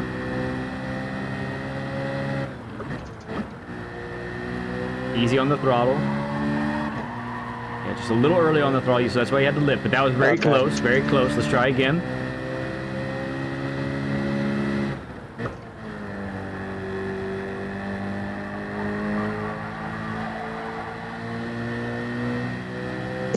Alan, it's doable. It's not as easy, but it's definitely doable.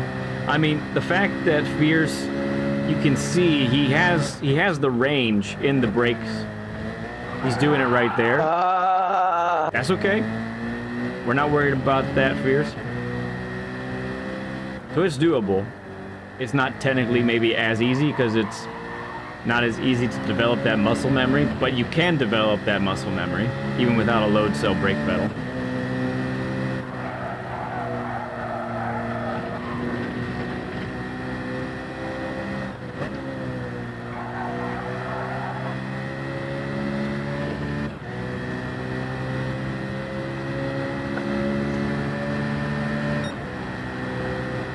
Okay, brake in a straight line. Just missed, but that was quite smooth. I like it. Did I come off the brakes too fast? No, I think what was missing there was just you turned in a little late. That's all that was. Okay. Everything else was quite good.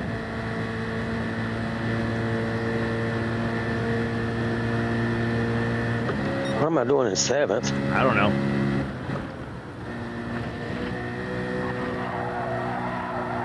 Okay, good. Yep. Good speed carried through there. Much better than usual. That's good. I see when I tapped the brakes, it pulled the car around. It did, didn't it? Yep. That's one of the best left-handers you've done there so far. Yeah.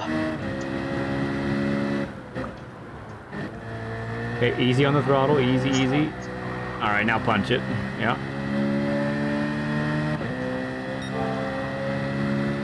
I heard about that, Blank. It's interesting that they use the standard pedals on the World Tour. No load cells there. Yeah.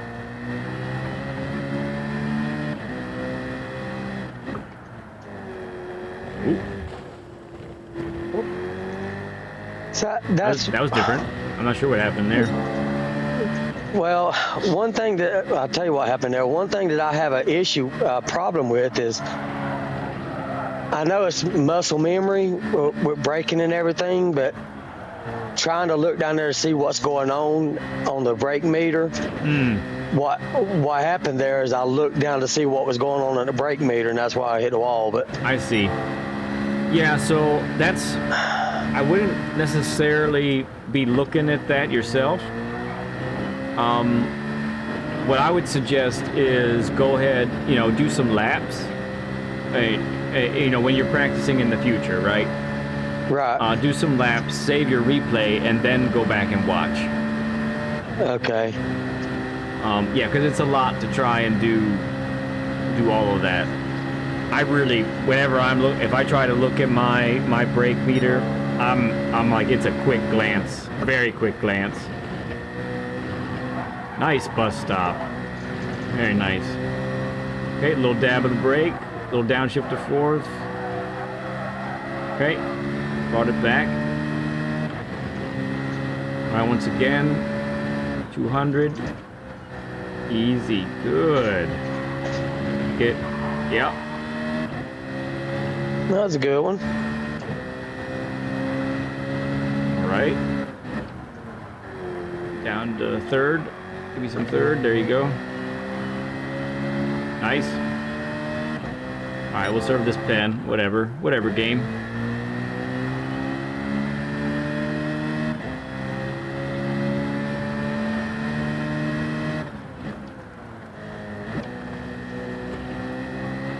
Okay, I think that black mark I was telling you about is a little too early. Okay.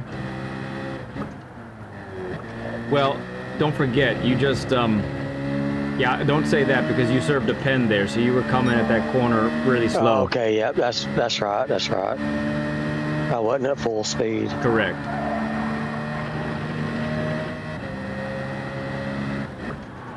All right, we were late on the brakes that time. Yeah, too late there.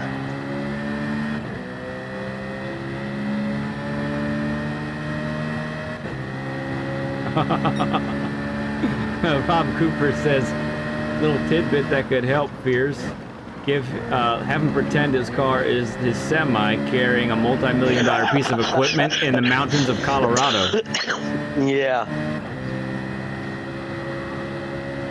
Yeah, that might make you drive differently. Yeah.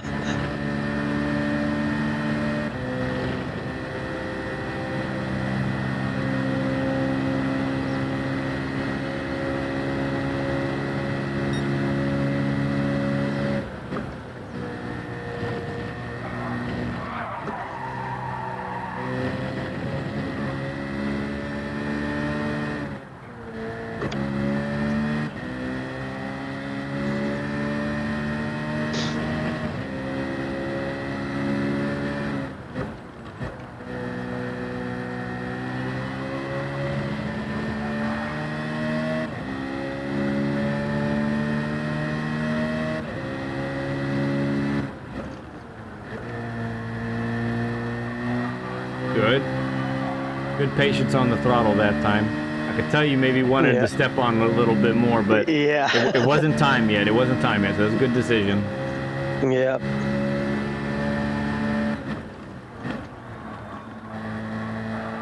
Close.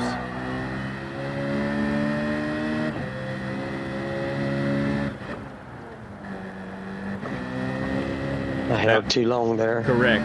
Too hard for too long. Good observation. It's good that you're seeing that. It's really important that you do, because you're not going to have lead pencil's eyes all the time. Yep.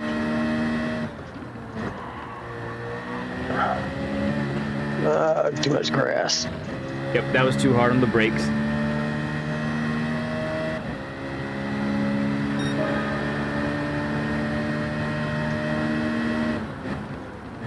Okay, let's take a moment. Let's just do a little exercise here on the straight, okay? So go ahead and park it. Oh. Yeah, you're fine. Go ahead and park it. So I just want to make sure this is part of our. You were talking about your brakes and how you felt like, it's a little hard to get some of that little bit of pressure. But I mean, I'm seeing a good bit of range from you there. So go ahead and turn the emergency brake on so you don't roll. How do you do that? For me, it's letter O. The O button. Does O work? Do you have O on or not? I don't know. If No, they're all rubbed off. Oh, there you go. You just got it on. I see. Okay. All right. Yeah. So give me 100% brake pressure. Oh, okay. I see it. All right. Now, go ahead and trail off as slow and smoothly as possible all the way to 0.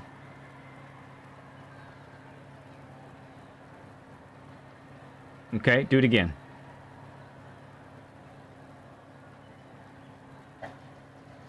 Okay, one more time. Okay. Good. So it looks like it's a little fast from 100 to 50. And then it slows down a little bit, which that's not terrible. That's pretty good. Now here's for a little harder exercise. Get me to 50% immediately, and then trail off of that. Oh. Mm-hmm. Okay, do it again.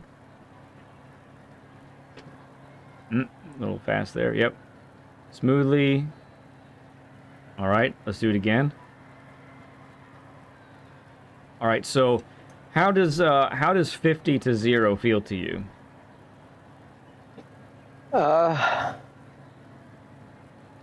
Seems like it's a little easier than trying to get 100 and go to 0. Okay. Because when I hit 100 and try to go down, I let off too fast. Okay. I can't trail off as easy as I can. All right, so check this out, right? You ready? Yeah. So the right turn after the bus stop, the long fast right-hander, that requires 50 to 0. Okay. The next one, the left-hander, requires 100 to 0. The uphill? No, that one's that's the downhill. Oh no. Okay, no, yeah. Yep, that's. Oh, you're talking about the next one after the long sweep. Correct. Yep. Okay. The left-hander. Yep, that's 100 to 0. Next one is a quick 100 to 0. Right. Next one is a quick 100 to 0. Now you're talking about dabbing the brakes, you're hitting the 100 and then kind of backing it off real quick. Okay. Yep. Okay. Now the third turn from the back straight. Yep. That's a 50 to 0. Okay. The next left-hander is no brakes, right? Right. And then the last corner, the right-hander, that's a 50 to 0. Okay. So that feeling that you have there with that little exercise, 50 to 0, that's what you're looking to try and accomplish there, okay? So let's give it about I don't think we're gonna have time to go actually to the daily race to see if you can beat your time. Okay. 'Cause I'm gonna have to skedaddle. But let's just try to, unless you want to try and do that right now. If we can. If we want to switch over there right now and try to implement it, we could do that. Okay, let's do that. Let's do that. That's the wrong button for me. Okay, so I'm gonna close this. My gosh, I'm gonna close this lobby. I can't hit the right thing. I'm gonna close this lobby, and we'll have you share your screen. Okay. So remember, you go to the bottom menu and game base. Game base to the headphones.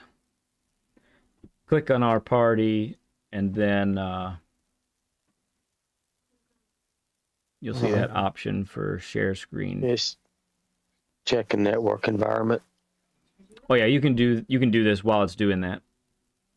Oh, you can? Yeah. Oh, okay. Yeah, the menu down at the bottom. Game base. Game base. Yep. Start party. Yeah, go to that and then click on our party, Led's party. Oh. Then you go down and it's next to invite players. Oh, you left the party. That was not the right thing.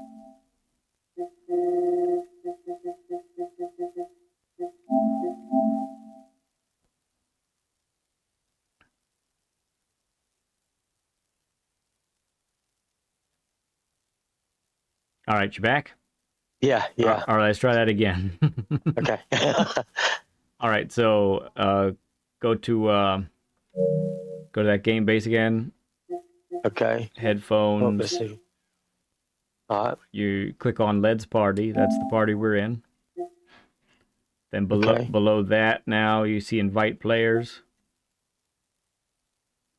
And next to invite players is share screen. Invite players. Okay, there we go. Share screen. Okay. Mm-hmm. So is it option to start share screen, I think? Show and scan invite anyone to this party. Say again? Okay, let's do this over. Okay. So I'm going down at the bottom. Mm-hmm. Game base. Game base. Do I click on the headphones? Just hover over the headphones and go and click. Go to the right. Our party, Led's party. Yep. You've clicked on Led's party. Is that the one that's got me and you and somebody else in it? Or? Yep. Okay. Yeah. Click on that. The wet brush account is how we get the game audio and your audio to the stream. All right. So I clicked on that. Yep. So below Led's party, you got invite players and share screen. Yeah. If you click on share screen, then click on start share screen. Okay. There we go. There we go. Did that do it? That did it. We see what you see, sir. Okay. So now do I back out of this? Yep. Hop on out of this. Go to the daily.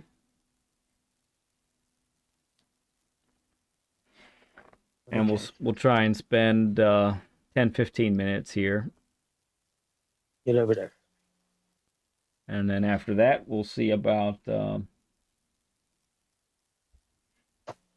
we'll bring all this together and talk about everything we learned today. All right. So, yeah, don't click the check mark. Just hit the qualifying time trial. Okay. All right, so your objective, I don't want you to try and be fast. I want you to try and hit every apex. Okay. All right. All right. And if you do that, you're going to be fast. Now, do you normally use a ghost or you normally just go by yourself here? Most of the time I go by myself. Sometimes I'll use a ghost. Okay. Not all the time. Sounds good. I'd rather you do whatever you normally do. So we'll just keep it with that. I mean, I have used a ghost, and it may have been that's what I got my 158 on. Mm-hmm. Nah. Okay, we didn't go down to third that time. That's why you ended up going deep.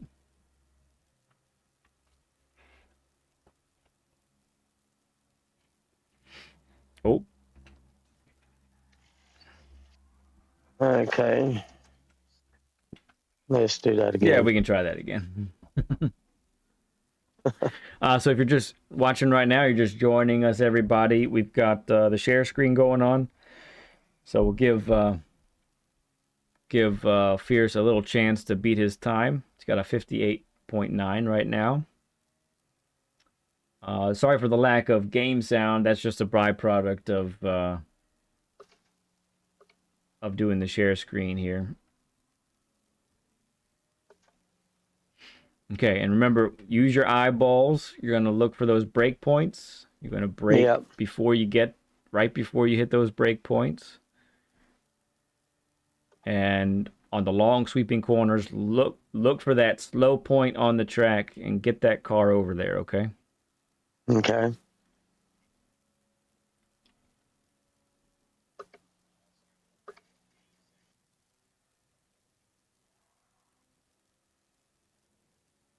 Just keep on going. Cut it too quick. Keep on going, yeah. Just keep on going.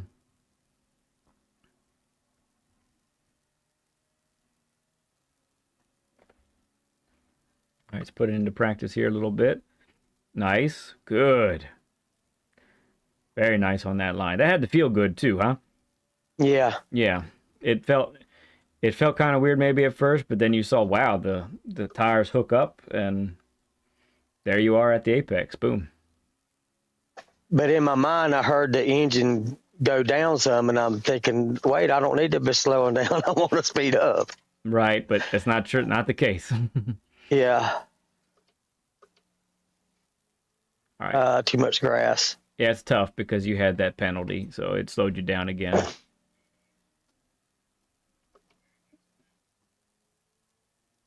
Easy. Yep.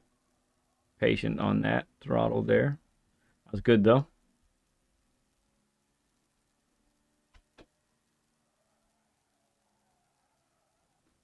Yeah. It's all right.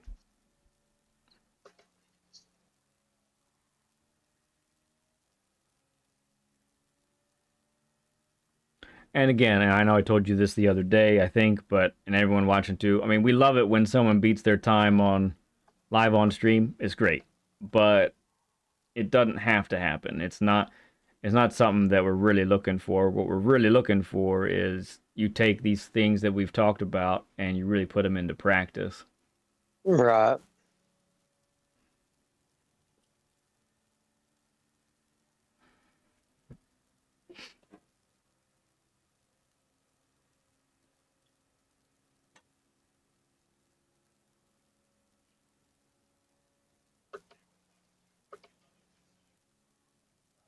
Yeah, Blank said it well. Takes a few days to reverse some habits.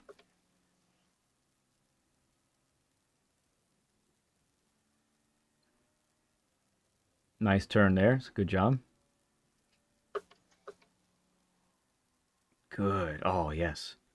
And too much grass. Yeah, but so when you end up hitting the grass like that on the apex, what that tells you, okay? Check this out.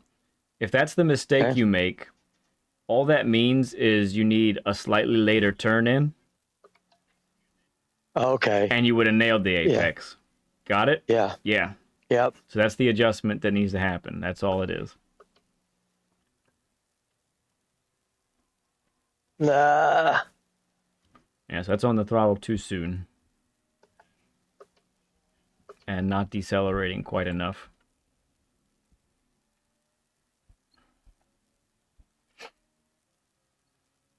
Can I start this fresh? Yeah, go ahead.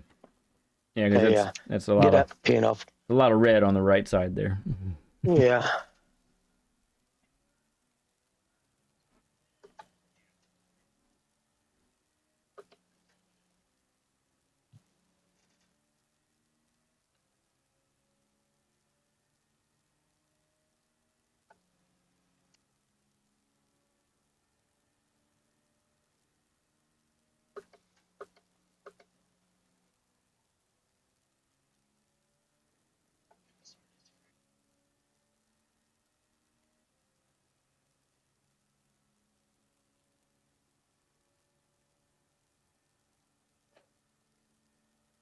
Excuse me.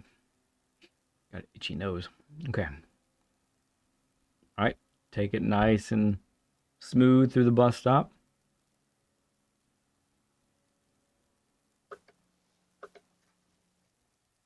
Nice weight transfer there.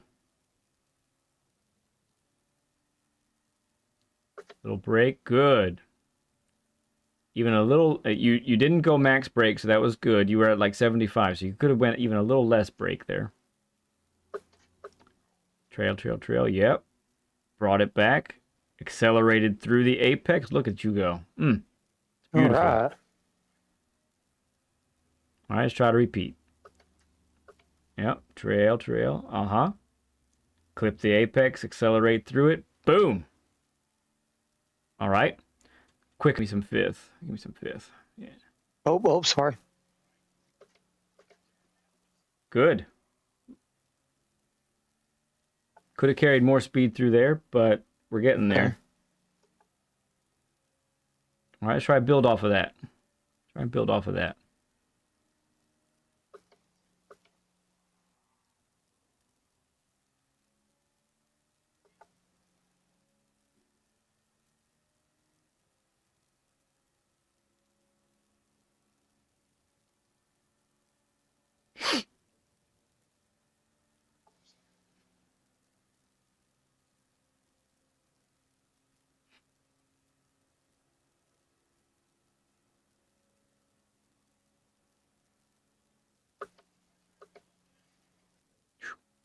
That was close. Okay, good. Little bit of brake. Too much. Yeah, not too much. No third gear there. Just fourth. Third gear. Okay. Third gear is slowing you up too much. Yep. Okay, let's try and nail this. Trail, trail, trail. Bring it back. Back on the throttle. There you go. Okay. Good. Carried decent speed through there.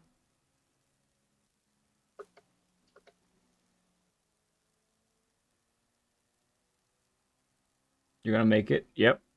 Way to keep the throttle down there. I like it. Yep.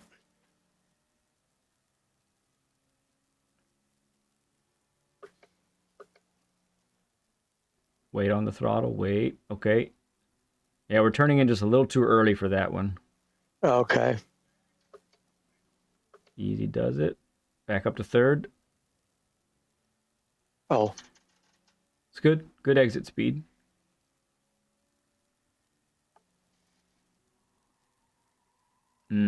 I should have stayed down in fourth. You could do fifth. It's just a matter of that turn-in point and getting the weight transferred fast enough. Okay. All right. Hit retry one more time. Let's see if we can get 3 or 4 laps in, and then we'll call it. Okay, bud? Okay.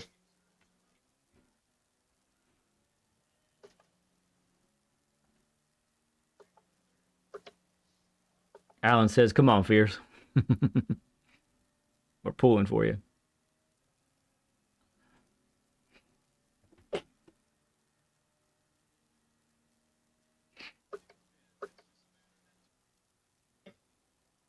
Nice. Very smooth there.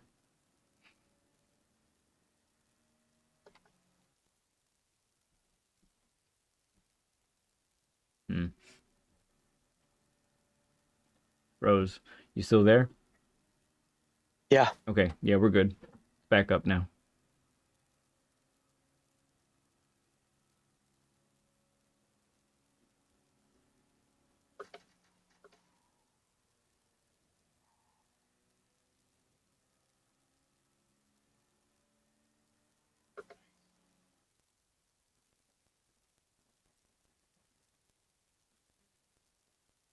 It's quite pixely.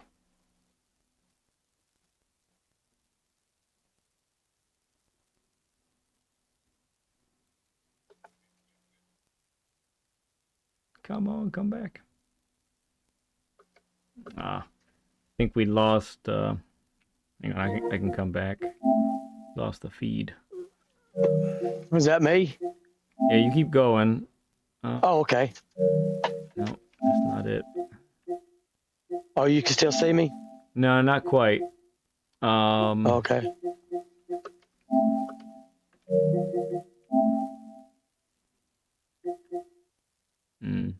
No, I think I need. If you could let me back in.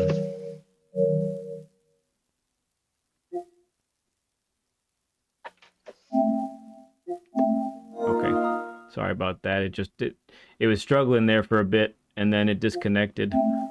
Okay. We're back. No, we're back? Yep.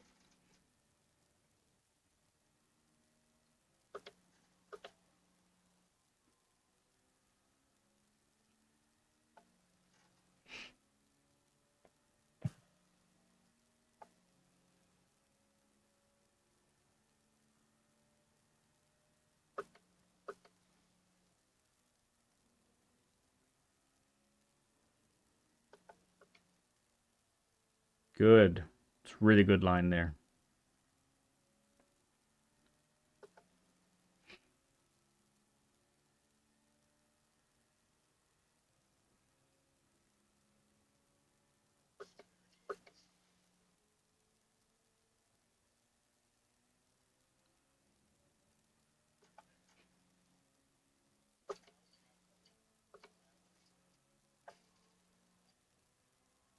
Nice.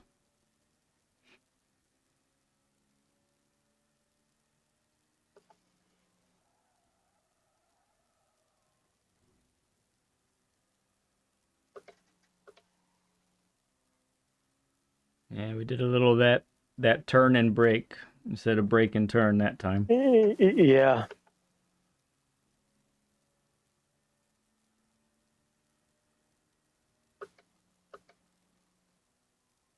Good.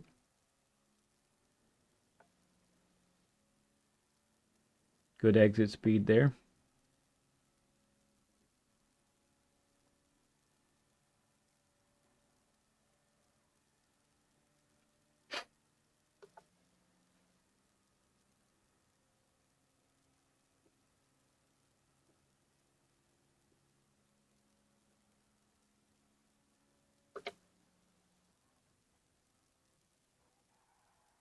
Ooh, that was rapid.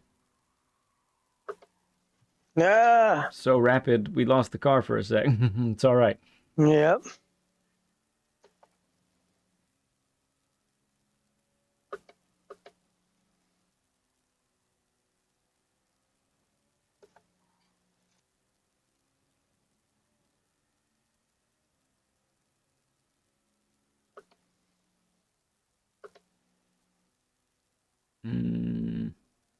Didn't downshift quick enough to third, so you didn't get the benefit. Okay. Didn't get the benefit of the engine braking that you had been getting.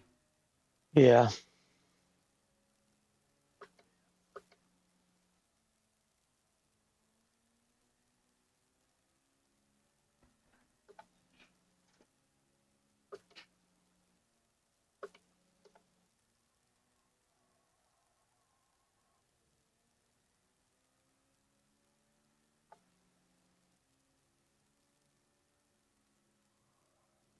All right, one more time around the track. Let's see if we can hook it up.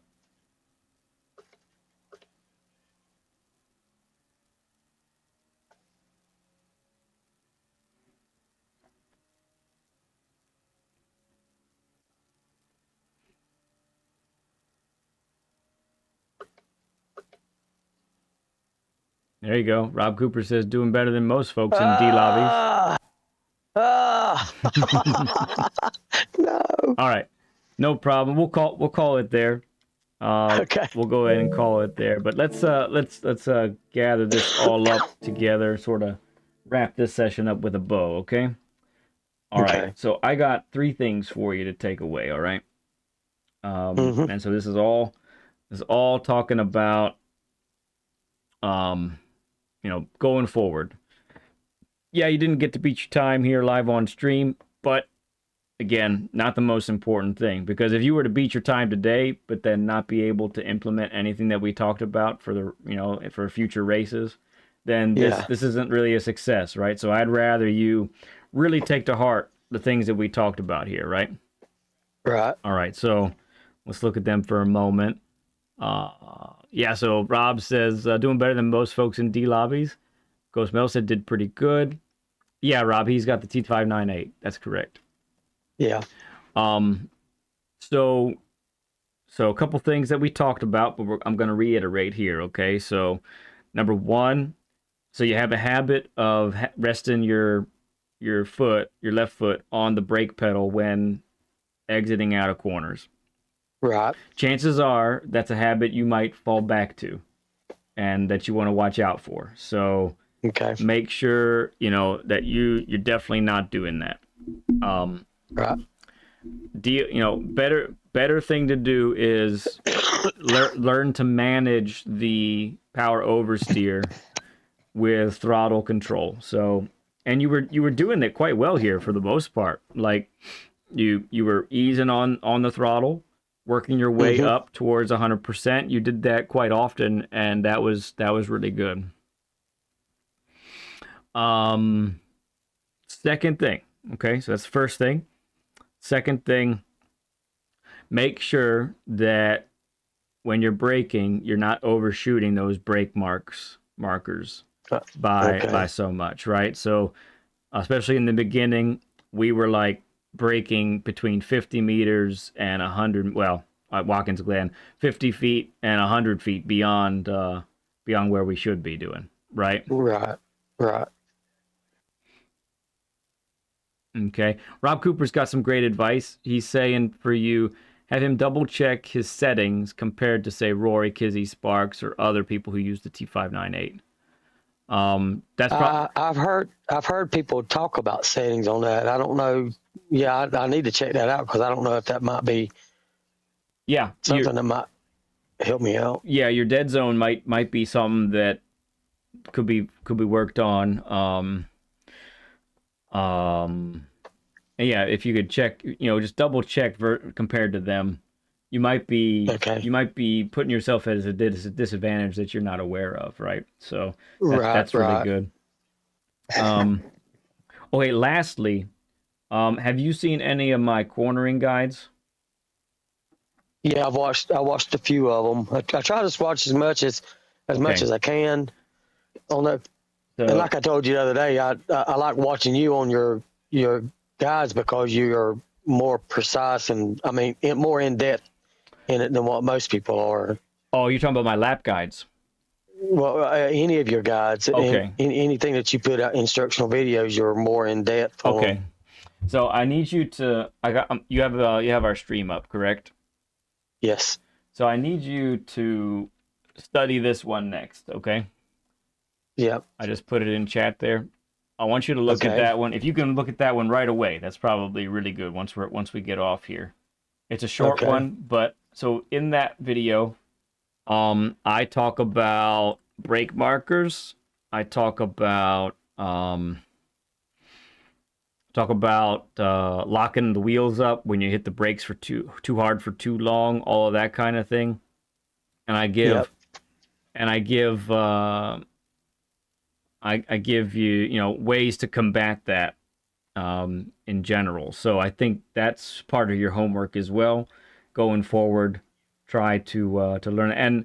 And so that video right there, that's the first of 3, and they all compound on each other. Okay, so make sure that you look into that. I think it's going to be really important as you go through there. So yeah.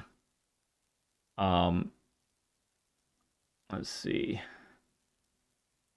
Yeah, I talk about don't turning while max braking, and I talk a little bit about trail braking. So really, it is all the things that we discussed today, but just more in a concise format. Something for you to look at, I think, that can really help you go through and really put these things. Right. Okay. How fast do I do the lap? I have a 55.1. I put up a 55.1, which last I saw was top 300 in the world. Maybe? Yeah. I'll double check here. And I'm surprised that I was able to get 3 seconds slower than you are. I'm like, I cannot believe that. That was on a controller too, so. Yeah. Yeah, 261 in the world right now in the NSX. Oh wow! And that's usually I'm top 250, top 500. I'm not always there on Saturday, but yeah, because I usually set my time on Monday and leave her alone. So,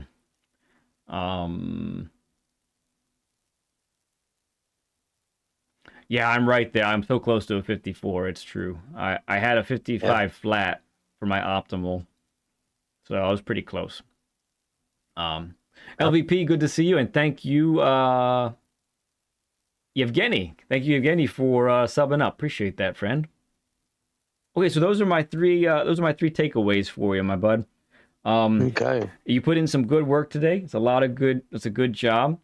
So a couple things are happening now. Number one is on Discord. Now you have access to Learn with Lead bumper stickers. Okay. So I'm gonna get you that right now. So let me find you here. One moment.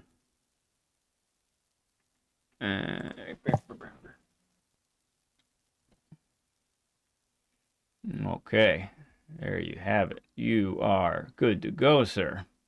All right, and then on the that's still on. And then on the other side of things, I believe BL has been working on your trophy. Okay. So let's see here. Put that sucker in chat here, and we'll take a look at it together.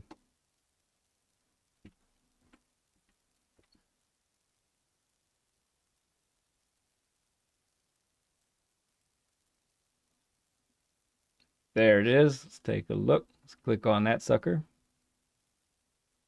Oh, I don't think that worked, BL. That took me somewhere else.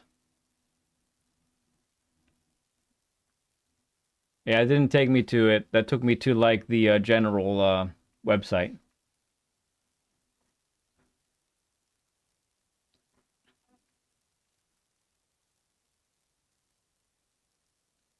Okay, it's X-ray. I don't know how to pronounce that name. She wanting me to click on the link. That's BL. Yeah, we call her BL. Oh, that's your mom. Yes. Okay. Yeah, hold on. She's gonna. That link didn't work. Oh, okay. She's Yeah. trying it again here. Okay. Oh, that's sweet. Hang on. We'll bring it up for everybody to see as well. Okay.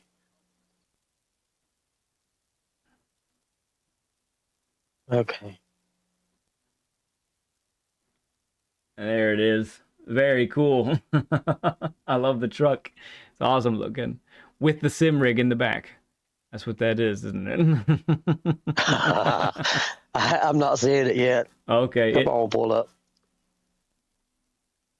Okay. Oh, and Georgia Peaches. Is that what that is?